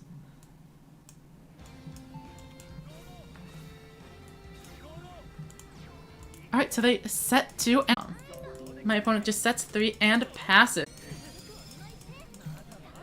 Oh, but only a Prima Gatarna. We draw and again, not really looking great. We don't have any sports dragons to support this, so we are forced to just make Slayer and pass. If they don't have another way to get higher attack, this is possibly an okay board. The barrier does. Oh, but they can get higher attack with 2,500 into 2,800. I'm kind of really distracted by the terrible internet, so it is causing me to not really assess my options here. Ultimately, I don't really mind. I'm just gonna get smacked around and lose. There's no penalty for losing, so I don't actually mind that. It's mostly, that it's not an enjoyable experience for you all. That is frustrating. Oh, double Prima Gatarna is also a pretty good way to keep things going. I definitely need to shuffle in a low-level monster, because that has been my problem so far. Oh, they don't even attack.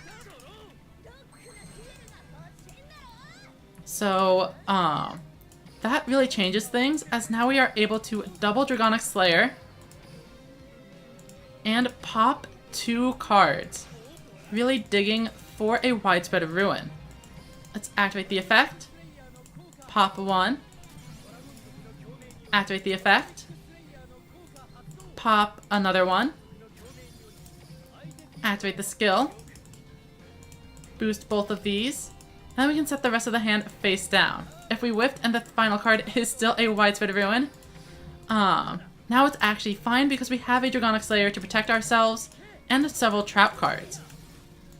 We successfully clear through this minefield. I think they definitely messed up not summoning the Esper Raid last turn, as they chose not to attack us so they didn't want to spend life points on it. Welcome everyone to the stream, and I am so sorry about the absolutely terrible amount of dropped frames right now. I I think what I'm gonna do is after this, we might press the stop button for a minute. Switch the output to 720 so there's a better chance at reducing the lag here. And then I will be live right again, like immediately afterwards. So don't necessarily go anywhere. We're gonna see if we can fix the problem after this duel. Alright, so they begin a battle, but I have the Widespread Ruin to end the game with. And then I can just pop both of those and swing in. They give me a concede, and that gets us above 90. Alright, we will be right back. Less than a minute. And we're gonna see if we are able to... Oh, wait. And right as I say that is when the internet decides to start cooperating again. It is back on green. So let's see if we can just have it function. I don't know why it is so sporadic. Oh wow, dual power 97. They are quite close to the finish line.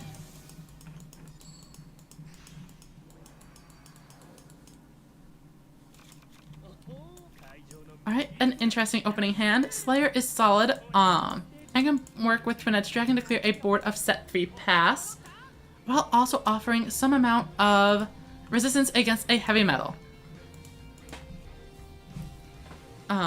I think we would like to see a slightly stronger monster than Twin Edge Dragon though, as then we can actually summon it out and have 3 monsters, instead of needing to rely on Twin Edge Dragon in order to make progress. Oh, welcome, Nefroth. Thank you for sticking around. I do appreciate it.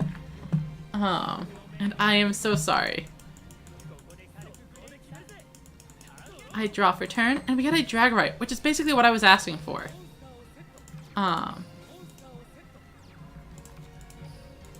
We grab 2 tributes. Then Dragorite is up next. Twin Edge Dragon, and then we want to boost these 2 and pop. The idea here is that 1500 is enough to beat. Wow, we absolutely sniped them. They have another one though, so a random Phantom Bind or something is fine. Like, I don't care if I don't KO this in the first hit or not. They might be contemplating a recital though, and they are. Let's swing in with this one next, and they are out of cards. That last one, oh, looks like it might be the barrier, as they were not able to activate it until a monster entered the graveyard. Important to keep that in mind for later. Card on the left, the barrier. I will forget this.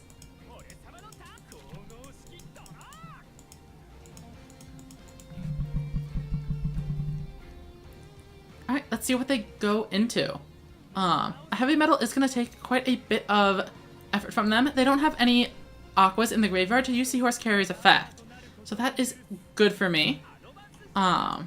We do see Torn of the Windweaver that is able to swing into Dragonic Slayer by reducing its defense, or switching it to defense mode, puts it down to 0.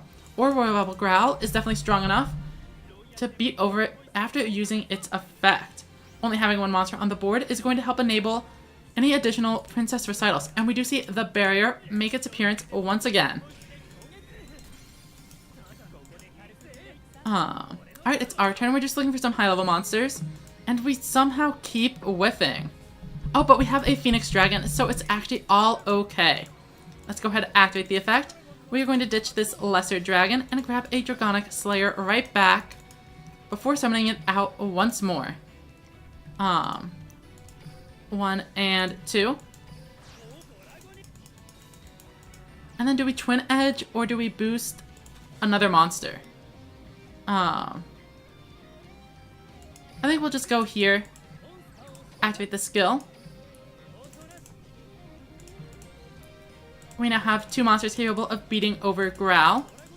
Activate Slayer. We know that last card is the barrier. And we destroyed a Phantom Bind, which is huge. We swing it in for 1,000. And we know it can't be Recital because it's able to be activated here. Barrier not going to be nearly enough. And we get a clean, quick victory. turn 4. Swing in for 2,000 and finish it off with a 1,400.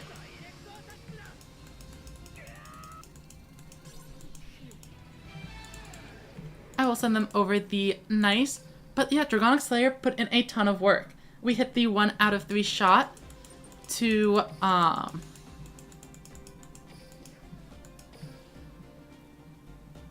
hit the Widespread of Ruin on the first turn, and we managed to destroy a Phantom Bind afterwards because we were able to keep track of what the set card was, and no, it wasn't that important. So we were able to make a smart and strategic decision.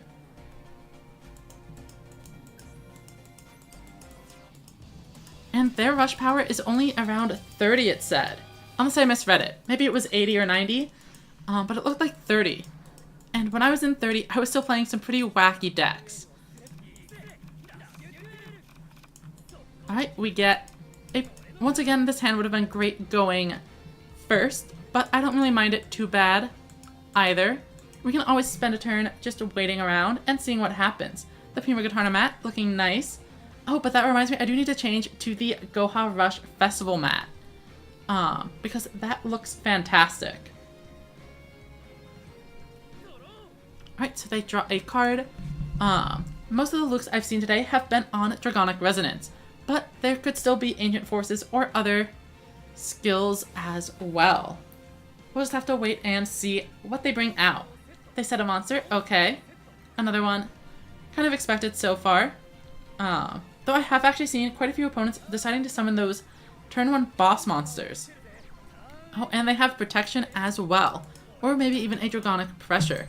Sports Dragon, Pitcher, and Slugger. That is a good start.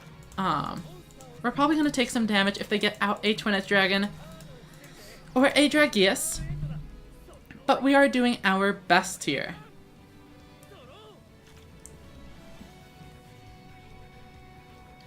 Funnily enough, the barrier could prevent a Twin Edge from...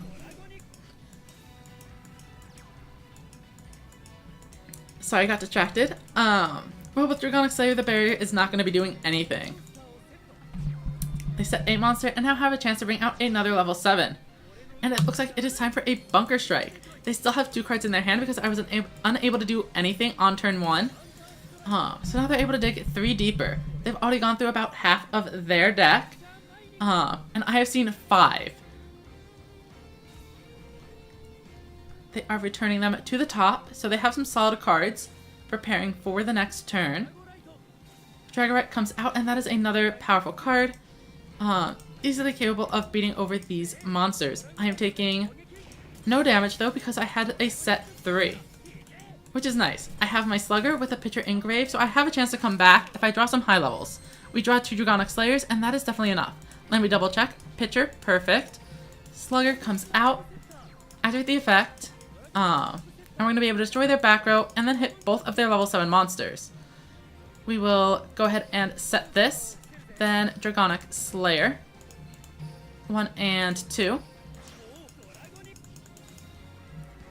Then we set one more time, and Tribute Summon. 1 and 2. Let's go ahead and activate Dragonic Slayer's Resonating Roar.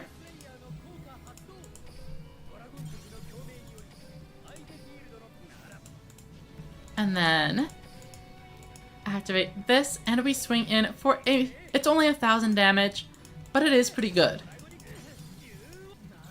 Theoretically, we could hit for that extra 800, but I don't think leaving them with a big level 7 is ever going to be actually worth it. So we go on to the next round. Triad Drago is going to give them that extra card, and they even had a Dragorite already on board, so they are working with a 7-card hand, which is pretty threatening. I mean, a single Dragius is enough to wipe the board. Not to mention the 2 direct attacks that would come afterwards for up to like 1 billion damage. Dragonic Slayer gets boosted, but did they forget to boost another monster?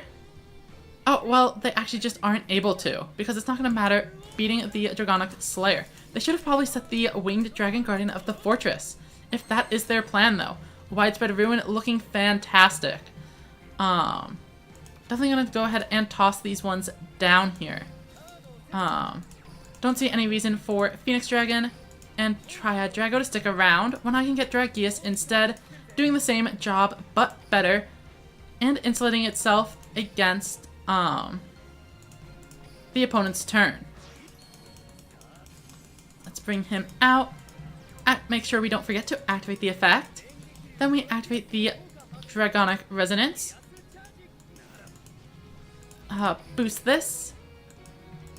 And battle.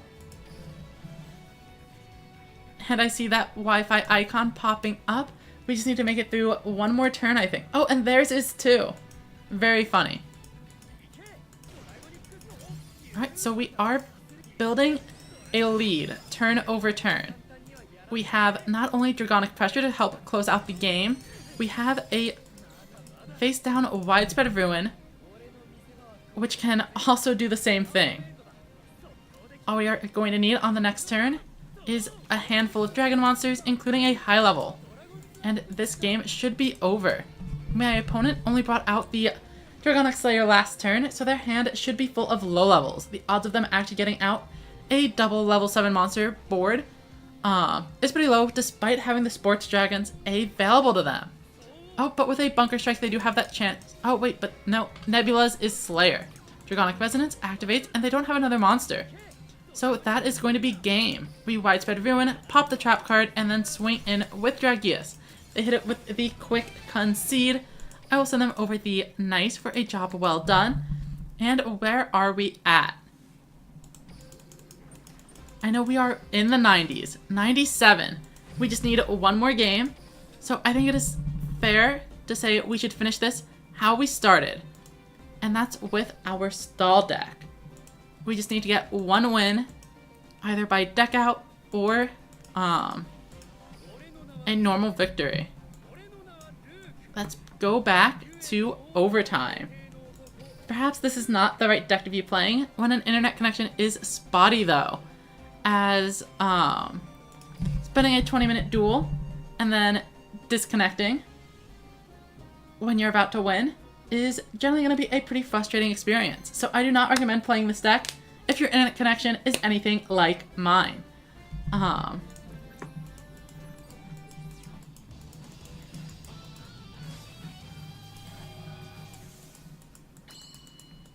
we are going second.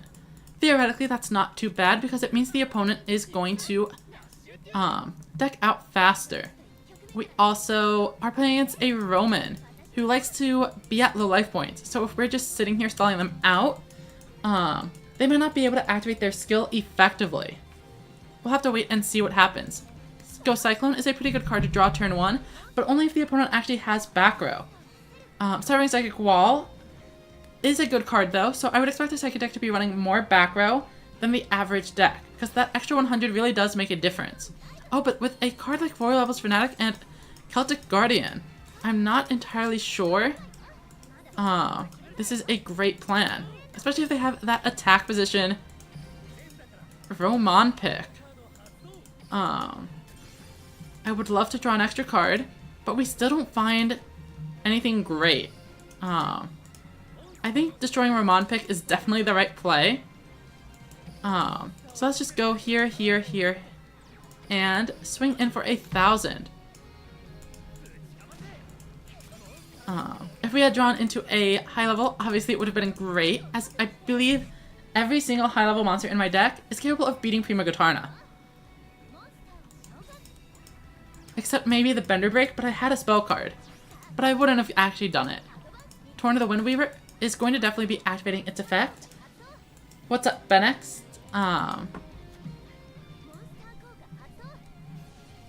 We do see Torna. Alright, and will there be another Tribute Summon? Alright, Royal Rebel's Growl. Not over level 5 though. Prima Gotarna boosting up. Definitely going to go ahead and pop that Widespread Ruin this turn. We do still take 22. But their field is pretty weak. If we draw into some high level monsters, we should be okay. Yami Ruler is an interesting one.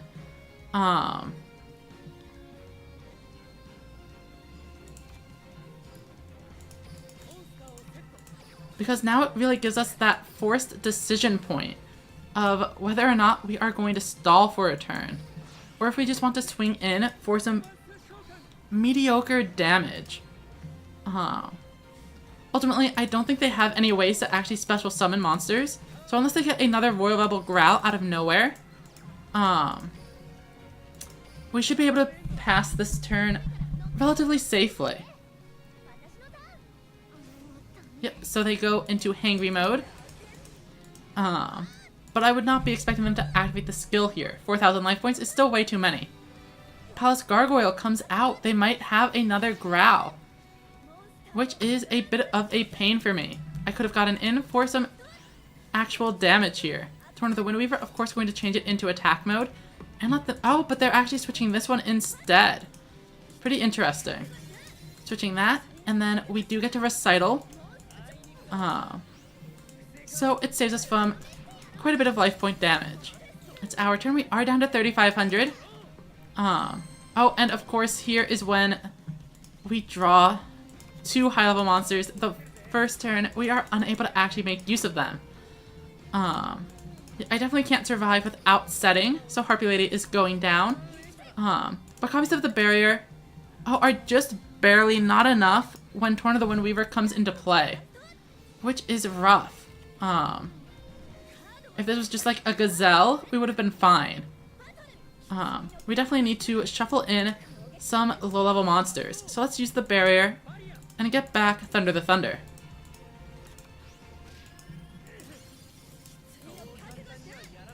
Once again, we activate the barrier and shuffle in a low-level monster. And that leaves us with 400 life points to somehow make this comeback. We draw. That's a lot of high-level monsters. Let's go Cyclone. Let's pop this. It was King's Majesty. Interesting. Next up, we need to Mystic Dealer and activate that effect, ditching this Seven's Road. Unfortunately, we did not find the all-important low-level monster. Just bringing out Bender Break would have been enough to actually wall all 3 of these. And then with Recital, we could have done with whatever they drew next. They were getting down to just 8 cards, so I think we had a pretty good shot. I mean, the Growl actually would have done it anyway, so maybe not. I will just turn this off and let them get the win. They definitely have it. But hopefully we are able to get them on the next one. We are just 1 win away from finishing this out.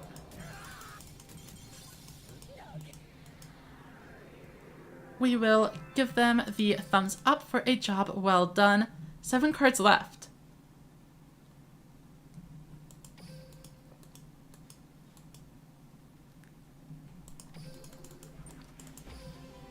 And no time to waste. Let's just queue right back in. We are at 4 hours and 47 minutes. I wonder if we will be able to finish this before the 5-hour mark. Guess there's just one way to find out.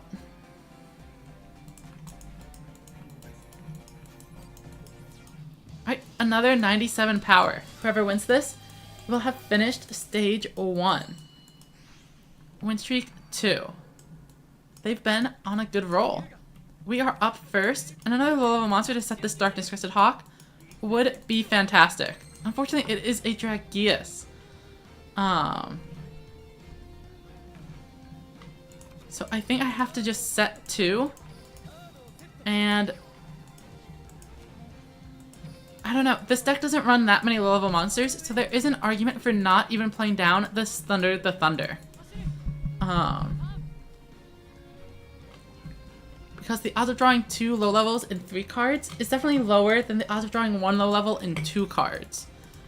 That said, we will do our best here to not die, and then we'll try to establish with Darkness Crested Hawk, and then we'll go into Dragius on a future turn if we're able to figure out a way to stall things out just a little bit.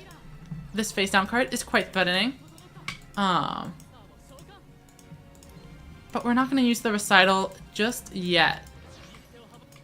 I ran into a Twitch streamer. You must have brick. Yeah, it was a little bit. But good game. Basically, it was trying to find the high levels. I couldn't do it. And then when I didn't need the high levels, I drew 2 or 3 of them and just wasn't able to play anything. But this deck is not the most consistent, so it's understandable. I didn't even realize I only had 2 monsters on board. I totally should have made a different play. Alright, let's get Barrier down. Set this. Then we need Torna. Oh, but if this is a widespread ruin, I'm fine to just call it GG if they have the widespread ruin. Set it to auto, battle phase, swing.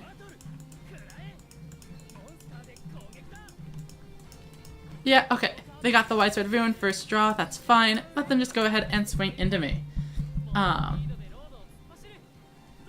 Congrats on the win, by the way, Cross. How far are you? Are you aiming on getting to max today, or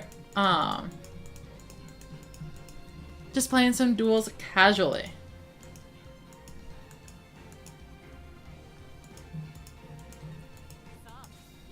Oh, nice. Good place for you to end it then. Congratulations.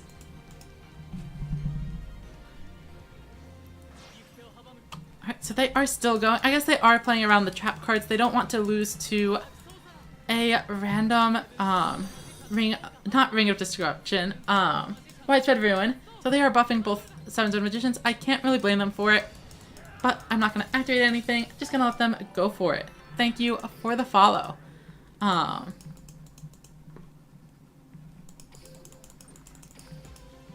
Let's see if we can get it on the next one. The nice thing was that that was at least a fast loss, so we can get into another game. By the way, Cross, we are also actually getting pretty close to the end here. My plan was to get to max power, and we are at 97, so I think we just need one more win to finish things out. But let's see how things go against the Luke Man. We do have 2 low levels and a high level alongside trap cards, so that's always a good start. However, Draconic Resonance is a deck able to really destroy our board presence. This deck relies heavily on traps. Oh, well, if they're playing Ancient Forces, we are actually in a slightly better position. We run a lot of guys with large defense stats, which can help out here. Alright, so Bender Break can theoretically deal with Burning Blaze Dragon, but it doesn't feel like the right plan. I'd much rather just kind of set and wait and see what happens. Set this and set this, and we pass. What do I think about Ghost Cyclone? Overall, probably not that great of a card right now. So if you play Rush Duels in the physical format, it's in everybody's side deck because you always put it in when you're going second. And some decks also have a lot of ways where they're able to just shuffle their monsters from the graveyard back into the deck constantly. Whereas in this format, it's basically just like, oh, it's turn 3. I guess I'm never drawing a card anymore. So it's definitely stronger in sideboards than it is in main decks. But overall, it's not like a bad card or anything. It sees play in like this deck, but a lot of the times, if you're just running like a random aggro pushing deck, you could totally get away with just going for Hammer Crush instead and running Hammer Crush Deal. Alright, so they do have 2 monsters capable of beating Bender Break, unfortunately. I could stall for a little bit, and that's gonna at least that's gonna prevent me from taking 3,000 damage, which is important. So my field is empty, but they have a huge field. I don't think we're winning this one. Ghost Cyclone, but we have 4 monsters in graveyard, just barely, not able to do anything. So we can like pop that, and then what? I'm just gonna let him take me out. thing about running back row removal in Dragon Casters, given that there's way more back row in the format. Yeah, so if you're on Dragon Casters, I think you can afford to run a Hammer Crush deal, and then maybe 2 copies of Hammer Crush instead of the Ghost Cyclones. They just need to add up to 6,000, and I'm pretty sure they can do that pretty quickly. I don't know why they're busy using Clear Ice Dragon's effect. That's just Ancient Forces, and then effect that's 3,000. That's actually already 3,000. You don't need to do any of this. Actually, there's no actual reward for winning these games, so I could concede pretty quickly if I wanted to, but I'll go ahead and let them play out the effect. I like letting the opponent finish up their combos, I guess get the experience with the deck for later. I guess they're just practicing things around. I don't think them shuffling all of my monsters back was actually the right play though, as I have Ghost Cyclone. Obviously it doesn't matter since I am losing this turn. But that's kind of whatever. Send them over the nice, and we'll go for game number 4. If we're not able to do it in 5 games, I guess we will just finish things up with good old reliable Dragonic Resonance. Ba-da-ba-bum.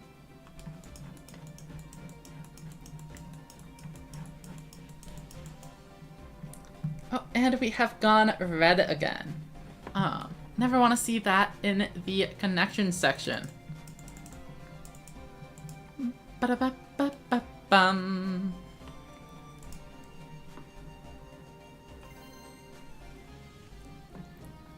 Alright, and we have found our next opponent.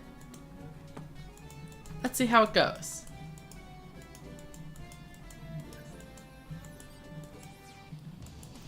Looks like it is another Luke mirror match, except I'm not on dragons this time. We are first, which I guess is fine for establishing some defensive plays early on. And with Summon Skull, it might actually make sense to play it down in attack mode. However, we are against a Luke, which makes this play feel significantly weaker, as Dragonic Slayer will kind of just blow it up. So instead, I think we just pass with Summon Skull at the ready. And our plan is to just use Summon Skull to beat over whatever 2300 attack point monster they manage to find over the course of the next turn. Or if they just don't summon anything, that's interesting too. Unfortunately, can't use the barrier there because we didn't have anything in defense or in the graveyard already. And now we can't go Cyclone because of a monster on the field. Mystic Dealer absolutely coming out here. We have 3 level 7 monsters in the hand. Well, I guess 1 level 6. But okay. Summon Skull can come out. And I guess we can push through a,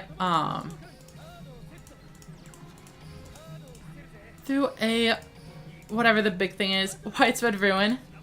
Oh, but they don't even actually activate anything. They do have a monster in the graveyard now. Do they have the barrier? I guess I didn't play around the barrier very well. I'm gonna lose Shout, it looks like. Yeah, go for it. So that's definitely a misplay. But at the same time, it does enable my Recital to protect Summon Skull. So maybe I'm the one who baited them. And of course we also have a Phantom Bind, which is pretty good against these dragon decks. However, Dragonic Slayer is here to ruin our days, and the barrier will work against 2800 attack monsters like Slayer to bring them down to 2400. So since I have 3 different options, I feel relatively safe. But the Gravity Press Dragon that people have generally been taking out of their deck is here to punish me severely. With only 1800 attack, I am in some danger. 2 monsters are going to be bigger than it. Oh, but this is all they have, so let's go ahead and activate the barrier. We will lower that by 400 and even recycle our Thunder the Thunder for later. Then they will have 3 monsters in the graveyard, enabling Phantom Bind to do exactly what it needed. So my Summon Skull survives 2 attacks and is ready to wreak havoc on the next turn. So Draco. I mean, this one is going pretty well so far. This might be our final game. the internet connection has been as bad as always. But we have pushed through it, and I'm so thankful for anyone who has stuck around through all of that. Hammer Crush deal to draw a card. We actually find another low-level monster. So I think I am just going to push in for big damage. Discard Bender Break. Get rid of their face down just in case. It was just a pierce. But that is fine with me. Enter the battle phase, and they are taking a ton of damage. Swing in for 27 direct. And our stall deck, or I guess maybe you can call it control. So still at 80 duel level. Hey, 80 is pretty respectable. We have a whole week to do it. This pack from the event, I only get Fire Guardian. It's so shiny. I've gotten something like 3 out of 4 or 3 out of 5 Road Magic, whatever the fire one is. So actually, yeah, before we end stream, we will go ahead and open those and see if we're able to find that prismatic. Oh, they are very dead.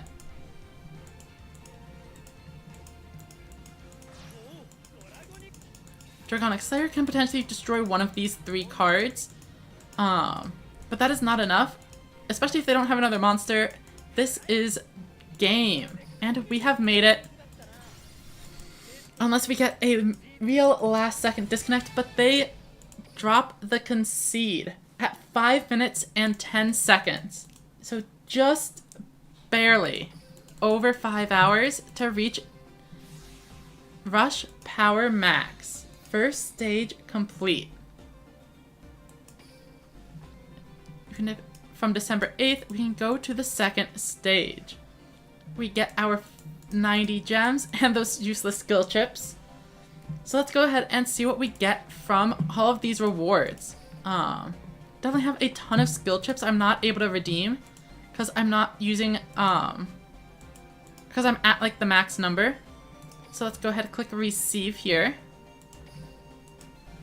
Then we go here, and we're getting a lot of gems too. I was at like 8,000 something at the start of this stream.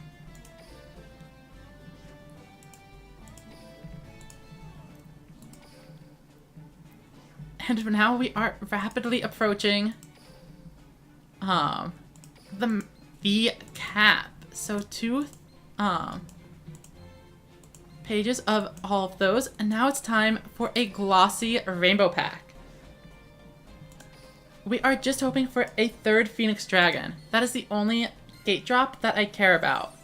That's another Severing Psychic Wall, but at least this is a decent card. We have a prismatic of it and a glossy now, so the psychic deck is looking solid. Here comes prismatic pack number 1.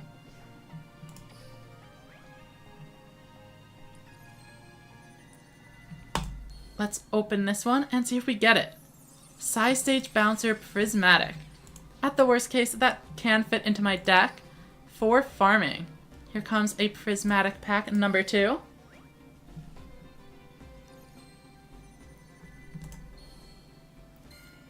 And it is Ansler. Definitely not a great one. But again, I'll definitely add some of these prismatic cards into my prismatic deck. Alright, final shot. Can we find the 3rd Phoenix Dragon? And it's another Severing Psychic Wall. And I think that is all of them. Let's go ahead and update my farming deck.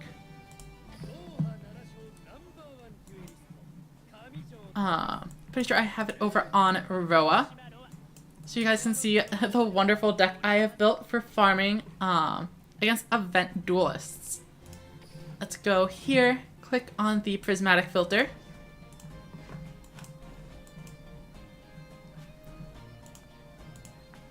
Perfect. Gotta add in this Ansler and this Side Stage Bouncer. You know what? Road Magic Tempest probably isn't worth as much as the Monster Reincarnation. So we're going to go for that instead. And that means I can get rid of some of these wind monsters. Close spells. Gotta have a legend card for the legend boost. This one's prismatic, so we're gonna run it over the summon skull. But how many low levels do we have? 1, 2, 3, 4, 5, 6, 7, 8, 9, 10, 11 is kind of low, I will say.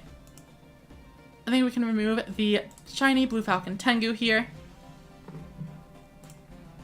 And maybe add...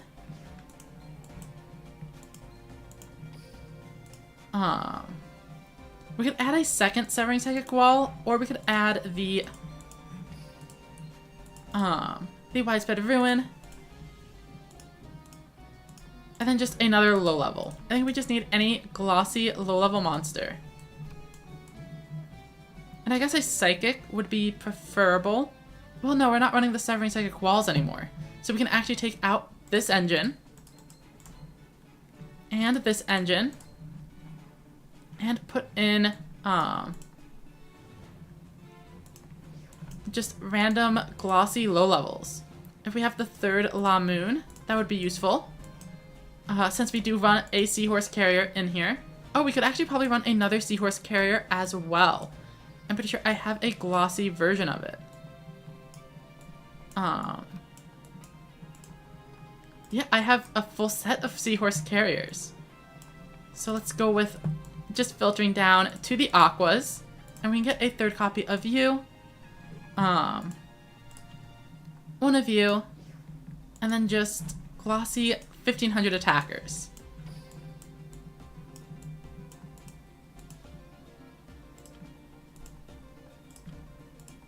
Oh, which I guess means the Silent Assailant is coming back in.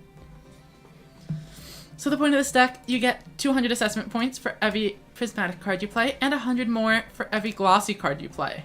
By shoving in a ton of glossy cards and stalling the NPC until deck out, you can rack up thousands of bonus points without needing to manipulate levels or attack boosts or anything. You just kind of go in. Anyway, we have hit the Duelist level max. We claimed all the rewards. We have updated our deck. I think that means it is time to call it a day. Thank you everyone who tuned in, and I will hopefully see you next